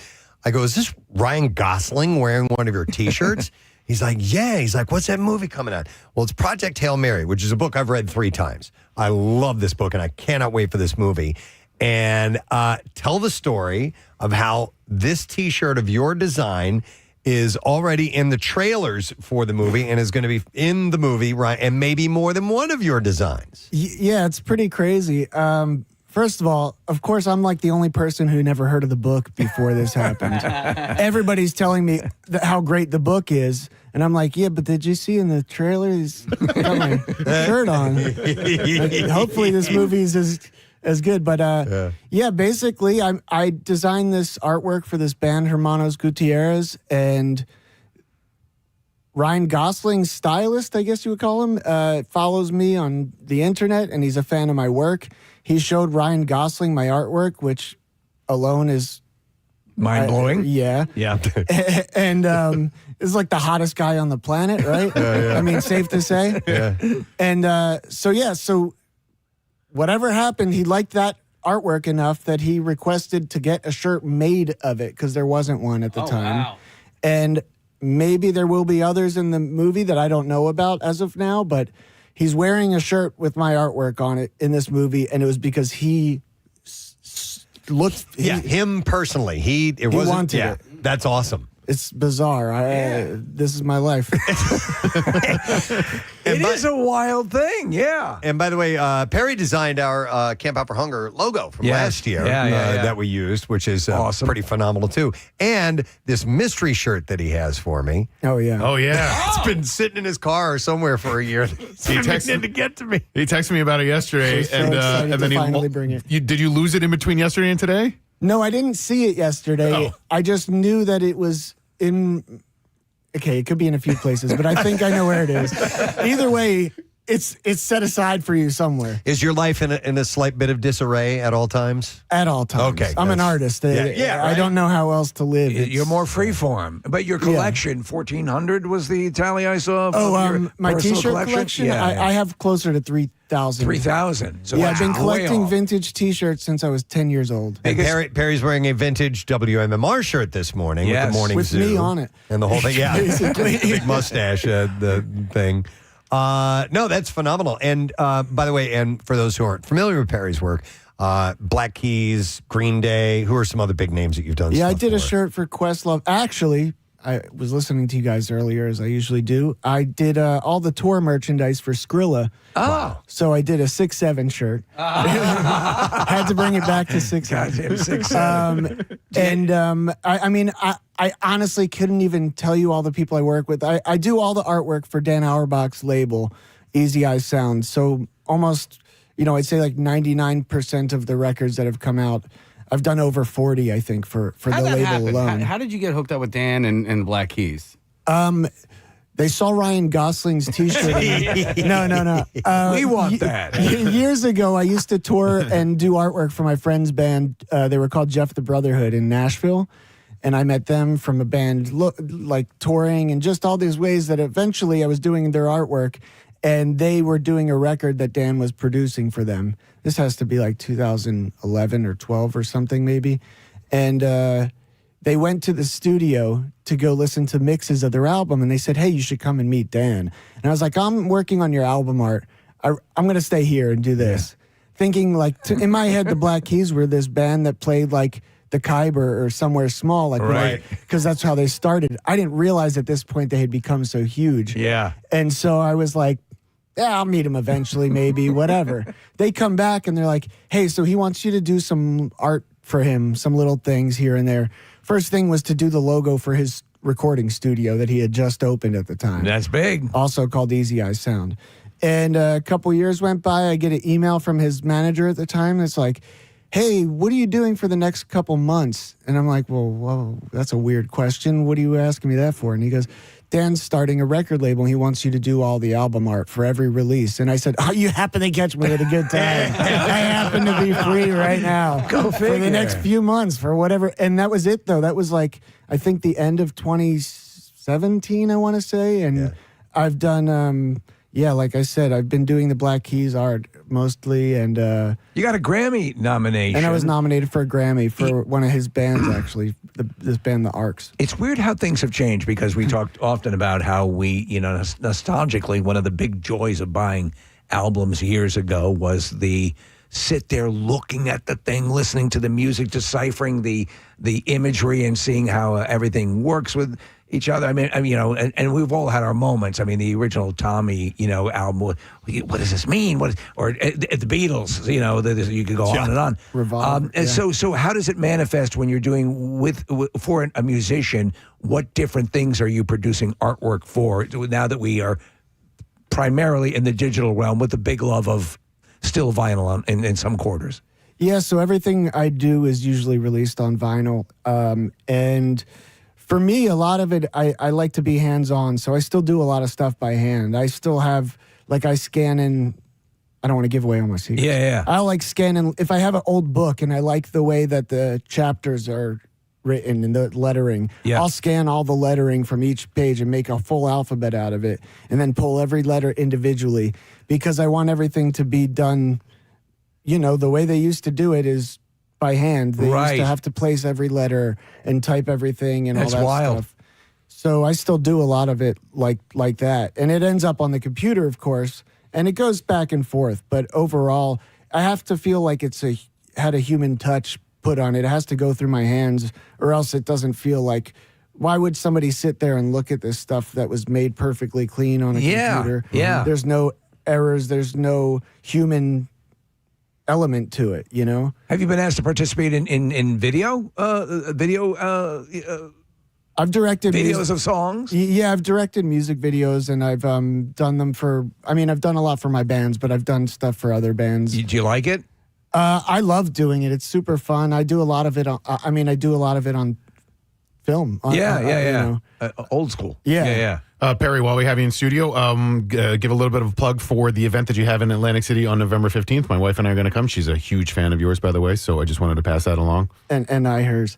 I have an art show, a solo art show in Atlantic City on November 15th at a place called Union Hall Arts that's connected to the great Tony's Baltimore Grill. And that sounds so ridiculous if you don't know Tony's Baltimore Grill. Yeah. They don't have a grill and there's nobody named Tony. They have great pizza and food, and they've been there for 100 years. It's like that burger joint Van Gogh would go to. I have an art show there with all original new art that I haven't shown before, and it'll be fun. It's free. My friend Brian Langan, who made the poster for the Tom Petty show, he'll be performing music at the thing, and if there's any magicians out there that want to perform magic, I would love to have you. Wow. All right. That's a real thing. Listen, that's a real offer. I really would love a magician. All right. Did people reach out to you through Instagram? Yeah, my name is Perry Shall. You could just search for that everywhere. And also, I will say, while I have the air, if anybody has any old T-shirts that they want to get rid of, I will keep them forever. I have an archive. I want to open a museum one day. I'm dead serious. I find that T-shirts and the meanings behind them and the stories they tell are extremely important. I agree. And I think everybody has a shirt that tells a story. Absolutely. I love them. Yeah, and a lot of people don't know what to do. They hold on to them for years, and they don't know why. Yeah. It's because a lot of them are special. Agreed. So if there are people who feel like they have very special T-shirts and they don't know what to do with them anymore, contact me. I have a wall, floor to ceiling, with a library sliding ladder in my house just for my collection. Dude, I've got, I'm such up. I definitely have a bunch that I need to move. That's wild. All right, well, listen, there's something we want to do before you guys get going, and I reiterate the show tomorrow night and everything. Perry listens to our show regularly. Right. And he's had kind of a little fantasy he wants to live out here. And that is, he wants to push the button that will play, and don't play it yet. I want him to do it. Yeah. That will play the Nell Con. Which I had to ask Sam Vile. I said, what is that from? I'm obsessed with it. Okay. And he told me that it was from Nell, and I was like, well, I'll see that eventually, but right now I need to just every time I hear a word, like the reasons that you press the button, they just go off automatically in my head in the world. When I'm out in the world. All right, so take off your headphones. Come right here. Casey, he's going to need to put headphones By the way, on. The only in order to hear other that. person who will ever have done this is going to be Perry. Okay, so Perry, put Casey's headphones on because you'll have to hear it for sure. I don't know if it's too loud for you or not. Yellow button right there. The yellow button. So when you hear Con, this is it's a touchscreen. This is Perry Shall's doing. No. No, this is it. Yeah, go ahead. Yeah. Con. There it is. How'd it feel? How'd it feel? Honestly, amazing. I don't understand the context at all. Fire it up again. Do it again. Do it. Yeah, knock yourself out. Con. Why is it funny? Yeah, Because it's You now. know what? I want you to do this because you and I have a mutual love. That red button right there. Oh, yeah, there you go. Hold on. Shall we? There you go. What? Pee Wee Herman right there. Oh, that's Pee Wee Herman. Shall Shall we? we? Okay. All right. How about we have a couple other Pee Wees. Yeah, right next to Shall We? Go ahead, hit that up. I'm trying to use the No, we don't. We'll get that one. Goo! No, not that one. Down. fat fingers. Yeah. Hold on. There you go. That's it. Thank you so much. There you go. We'll need to get. I'm trying to use the phone because that's phenomenal. So, all right. Well, just a reminder: the event is tomorrow night. It's called Room at the Top, an evening celebrating the music of Tom Petty, and you can get tickets at utphilly.com. Union Transfer is a great venue and great batch of musicians who are honoring wonderful music and for a great cause. The Make the World Better Foundation. So get your tickets now and go enjoy it. Gentlemen, thanks for stopping by here this morning. Thank you so much. It was an honor. Thanks for having us. Anytime. Perry Shall and Pat Finnerty on the program.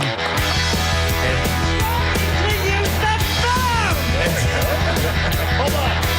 Do that a little more clearly. One more time. Here we go. There it is. All right. We will take a break. We'll come back in just a moment. Stay with us, Fred. It's escaping you. You'd be surprised how quick you would be surprised. Once you start doing it. Oh, it's Xander. Okay, you're right. I can write down the alphabet like from memory alone. Wow, you are amazing. Yeah. Very good, Casey. What if you forget a letter in the alphabet? Yeah, what if that? All right, thank you, Dottie. Appreciate it. Thank you. All right, a few others quickly. We're going to have to take a break here in a moment. This one says, I couldn't remember oven mitt, so I called it a heat gauntlet. I love that. Another one says, I couldn't think of the word robe, so I I asked my friend for a towel jacket. Yes. I mean, that's essentially what it is. So, I always laugh about the way the Dyson company names their various appliances. So we have Dyson fans in the house, but they don't call them fans. They call them air multipliers. Oh, well, air multipliers. Yep. This one says, I couldn't remember the word for lid, so the only thing I could do was look for drink hats. That's what they called them, drink hats. Oh, well, the decorative, and now I call them beauty tacks, but they're the you put in sandwiches. Oh, yeah. Toothpicks? Toothpicks, yeah. I always call them beauty tacks. Beauty tacks? Yeah. Okay. Another one says, I was playing Pictionary with some friends, and the prompt was skunk, so I did my best to draw skunk, and my friend yelled stinky cat. That works. Instead of skunk. Another one says, I once called toothpaste tooth soap, and I couldn't think of the name. And another one says, when looking for the word sore, this girl couldn't think of it, and she said the words muscle hangover. So I guess after working out. Oh, okay. All right. Got it. Yeah. My friend was frustrated because she couldn't find her shoehorn and then said loudly, where is the boot spoon? Yeah. Oh. Yeah. Do you think I said butt spoon? No. Never mind. It looks spoon-like. Yes. And then the last one says, my mom always says wanky candles instead of Yankee candles. Okay. That could be interpreted as something else. I do like that as You well. touching your wanky candle again? All right, anyhow. But it's called, I even forgot what she said it was called. Word retrieval. Thank you. Yes. Nice. And just go through the alphabet. Yes. It'll be all good. All right, we can reminisce about this stuff if you want to, ladies, because we have a sorority party we would like to invite you to at Parks Casino. This is going to be Wednesday, June 15th, 1 week from today, 6 to 8 p.m. We'll be in the Liberty Bell Beer Garden at Parks Casino. And we're going to do a square dance party. In fact, we have members of the Federation of Delaware Valley Square and Round Dancers. There you go. What a round dance? What's round dancing? I think the edges are softer. Oh, they must be. Yeah. I've never heard of round dancing. Well, Square dancing and round dancing. We did square dancing, and we would move in a circle. Maybe that's just a riff. So we'll take, you know what? We'll take, just to make Bill happy, 9 ladies that want to go. And you can bring a friend. Everybody has to be female and 21 years or older. 215-263-WMMR. So it is next Wednesday. We always like to have an activity to do at our parties. And this one is square and round dancing. Why not? I think round dancing may just be the more modern square dance. Okay. All right. Let's get you on board, and we will do it up next Wednesday at Parks Casino. We're going to take a break. We'll come back in a second. Going live on Fox. Good day. Stay with us. Preston and Steve on 93.3 WMMR. And This is not the connoisseur. No, it's not your parents' connoisseur. And Nick is giggling because I think he knows what it's about. So we were at Subaru doing our live broadcast a couple weeks ago, and I was online, and I was just pulling up some stuff, and I saw sometimes these headlines, like in prep services, I'm like, okay, whatever, man. Yeah. And it was like five of the best celebrity chef egg salad recipes. And I just turned to Nick and I go, Nick, what's your favorite celebrity egg salad recipe? And then, warranted, I just was doing it as a throwaway jokey line. Nick gives me his top 3 favorite types of salads. Of course he did. And so then we started having a discussion amongst me and Casey and Nick of favorite types of salads. Now, by that, not really meaning lettuce-based salads. Anything we were keying off of egg salad, but we were going through things like macaroni salad, potato salad, chicken salad, tuna salad. And macaroni, did you say? I said macaroni. Okay, yeah, sorry. all right. And there's three bean salad. There's bean salad. Okay, yeah. There's all kinds of different salads. I ranked my 5. All right, what were your 5? Was tossing my in there? No. Well, that's number 6. I have no interest in having my salad tossed. I've never. No. Listen, when a guy asks for it, I'll do it. Okay. But you'll do it, but you don't want it done. No, I don't. Either way. That's what my bidet is for. All right. Anyway, go ahead. Nick's favorite salads. You want 1 to 5 or 5 to 1? 5 to 1. I like ending at 3. number 1. Yeah, all right. With a drum roll before we get to 1. Number 5, and this is just my personal ranking. Yes. Tuna. Okay. Then number 4. Wait. All right. Okay. I'll forward it to you. I wrote it down too, Steve, so I didn't Do forget. we have Rizzo counting them off, by the way, Casey? But not direct. He does. It's going the other way. He does the other way. Yeah. Tuna. 3. All right, number 5. I'll tell you all my salads. I'll toss your salad. I'll toss your salad back there by the Heine house over there. Yeah. This is my ranking. Number Right. 5, tuna. Steve, number 4, potato. Number 3, egg. Number 2, macaroni. Wow. Number 1, chicken. Chicken salad. All right. Okay. So I admire your diversity. I say I would disagree heartily a lot of it, but I believe in your this list. I think I believe it means something to you, and I respect that. Thank you, really because you and I much. we're on the same page quite a bit. We are. Food However, related. I'll All tell right. you this: I stand in direct contradiction to my wife's own salad loves. Someone who I've seen naked. So, So there's that. so there's that. Right. I love. Well, let you go first. I want to hear everyone else's before I commit to my list. I'm actually making my list right now. all right. I didn't. All right, I'm going to go. I'll tell you this. I was need gonna to say- come up with number 5. I'll tell you what. Okay, Kathy. No, I was going to say I could go first because I don't like any of those because they contain mayonnaise and it. You don't like mayonnaise? No, to me it disgusts me. I could tolerate. There's mayonnaise in my shorts right now. I could tolerate chicken salad. You know what though? Hang on a second.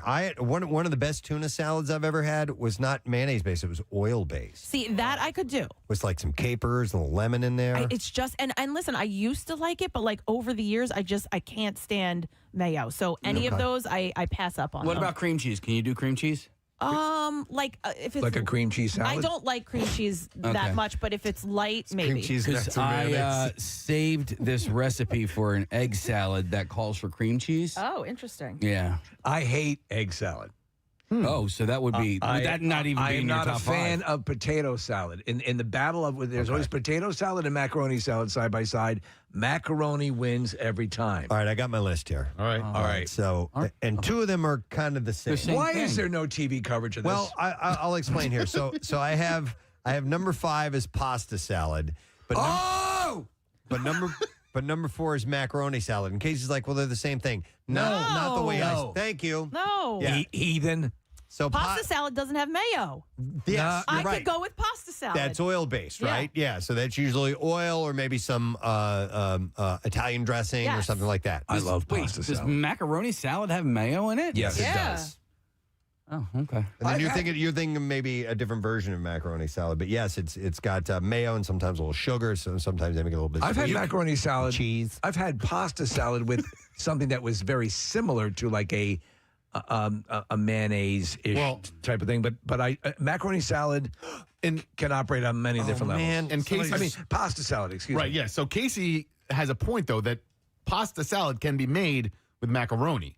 But that's not macaroni salad. Right. No. Yes. Right. Agreed. Unless you're a Agreed. jerk. Now, somebody just texted something that I completely forgot about and would put on my list. So Is it ambrosia? It's ham salad. You guys ever had ham salad? Is that like hoagie salad? Because I've had a hoagie salad. No, it's not quite like hoagie dip is kind of hoagie salad, I guess you could call that. But But no, ham salad is essentially it's ham and some relish and mayo and salt and pepper, and it's kind of blended up. And the ham is finely, like not even minced. It's like even smaller than that. It's kind of blended. I've had it with like cubed ham in it, Preston. Oh, man. That too. Right. That's that's chunky ham salad. All right. So anyway, let me finish my list. All right. Get off my back.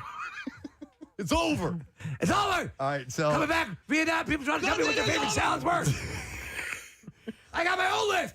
Remember, this is Stupid Preston and Steve chat, by the way. Yep. Number 3, I would make tuna salad on my list. I do. It's got to be made the right way, though. That's the thing. I'm really picky about it. One of my favorite tuna salads is from Panera. Number 2 would be chicken salad, and without question, no holds barred, my absolute favorite type of salad is potato salad. Wow. Potato. Wow. Do you boil them? I love it. I mash them. I shove them in a stew. No, but I like all different kinds of. I like the German potato salad. Potatoes. Yep. I like. Boil them, mash them, stick them in a stew. Tons of different. My mom made this really great potato salad, which every now and then, it's a lot of work to make it, but every now and then we'll make it. It's got bacon and egg and pickles and bread and butter pickles. I know you hate those, Casey. Not a big fan. But yes, I think potato salad is by far my number one. And so that's we're just not me talking personally. about any lettuce-based salad, kale-based salad. I think we're staying away from that. No, because that's just wanted to make that's sure. a standard. And there's so in that case, I would love a Mediterranean salad. I would love. I love a Greek salad. Spinach, arugula, also as well, Preston. But like a feta, olives. Actually, I would go with a wedge. I like a good wedge. All of that in a classic wedge. Mediterranean stew. Yeah. All right, Steve. I want to hear your list. Salad stew. Okay. I don't even know if I can put this. All right. So I love tuna salad. Okay, is that your 5 or your 1? Okay, this is hard, man. This I is harder know. than I thought. This seems frivolous and stupid. You try it. Wars have been fought over this. You try and make your list of top The salads. Peloponnesian War was a salad-based war. I did not know that. Peloponnesian War? Yeah, absolutely. I'm gonna go. You twisted my melon because of the last-second introduction of pasta salad. Okay. Yeah. Because pasta salad is so versatile. You could put tuna in a pasta salad. You could put chicken in a pasta salad. Absolutely. But I think that it still remains at its heart, whatever you add to it, a pasta salad. I love tuna salad prepared. I'm like you, man. It's got to be the right way. Be right way. If you F it up, I'll slit your throat. I will tell you this. We actually have a tuna salad brought in from the Broadway Deli on Hicksville Road in Long Island from our relatives every time they come down. That's the best? That's the best. Your favorite? That's our favorite. Okay. All right. And then you move on to, I would say, chicken salad's okay. In a barbecue setting where you have potato and macaroni always wins. I'm going to go with tuna and pasta salad as my favorite. All right, thanks, Marissa. And yes, indeed, tonight is the Thursday night kickoff. And Marissa, you're going to be at Wicked Wolf tonight? Wicked Wolf, awesome bar in Center City. We have Bud Light specials. We'll be giving away tickets to the Eagles-Lions game. And if you've never come out, this is a great time. Everybody who comes out gets entered. We also have cool MMR throwback Kelly Green t-shirts and koozies. We're hanging out. We have Birdbot. You can take a photo and meet him. Yeah. And then it's a good time. And football's on. I'm sure there's some baseball. We we'll have to talk about that. But we'll be hanging out and having a great time with our friends from Bud Light. If you do end up winning those tickets for the game against the Lions, you'll be qualified for grand prize, which are Eagles playoff tickets upon the condition that they make the playoffs, obviously. So go see Marissa tonight, Wicked Wolf. It is on Chestnut Street, and that's 7 and 9 tonight. Real quick, I want to reiterate an announcement we made earlier this morning. Camp Out for Hunger, we announced our lineup of bands So we have Sidearm on Monday. These are the house bands. Yes, by the way. yes. Sidearm on Monday, Minute by Minute on Tuesday. That's our buddy Kyle Mack. The debut. His band and their Michael McDonald tribute is going to be Tuesday morning. Wednesday is Goodman Fisk. Thursday, Jameson. And then Friday, we drop out the week. Rop out the week? Yeah, we rop out the week. Keep on ropping. Ropping and rolling and whatnot. We wrap up the week. Okay. Dude. Oh, we Drop Dead Sexy. I'm like in a fog. You were Fleming earlier, and my head is like swimming. Like I'm just the ability to put together a proper sentence is eluding me. I know. I was telling Casey, I actually woke up bright and ready to go. Like I felt refreshed for some reason. I felt dragging lately. And by the time I got to work, it was gone. But I woke up feeling really good. When you go home, when you're driving home, crank up the ROP. Yeah. And just let yourself go. All right. I'll ROP out with you. Is it okay? Let me ask you a bigger question. I'll ROP out with my slop out. Is it going to affect the rest of your day? Are you going to be able to like power through and make this a good day? Yes, I think so. Okay. Today's a get stuff done day for me. Yeah. So I have a mission. I have a plan. And to echo Steve's sentiment, we make it to the end of the show on Thursdays, and it's like, okay, it's no sad broness, isn't it? Yes. It's in the air. Oh, yeah. No sad bro is absolutely, it's medical now. I need it. Medical. Yeah. It's true. All right. Well, we have Bizarre File stories, and here they come. WMMR presents Preston and Steve's Bizarre File. And it is brought to you by No Sad Brew. How about this? Our friends at Two Stones Pub, the collaboration with 2SP Brewing and Two Stones Pub, every beer sold supports Camp Out for Hunger. You can head to WMMR.com/campout to find out where you can pick some up today. Rock and roll. A Toms River woman says she suffered a traumatic brain injury after being struck in the head by the closing tailgate of a Volvo SUV, a feature she claims was accidentally triggered by a dog. Yeah, I could see that. Megan Kaur filed a lawsuit alleging the vehicle's motion-activated liftgate sensor caused the tailgate to shut while she was standing behind it. The incident occurred after a hike with Volvo Car USA employee who was driving an SUV owned by the company. Kaur was standing at the rear end of the SUV with the tailgate open. The Volvo employee's dog walked under the vehicle, triggering the sensor and caused the tailgate to close unexpectedly. It struck her in the head.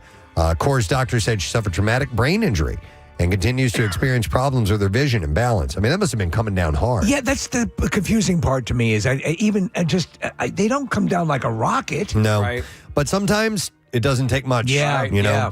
A medical certification filed with the lawsuit states that she now has difficulty with how her eyes work together. She is sensitive to light and has trouble coordinating her vision with movement. The doctor concluded that at least one of the injuries is permanent and unlikely to fully heal. That's wild. Because the Volvo employee was driving a vehicle owned by her employer, the lawsuit says the company is also responsible. And Kaur is seeking compensation for medical expenses, lost income, and pain and suffering.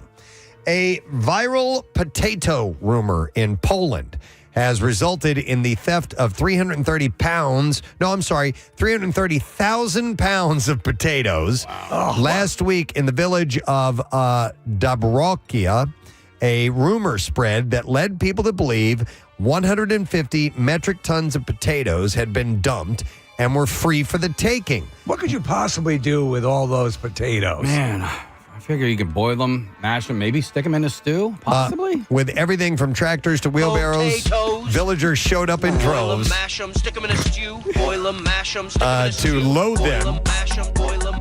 And they tried to grab the spuds. In truth, a distillery had asked for the potatoes to be delivered so that they could be used to produce disinfectants. And now the distiller is out the $17,000 he paid for the potatoes, and he wants them returned, or those who poached them may find some legal consequences. A tourist visiting Las Vegas claims she got slapped with a charge for unplugging the minibar tray in her hotel room from a wall outlet. Sharina Butler was staying at the Paris Hotel Las Vegas, and her son needed to charge his phone, so he unplugged the tray. The little card on the front of the tray said it's a $56 per day charge for unplugging the tray. But the Bahamas native didn't read it because she wasn't using the minibar. When Butler complained to hotel staff, they showed her an enlarged version of the notice. Butler spilled all the tea on a TikTok video, and many comments say that they noticed the same issue in Vegas as well. It ended up costing more than $200. She blocked the charge with her bank so far. It's bad times for Vegas because they have this incredible reputation now about overcharging for everything. Oh, yeah. And they've got to reel that back in, and a story like this doesn't help. A Monmouth County barbershop had an unexpected visitor Monday morning when a deer crashed through the front window. A news station was told that the deer arrived a little after 7 a.m. Saturday at Barber Culture Barbershop. The deer crossed over Route 36, dodging some cars, and then crashed into the window. And there's video, and it shows two police officers armed with brooms trying to wrangle the deer out of the shop. And it's one of those things where, you know, the floor surface is really slick. Slippery, I feel so bad for those deer. They're just trying to get out of there. You. It's just so. Eventually, the deer got out, correct? The deer almost crashed through another window, but was able to get out of the shop. No one in the shop was hurt, and it's not clear how badly the deer was injured because it went crashing through a window, so it probably got cut at some point. A 28-year-old Union County, South Carolina man was arrested last week for pretending to be an insurance agent. Yes, impersonating an insurance agent is a crime. Jockey Chavert Crouton, not Crouton. It's a great name, though. Yeah. Admitted to creating a social media post saying that he was an authorized Allstate and Progressive dealer when he never had a professional business license. Go the Crouton way. In March, someone contacted him wanting to get car insurance. He then acted as an agent and set up insurance coverage through the Progressive website. He was charged with falsely representing himself as an insurance agent and booked into the detention center. South Carolina Department of Insurance will handle the prosecution. I've never heard of that one before. Listen, I can provide you better prices and premiums because I'm not an insurance agent. All right, and then one last story. Let's go with this one. A man and his wife were attacked by a bear where they were out for a walk in China. The bear has not yet been captured. Police are urging caution. The 76-year-old man had been bitten on a finger on his left hand. Whoa. Yeah, his 69-year-old wife with him was bitten on her left arm and left thigh. Police say that they were taken to the hospital to be treated for their injuries. The couple told police that there was another bear in addition to the one that attacked them, but both animals ran towards the west. On October 7th, 2 customers were injured by a bear at a supermarket about 3 kilometers away from this site, so maybe it's the same bear. I don't really know. Finger-biting bear? Police are urging people to be careful and avoid unnecessary outings in the vicinity. Stop and think about that. You encounter a bear and all you get is a finger bite? Yeah. You chubby bear with a furry little tail. It's actually not a bad deal. And there you go. That's what I have in the bizarre file for you. All right, we're going to take a break. We're going to come back in a moment. You know what? I have something to give away. Yeah. We have some things. Let's see. Casey, how about we give away... What can I give away? Yeah, bottom 2. You know what? All right. Yeah. Let's give away a pair of tickets for the Flyers game. Hey! We'll take caller number 18-610-660-9333. This is coming up on Monday the 20th against the Kraken at Xfinity Mobile Arena. And you don't want to miss a moment of Flyers hockey on Broad Street this season. You catch all the biggest matchups, rivalry games, giveaways, and more. And you get tickets now only at PhiladelphiaFlyers.com. Caller 18 will set you up. Be back in a moment. Stay there. I don't like potato salad. I hate egg salad. Macaroni again will be a winner. Chicken in a pinch, but I'm not as my palate is not as cultivated as yours you guys. I do like egg salad, but I will back you up, Steve. It can be a little scary sometimes. It can be a little daunting. Do you like deviled eggs? Not much. Okay, and then to me it's kind of like deviled eggs. Yeah. Okay. I'm surprised. Well, not surprised, but my friend Matt just texted me. Why didn't we include fruit salad? And man, I didn't even think of that. I love fruit salad. But we're going to have to, I think, we're staying savory. Son of a bitch. I know. God damn you. We are staying savory. Okay. Because I didn't think of it until when you brought up ham salad, Preston. That made me think of shrimp because they're both pink. So then I was thinking shrimp salad. I just want to quote the Wiggles. Fruit salad. Yummy, yummy. Yummy, yummy. Yeah. Yes. Come on. Do any of those, Nick, do any of them sneak into your top 5? You had mentioned shrimp salad. Does that sneak into your top 5 at all? I'm afraid shrimp does. I think shrimp. Okay. So you're saying tuna's out. What does it bump from your original 5, which was shrimp bumps tuna? Yeah, because tuna was his fifth. Yeah. I agree. I like shrimp salad. No. a lot. It's Never got to had be it. made. It's got like at a good restaurant. Shrimp No. salad can be divine. That's right. Not more than tuna. That is accurate. Your opinion is right. So tuna, potato, egg, macaroni, and chicken. But now tuna's been removed. It's now shrimp salad, potato, egg, macaroni, and chicken. Yeah. All right. Somebody texts in and said, "Why is no one saying cucumber salad?" Oh, yeah, that's Cucumber salad's really good. good. Because our genitals are intact. I used to make that all the time. I forgot about that. I'm And gonna that go has back no to it. mayo. That's like an oil thing with you put a little okay. sugar in there, make it sweet. All right. For a summer salad, if you're going to have for a meal, Summer a salad. pasta salad Yeah. is the Yes. way to go. Is that the And one that's it's got, like- massively versatile? You can have all different types of pasta. You can put chicken in it. You can put tuna in it. Especially if it's nice and cold. Yes. I like that. So you keep saying barbecue in summer. Like the thought of a mayo-based something at a Sitting out barbecue on a makes table? me nauseous. Right. Don't you though? Isn't a macaroni and potato salad a standard at a picnic? Oh yeah. No, you're potato right. it salad is is. like the go-to. I will leave the macaroni salad on the table every Okay. time. Okay. Every single time. On the poker table. Yeah, but when you brought in I'm going pasta all in. salad, I'm all about pasta salad. I like those little swirly, whatever those things are called, pastas. They're actually they look like swirly. they look like Rotini? springs. Rotini, Marissa, is that what it was? Rotini, I think. They look like springs. I know what you're talking about. Her Springs, pasta. yeah. Yeah. Now, do you know why those are best for pasta salad? Those actual pasta, the shapes are specific for Yes.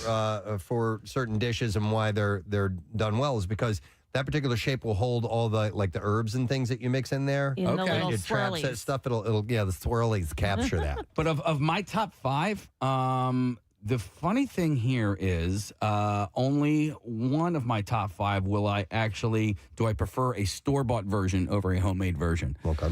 And so that was my number five. And Preston, if potato is your number one, you have to try the potato salad from Sleepy Hollow Deli on Springfield Road. As for Ichabod Crane. It is the best potato salad out Twist there. my arm. I will. Go ahead. I will bring it in for you I'm tomorrow. all in. I would do. I just thought of something. What? We've done like a chili cook-off. I'd do a potato salad judging contest any day of the I week. want to I'm gonna unless call in sick that day. Unless I know it's from Sleepy Hollow, I just won't eat it. Potato salad? Yeah. Like that's the only potato salad you'll have? Uh-huh. Wow. Okay. Yeah, I've never. And people are like, "Oh, my mom's is the best." No, Your mom's a slut. She's a total whore. She's a total whore. Yes. Filthy whore. Yeah. Oh yeah, your mom. You mean the filthy whore? Yeah. I don't want her salad. But yeah, so I got potato 5, pasta is 4 because that actually has like cheese and like pepperonis and stuff in it, right? And well, you It can can. you can make Yeah. it any. I like it with the little bits of cheese and stuff like that. It is so versatile. Yeah. And such a perfect summer meal. All right. Jen has a pasta salad recipe that the entire world needs to know, she says. All right, Jen. All right, Jen. The world's ears are yours. It's not a potato salad. Hi, Casey. It's me. Yeah. Oh, hey, Jen. We went to college together. Okay. She's Yeah. big breasts. I'm Alexa. So first of all, Hang on, Kathy, Jen. Do you have big breasts? Because Casey just said you do. Did I have big boots? Yeah. Yeah, I mean, I guess. You okay. Okay. He just wanted to point that out. It overrided your salad that was going to redefine salads. First Okay. of all, now that he said no macaroni, I don't know if Casey's going to like it. It's going to gross Kathy out for sure. Oh, okay. But there is a good potato salad. There's a good macaroni salad with just peppers and vinegar and no mayo that you would like. But this is, I get Amish macaroni salad from the Acme. No which I zippers. love. And then I go to the Ardmore Farmers Market and I get fresh cooked lobster meat, crab meat, and shrimp, and cut that up. Yeah. And I mix that together. So it's a little bit of a cheat, but it's Yeah, it is a delicious. cheat. So you take a store-bought pasta salad, and then you're adding seafood to it. That's not a recipe. Yeah. That is a recipe. underwhelmed. It's a recipe. So it's not the best recipe in the world. Well, listen, it sounds very inventive. I don't like 3 of the 4 ingredients, but otherwise, it sounds like a home run. my boobs are still big. Okay. Casey's very happy about that. Wait, well, time out. What about this, Kathy? You might like this with the swirly, squiggly pasta and just 3 red pepper, yellow pepper, green pepper, Possum meat. onion if you like it. If you don't, and then I use malt vinegar with balsamic vinegar, Ooh. and I mix that up and sometimes some basil, like whatever I have in my garden, and I put that, not mayonnaise based, and it's kind of refreshing. No You can do oil? cucumber. No oil in it, Jen? No oil. Okay. No. All right. Just vinegar. Interesting. Jen, do you have a kitchen or a laboratory?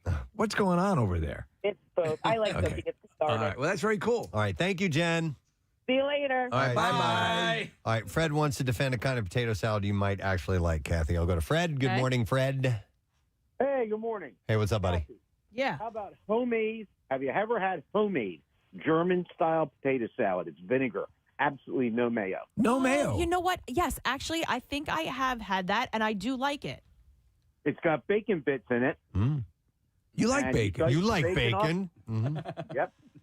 All right. There you go. I'm German, so my Thank- grandma used to make it. Excellent. Is All your right. grandmom German? Thank you, Fred. I didn't know somebody who made an Italian potato salad with oil and vinegar and a little bit of parsley in it, and that was pretty tasty. You know, too. I don't know if this is different or not, but the woman who made that potato salad that I had was Greek, so I don't know if there's a Greek potato salad or if they're sort of making it like he said, like the Germans do. But it was that vinegar based. I just forgot something that I really do love as well, and that's salad, but quinoa salad. Ooh, yeah. Quinoa salad. And specifically, I'm over quinoa. The Landing, Yeah. which is Nick Elmy's, has the best quinoa salad I've ever had in my life. So I made what I thought last year was a out of this world fruit salad. There was a guy at the shore who I met who they have these guys who drive around this truck. It's called Fresh Fruit. Right. And they pull up and they get out of the truck and they ring the bell. Ding, ding, ding, ding, ding, ding, ding. And they stop there and they go, Fresh! This really long fresh fruit scream. Well, I got this guy, Bernie, was his name, and he brought a bunch of fresh fruit over for me. It was really, really nice. It's kind of a welcome to the neighborhood type of thing. And it was, like pineapple and mango, and I had some bananas and, a lot of great fruit. So anyhow. And was it indeed fresh? Yeah, it was perfect condition, ready to cut and go. It was all ripe and ready. So I cut it up and I threw it in, and I kind of slapped together this fruit salad. So rather than just the fruit being together, I added honey to it. And most important ingredient, mayo? Squeeze some fresh lemon on it. Oh, all right. Really? Gives it even a little bit more tang. Yeah. And then I put in some walnuts in there. And it was the best fruit salad I've ever had. Thank you very much. Pat myself on the back. I was really happy about Does that. that sound something like you would enjoy? Yeah, well, when they said fruit salad, I was like, well, hello. Over Yeah, here, you obviously eat- that would yeah. be my number Does fruit one. salad make you toot? When Kathy would come in with this giant bowl of fruit salad, I haven't seen it in a while, and that would be your lunch. Did Bubba add anything to that besides just fruit? No, but no. Squeeze some lemon on it. But and you know what? It adds such a cool little zing to it. I'll tell you what, though. I don't know. I mean, technically, yes, I guess that is fruit salad. But what I have to say is, if it sits for a little while and the juices from the different fruits mix together, I'm out. Like, it has to be fresh cut fruit. Why are you even putting them in the same container then? I don't know. Well, because what am I going to do? Bring different containers? Yes, you would. But it's fine if it's fresh. You're usually Okay. good, but if it sits for a little while, you get that because then they all start to taste Let the me- same. let They me get- mix together. It's like a cocktail. Let me get this straight. Are we juicy. accepting fruit salads into this conversation? we should. started I think at we savory. should. Yeah. Well, then I have to rethink my I know, whole me too. I got to rethink the whole damn list. Our An eyes epic are opening disgrace. up. All right, hang on. Jessica, and I agree with her on this if she's talking about potato salad. Hey, Jessica, good morning. Hey, good morning. Hey, good morning. So, Jessica, you wanted to add a secret ingredient? Yes, What pickle is- juice Pickle juice. To potato salad? and potato salad. Yes, me too. That's a big part of what makes my mom potato salad awesome is we add that pickle juice to it. Yes. Yes, you can't add as much mayo because it'll make it too runny, but Yes. it is amazing. Yep, I agree. I agree. I do like. Thank you, Jessica. I like all ribs on potato. I do not like baked potatoes. I do not like potato salad. However, I like. You like mashed like red potatoes. And sweet potato fries. You Oh, like love. sweet potato fries, roasted potatoes. roasted potatoes. Do you like mashed potatoes? I do. Okay. I do. So my baked potato, no. Okay. no. So Southern style. However, I like steak fries, which are very almost. That's probably why you don't like potatoes. Yeah, yeah. I don't 'Cause like that baked potatoes consistency. either. Really? Yeah, no. Okay. I like potatoes. But just to wrap up that part of the conversation, somebody texted this in, and I was introduced to this 2 or 3 years ago, a watermelon salad with tomatoes and feta cheese. And the watermelon is this sweetness, and then you add a little bit of saltiness of the tomato, and then cheese makes everything better. So that salad is fantastic. Okay, that sounds interesting. It's really I'm good. open to trying it. Yeah. But you're Kathy, still skeptical. I thought of another ingredient for fruit salad too. Is add a little mint, a little fresh cut mint in there. And that kind of brings it home. Okay. Somebody, a couple of people had texted in. We had a caller. They're not up there any longer. But I want to get your. So if you're just tuning in, it's Salad Chat on the Preston. Everlong, Foo Fighters on 93.3 WMMR. It's Everything That Rocks. Of course, Preston and Steve Shall.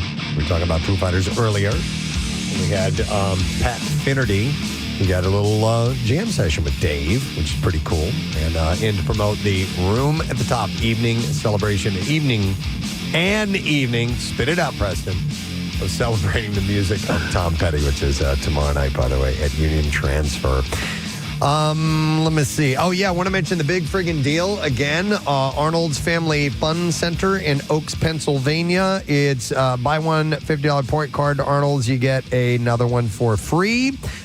It is either going to be good while supplies last or through Sunday, from what I've been told. Okay. So you want to take advantage of this now if you want to go and have fun on the go-karts and the bowling and mini golf and their arcades and everything that is available. It's massive. If you've never been, you need to check it out. Yep. You can go to WMMR.com/deals while the supplies last. All right. It is lesson question time. We give away a 4-pack of tickets as MMR rocks Mr. Green Jeans, the Ardmore Reunion, and Halloween Bash, Thursday, October 30th, and Friday, October 31st. And the question, to see if you were listening earlier this morning, is, let's see, how about, what is the companion site to Nameberry? That was said around 7:30 this morning. The companion site to Nameberry is a different kind of berry. 610-660-9333. You had to have heard it in order to know it. And if you do, call right now. We'll do the trash while you're calling out. The trash business is a gold mine. 93.3 WMMR with Preston and Steve's Hollywood Trash. Brought to you by Screwball Peanut Butter Whiskey, asking for your support with the Camp Out for Hunger coming up. Donate a jar of peanut butter at participating bars through October 31st. And try Screwball on special while you're there. There are details available at WMMR.com/campout. What's going on this morning, Steve? Well, Preston, a woman named Libby Adame has been found guilty of second-degree murder in the death of former ER star Cindiana Santangelo after performing a cosmetic butt injection. Adame, who is not a licensed doctor, reportedly saved her client's money by substituting silicone with hummus. Gwyneth Paltrow admitting she had absolutely no idea that friend Timothy Chalamet was dating Kylie Jenner. Paltrow says she doesn't pay attention to pop culture, preferring to spend her time creating candles that smell like her cooch. And finally, Jason Alexander, who was married to Britney Spears for 48 hours before their annulment, is condemning Kevin Federline's tell-all book about the pop icon. Alexander says he saw no signs of the impulsiveness Federline writes about during their 2 days of marriage. That's Hollywood Trash. All right, let's see if you know the answer to this. What is the companion site to Nameberry? And our first caller in, it seems like, is Steve. So we're going to go to him. Hi, Steve, you're on the air. Good morning. Good morning. How's it going? Awesome, bud. All right, so do you know what the companion site to Nameberry is? It is Dingleberry. Dingleberry. You are correct, sir. Hold on.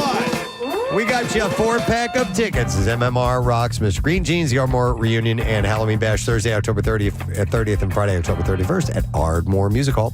And that will be with DJ J. Roy Thursday night and DJ Double E on Friday night. And tickets are on sale now at ardmoremusichall.com. All right, let's get to music news. Now, Preston and Steve's Music News on 93.3 WMMR. Brought to you by Nifty 50s and a 10-time best of Philly winner. Now open in Newark, Delaware, and Fairless Hills as well. You can order online or get no fee delivery through the Nifty 50s app. Nifty 50s, taste the memories. Wolfgang Van Halen says that he could see himself starting a heavier side project in the future. Oh, yeah, that actually makes sense. Yeah, but he wants to focus on proving himself with his band Mammoth first. In a recent interview, he said if he did a heavy side project, he'd probably just play drums so he could focus on one thing. Wolfgang mentioned that he and his touring guitarist have been making demo songs similar to the band Meshuggah just for fun while on tour. And he's also interested in working with Maynard James Keenan of Tool after meeting him at the Rock and Roll Hall of Fame. So if he's a Tool fan, I wonder what kind of stuff he would pump out in a harder band. Wolfgang is a big Meshuggah fan and says that their music relaxes him. I'm not familiar with Meshuggah. Me either. His band Mammoth's third album, The End, comes out on October 24th. I want to say we play Meshuggah, but I am... Oh, yeah, we do. In fact, Preston, pull it up. I think maybe one of our bumper beds is a Meshuggah song. Okay. Oh, yeah. It is. There you go. Yeah, we play them all the time. I know That's some heavy Meshuggah. stuff. Yeah, okay. Pretty. All right. And then finally, 'tis the season to rock. Fall Out Boy has released a new version of It Feels Like Christmas as a Spotify holiday single. The song originally appeared in the Muppet Christmas Carol, but now has a rock and roll twist in the band's style. The track is available to stream on Spotify and comes right before the 20th anniversary edition of Fall Out Boy's album From Under the Cork Tree. Drops on Friday. That album went platinum 5 times and is getting a big release with newly remastered songs plus unreleased versions, remixes, live recordings, and other extras. Seemed like every holiday season for a number of years we'd get some major artists releasing Christmas singles. It's not the case. As much. Yeah. The anniversary edition will come out in several formats, including a 3-record deluxe box set and 2 CD deluxe box and digital version as well. And that's all I have for you in music news this morning. And you know what? I'll reiterate this. I know I just said it a little while ago, but speaking of music, we did announce the house band lineup for the Camp Out for Hunger. So Monday, we'll be kicking it off with our friends in Sidearm. Tuesday, first time appearance as a house band for the Camp Out for Hunger. Minute by Minute, our buddy Kyle Mack and his band that is a tribute to the music of Michael McDonald and all kinds of yacht rock are going to be there performing. They're amazing. So we're looking forward to that. Goodman Fisk returns, and they're bringing the power that they always do. We have a little bit of a Celtic flavor with our friends in Jameson, who are so much fun on Thursday morning. And then we wrap it out. God damn it. That was a double romper. You almost cursed just now, didn't you? I did curse. I said, God damn it. Oh, yeah. I thought you were going to drop an F-bomb. So the word that it was going to come out of my mouth is drop. Dead sexy. Drop. Rap. Drop. Got it. That is the verbal equivalent of biting the same spot on your tongue. Dude. Yeah. Yeah, you're right. Yeah. You just stop. You just drop. Stop, rock, and roll. Your buddy Steve's going to have a field day with this. Oh, he's already been texting. Oh, God. I'm only laughing because you're annoyed. Oh, I know. I know. Which helps. Yeah, it helps a lot. Help. Yeah, so much. 6'7", man. So Drop Dead Sexy is going to be playing on Friday. They wrap it up the week? We'll wrap up the music news right there. All right, we're going to take a break. We wrap it out. We'll come back in a second. Oh, thank you. You isolated That's that. Marissa. That's great. not me, man. That's great. We'll come back and we'll finish the program when we return. Stupid conversation. Best salad ever. Does taco salad even count? No, because You're taking it. salad. You're That's taking more, it. No. Yeah, that's more of like a casserole or a dip. Oh, no. I was thinking taco salad is a salad. That's I'm sorry. I was thinking of like a taco dip. Yeah. No, a taco salad. Yeah, that's lettuce. There's lettuce in there. We're staying away from the lettuce-based salad thing. Because we're it's thinking too more easy. potato salad and pasta salad, and macaroni It's salad. too easy. All right. I'm just sort of thinking out loud here, but My butt hurts. what if... my butt feels fine. Okay. What if you were to make potato salad with hash browns?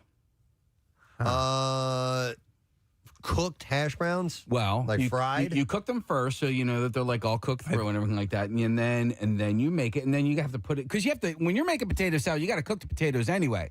So Yeah, you boil them. you boil them, mash them, maybe you stick them in a stew press. I don't know, but like, do you wait for when you make a potato salad?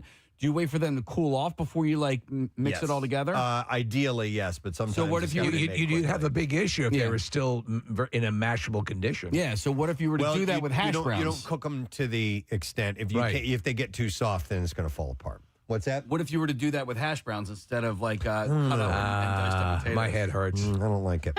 Okay.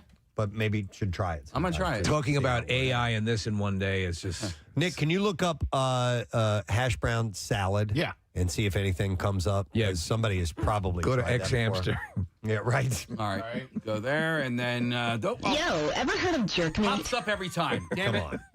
Come on. All right, hash brown salad recipe. Hash brown potato salad. Yeah, Case. All right. Did you remember done. Salad Works? Do you remember there was a the original salad tossers? That was their slogan. Yeah, and we're not kidding. was. Yeah, we'd eat there a lot when we were at Y100. They had one right in the mall because they'd toss your salad for you. Absolutely, right there in the mall. Drop trout. Let's go. Right there. I'm gonna go to Got Rob. a tongue like a cat. Hey, Rob. Good morning. Gadzooks. Gadzooks, what's up, buddy? Hey, have you guys ever tried summer corn salad? No, but go on. I don't know. Go ahead.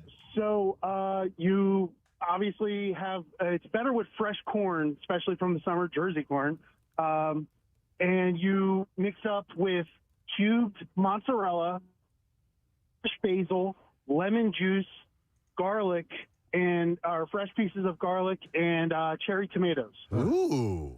It is a really good salad. And you serve it cold. Put it in the fridge. Make it the day before. What do? Do you boil the corn ahead of time and then cut it off? You make your corn like you're basically boiling, but it's better to cut right from the cob. Yeah. Cob. Yeah. Okay. I dig it. All right, Rob. I like the sound of that. All right. I'm not a big corn dude on that level, salad. but the other ingredients sounded enticing. So this hash brown potato salad, I think I'm going to make it. The only thing I would do differently, it says poke some holes in the hash brown package. So it is saying buy prepackaged hash browns and then microwave it. I wouldn't want to microwave it. I would much rather cook them on a griddle and cook them through that way. You don't want to get too crispy, though. That's the thing. Oh, I wouldn't mind a little crisp in my potato salad. All right. Hang on, John. John has an interesting potato salad story. Call with your potato salad stories. Hi, John. Good morning.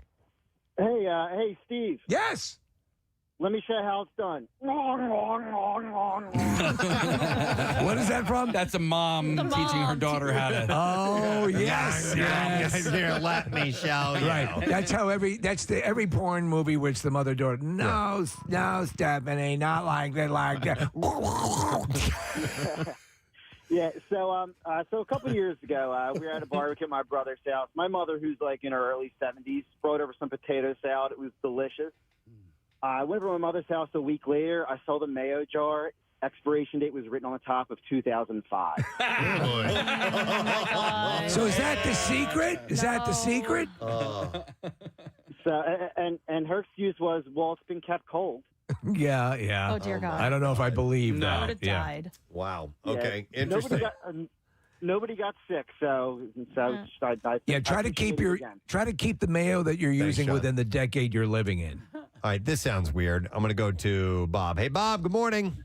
Hello. Hey, Bob. You're on the air, bud. Yeah, just want to say something. There used to be a Cajun cook on the TV. I can't remember what channel. His name was Justin Wilson. Yeah. He used to That'd be hot. I guarantee. He used to say that all the time. Yeah, and he used to make a potato salad without potatoes. It was made with saltine crackers and salad dressing instead of mayo. What? That sounds disgusting. That's interesting. Did you I like Justin Wilson. I used to watch him. I used to watch him all the time. You know what that is? That's filet mignon. I made it with crackers. Did you ever try it, Rob? Yeah. And was it good? No. Yeah, it was real good. All right. He says it was real good. All right. Nick, I don't know how the hell you do that. Nick actually found a video of him in the recipe. I'm going to check that out, Rob. Thanks, man. Hey, you're welcome. You guys have a good day. You too. Thanks. Listening to your show. All right. Oh, thank Thanks, you, man. buddy. I appreciate it. Actually, his name's Bob. I called him Rob. But yeah, Justin Wilson, I used to watch him. Was this right before he was committed? It may have been. Look at this. I'm making potatoes out of crackers. Nick found the video of him. He looks pretty advanced in age when he did the non-potato potatoes. I'm making chocolate milk out of corn. All right. Well, anyhow, I would like you to further these discussions amongst your coworkers today. Make sure that they feel safe. Don't approach them too hard with outlandish salads right off the bat. Right. Ease into it a little bit. Yeah. Make them feel comfortable. Look, we completely forgot about fruit salad. We needed your input today to determine the greatest salads of all time. Given my druthers, though, I will take savory salads over sweet salads any day. I'll take any of those. Wow. Okay. Interesting. All right. I told you it was a stupid conversation. Thank you for being a part of it. We're going to take a break. When we return, other dumb things to talk about and an announcement to make about a really cool event coming to the area that we think you are going to love. Stay with us. We'll be right back. Thank you, Kathy. A little later on, we're going to get head coach John Tortorella of the Flyers, new head coach. We're going to chat with him in just a few minutes. But in the meantime, time to talk about some other things. I caught this article over the weekend, and it's a phenomenon that I think we've all had experience with. I had a couple of weeks ago the scenario where I woke up like, I don't know, hour and a half before my alarm was going to go off. Yeah. And just could not get back to sleep. And but it can be even worse when you wake up like maybe 15 minutes before your alarm is going off, or 10 minutes, where it's like you have to do that dance of, okay, do I try to go back to her? Is this, what's the point? Don't I just go ahead and get up now? That's what I do. It's so unsatisfying. Because the truth of the matter is that, so I have, 2 alarms set to go. I almost always, 95% of the time, beat the alarms up, like by 2 or 3 minutes, but you get that 10-minute, Preston. You get that 11 minutes, and you're like, what the F do I do now? Right. It's like, just get up. Because I find all the bull crap of what do I do sitting in bed, it's a waste. Get up and expend that energy getting ready and just get on with your day. But I mean, it always has to sit right in that sweet spot, right in that horrible sweet spot. According to the National Institute of Health, studies across the globe show anywhere from 10 to 30% of the population struggles with insomnia. Well, that I don't have. Defined as consistently difficulty falling asleep and the inability to return to sleep after going to bed. Well, if you get up at, I get up at 3:35. If I wake up at 2 o'clock, I'm not going to have any trouble getting back to sleep. But if I wake up again, you're looking at the alarm clock, and you just have minutes. That's where it becomes a pain in the ass. I have had the few weeks ago where I get up at 3:50 and I woke up at 2, and then I lay back down. I'm like, okay, go back to sleep. Yeah. Wait, I can't go back to sleep. Oh man, I can't go back to sleep. Lay there for like 40 minutes. It's like, okay, screw it. I'm getting up. There's the other thing where, and I've had it happen, it's sort of tangential to this, which is the absolutely not having any idea what, I thought, for some reason in my mind, I thought 1 was 3 o'clock and, inverted, and I came in hours early. I told you, you guys, that one morning. But so do they recommend anything if you're going to have that, 10 to 15 minute pre-wake up? And by the way, there's I was not familiar with this. It goes into a little bit more of insomnia. It says they can have a combination of nocturnal awakenings and what's categorized as early morning awakenings. Used to have those a lot, So, but I mean, as opposed to just the study finds that some people may experience early awakenings without other insomnia symptoms, such as difficulty initiating sleep. So some people can't get to sleep, but nocturnal awakenings and non-restorative sleep, meaning sleep that is substantial even with the recommended hours. But obviously that isn't substantial. I'm sorry. We sing the praises. 93.3 WMMR with the white stripes. It is 10:38. We're coming to the end of our program on a fun and roppin' day. I kept trying to say, I wasn't trying to say rock. I was trying to say wrap up. And I said rop instead. It was not rock that I was trying to say. But anyhow. You said it the exact same way in 2 different fluffs. And 2 different segments altogether. It was crazy. All right, well, anyhow, today has been enjoyable, and I would like to thank our guests who stopped in this morning. Perry Shall. Yeah. And Pat Finnerty came by this morning. And, super nice. Yep, Room at the Top, an evening celebrating the music of Tom Petty is happening tomorrow night at Union Transfers. A lot of great people on board, including some of our favorites like like Eric Bazillion of the Hooters, and also Vicki Peterson of the Bengals, which I think is pretty cool, and a whole bunch of really cool musicians for a great cause, Make the World Better Foundation. All the proceeds are going to that. So it was nice to have those guys by today. Pierre Robert's here. Hey. Good day. Nice to see you, sir. Excellent to see you kids. Oh, you know what? Yes. Perry, while he was here earlier, had a question about, he had a picture of a really old MMR T-shirt that had mentioned a character. What was it? Father Judge? No. Father Long. Father Long. And this T-shirt is from 1984. Here you go, Pierre. Do you have your glasses on? Okay. I do. Well, I only the print is small. So this is a picture of the shirt that's an MMR related shirt, and it says it's hosted by WMMR's Father Long. And Father Long is in parentheses, and he is curious as to who Father Long is. Chuck didn't know. We had no idea. Thought maybe you might know. Maybe a morning show character. I do indeed. Okay. He was played by Buzz Barkley in Baru Review. They would do this little segment where he would turn into Father Long Island. Long Island. All right. Got it. And so he would come out in a fur coat and offer blessings. And then to the tune of Petticoat Junction, they would change it around to... It's a long story. But anyway, it was very cute and very fun bit. Right. I think this was... this was at the Ripley on South Street. So that's what it was. All right. Is perfect. that not wild? Then we have the story to tell Perry, so that's And great. he also was on my show doing late night. When I did overnights, he was on my show giving spiritual advice every other night. And from 84. Yeah. And so he became part, it's a WMMR's Father Yes, Long. that's so right. That's wild. That is correct. Okay. He did a lot of characters, didn't he, Buzz? Yeah. Yes, he did. Yes, he did. Lots of characters. Nice. Very talented fellow. Yeah. All right. Well, you, talented fellow, we need a letter of the day, if you can give us one. If you're I ready. can. All right, here we go. Preston and Steve on 93.3 WMMR. Now, the Daily Letter. The Preston and Steve Show brought to you today by the letter. O is in October. O is in October. All right, we have one more to go, and that's it. And we'll give away a pair of VIP weekend badges for the Philadelphia Film Festival, October 23rd through the 28th through the 26th. Sorry. And the passes, by the way, will give you priority admission to all screenings that particular weekend, plus RSVP admission to the Centerpiece film screening and closing night film and party. And you also get access to the festival lounge and special badge holder perks on top of that. Tickets and information available at Philadelphia.org. What you going to do today? Well, we've got a couple of birthdays. Bob Weir of the Grateful Dead, so we'll do a block of the Dead. Flea has a birthday, so a block of the Peppers. And David Byrne is in night number 1 at the Met. His solo shows are nothing short of extraordinary. He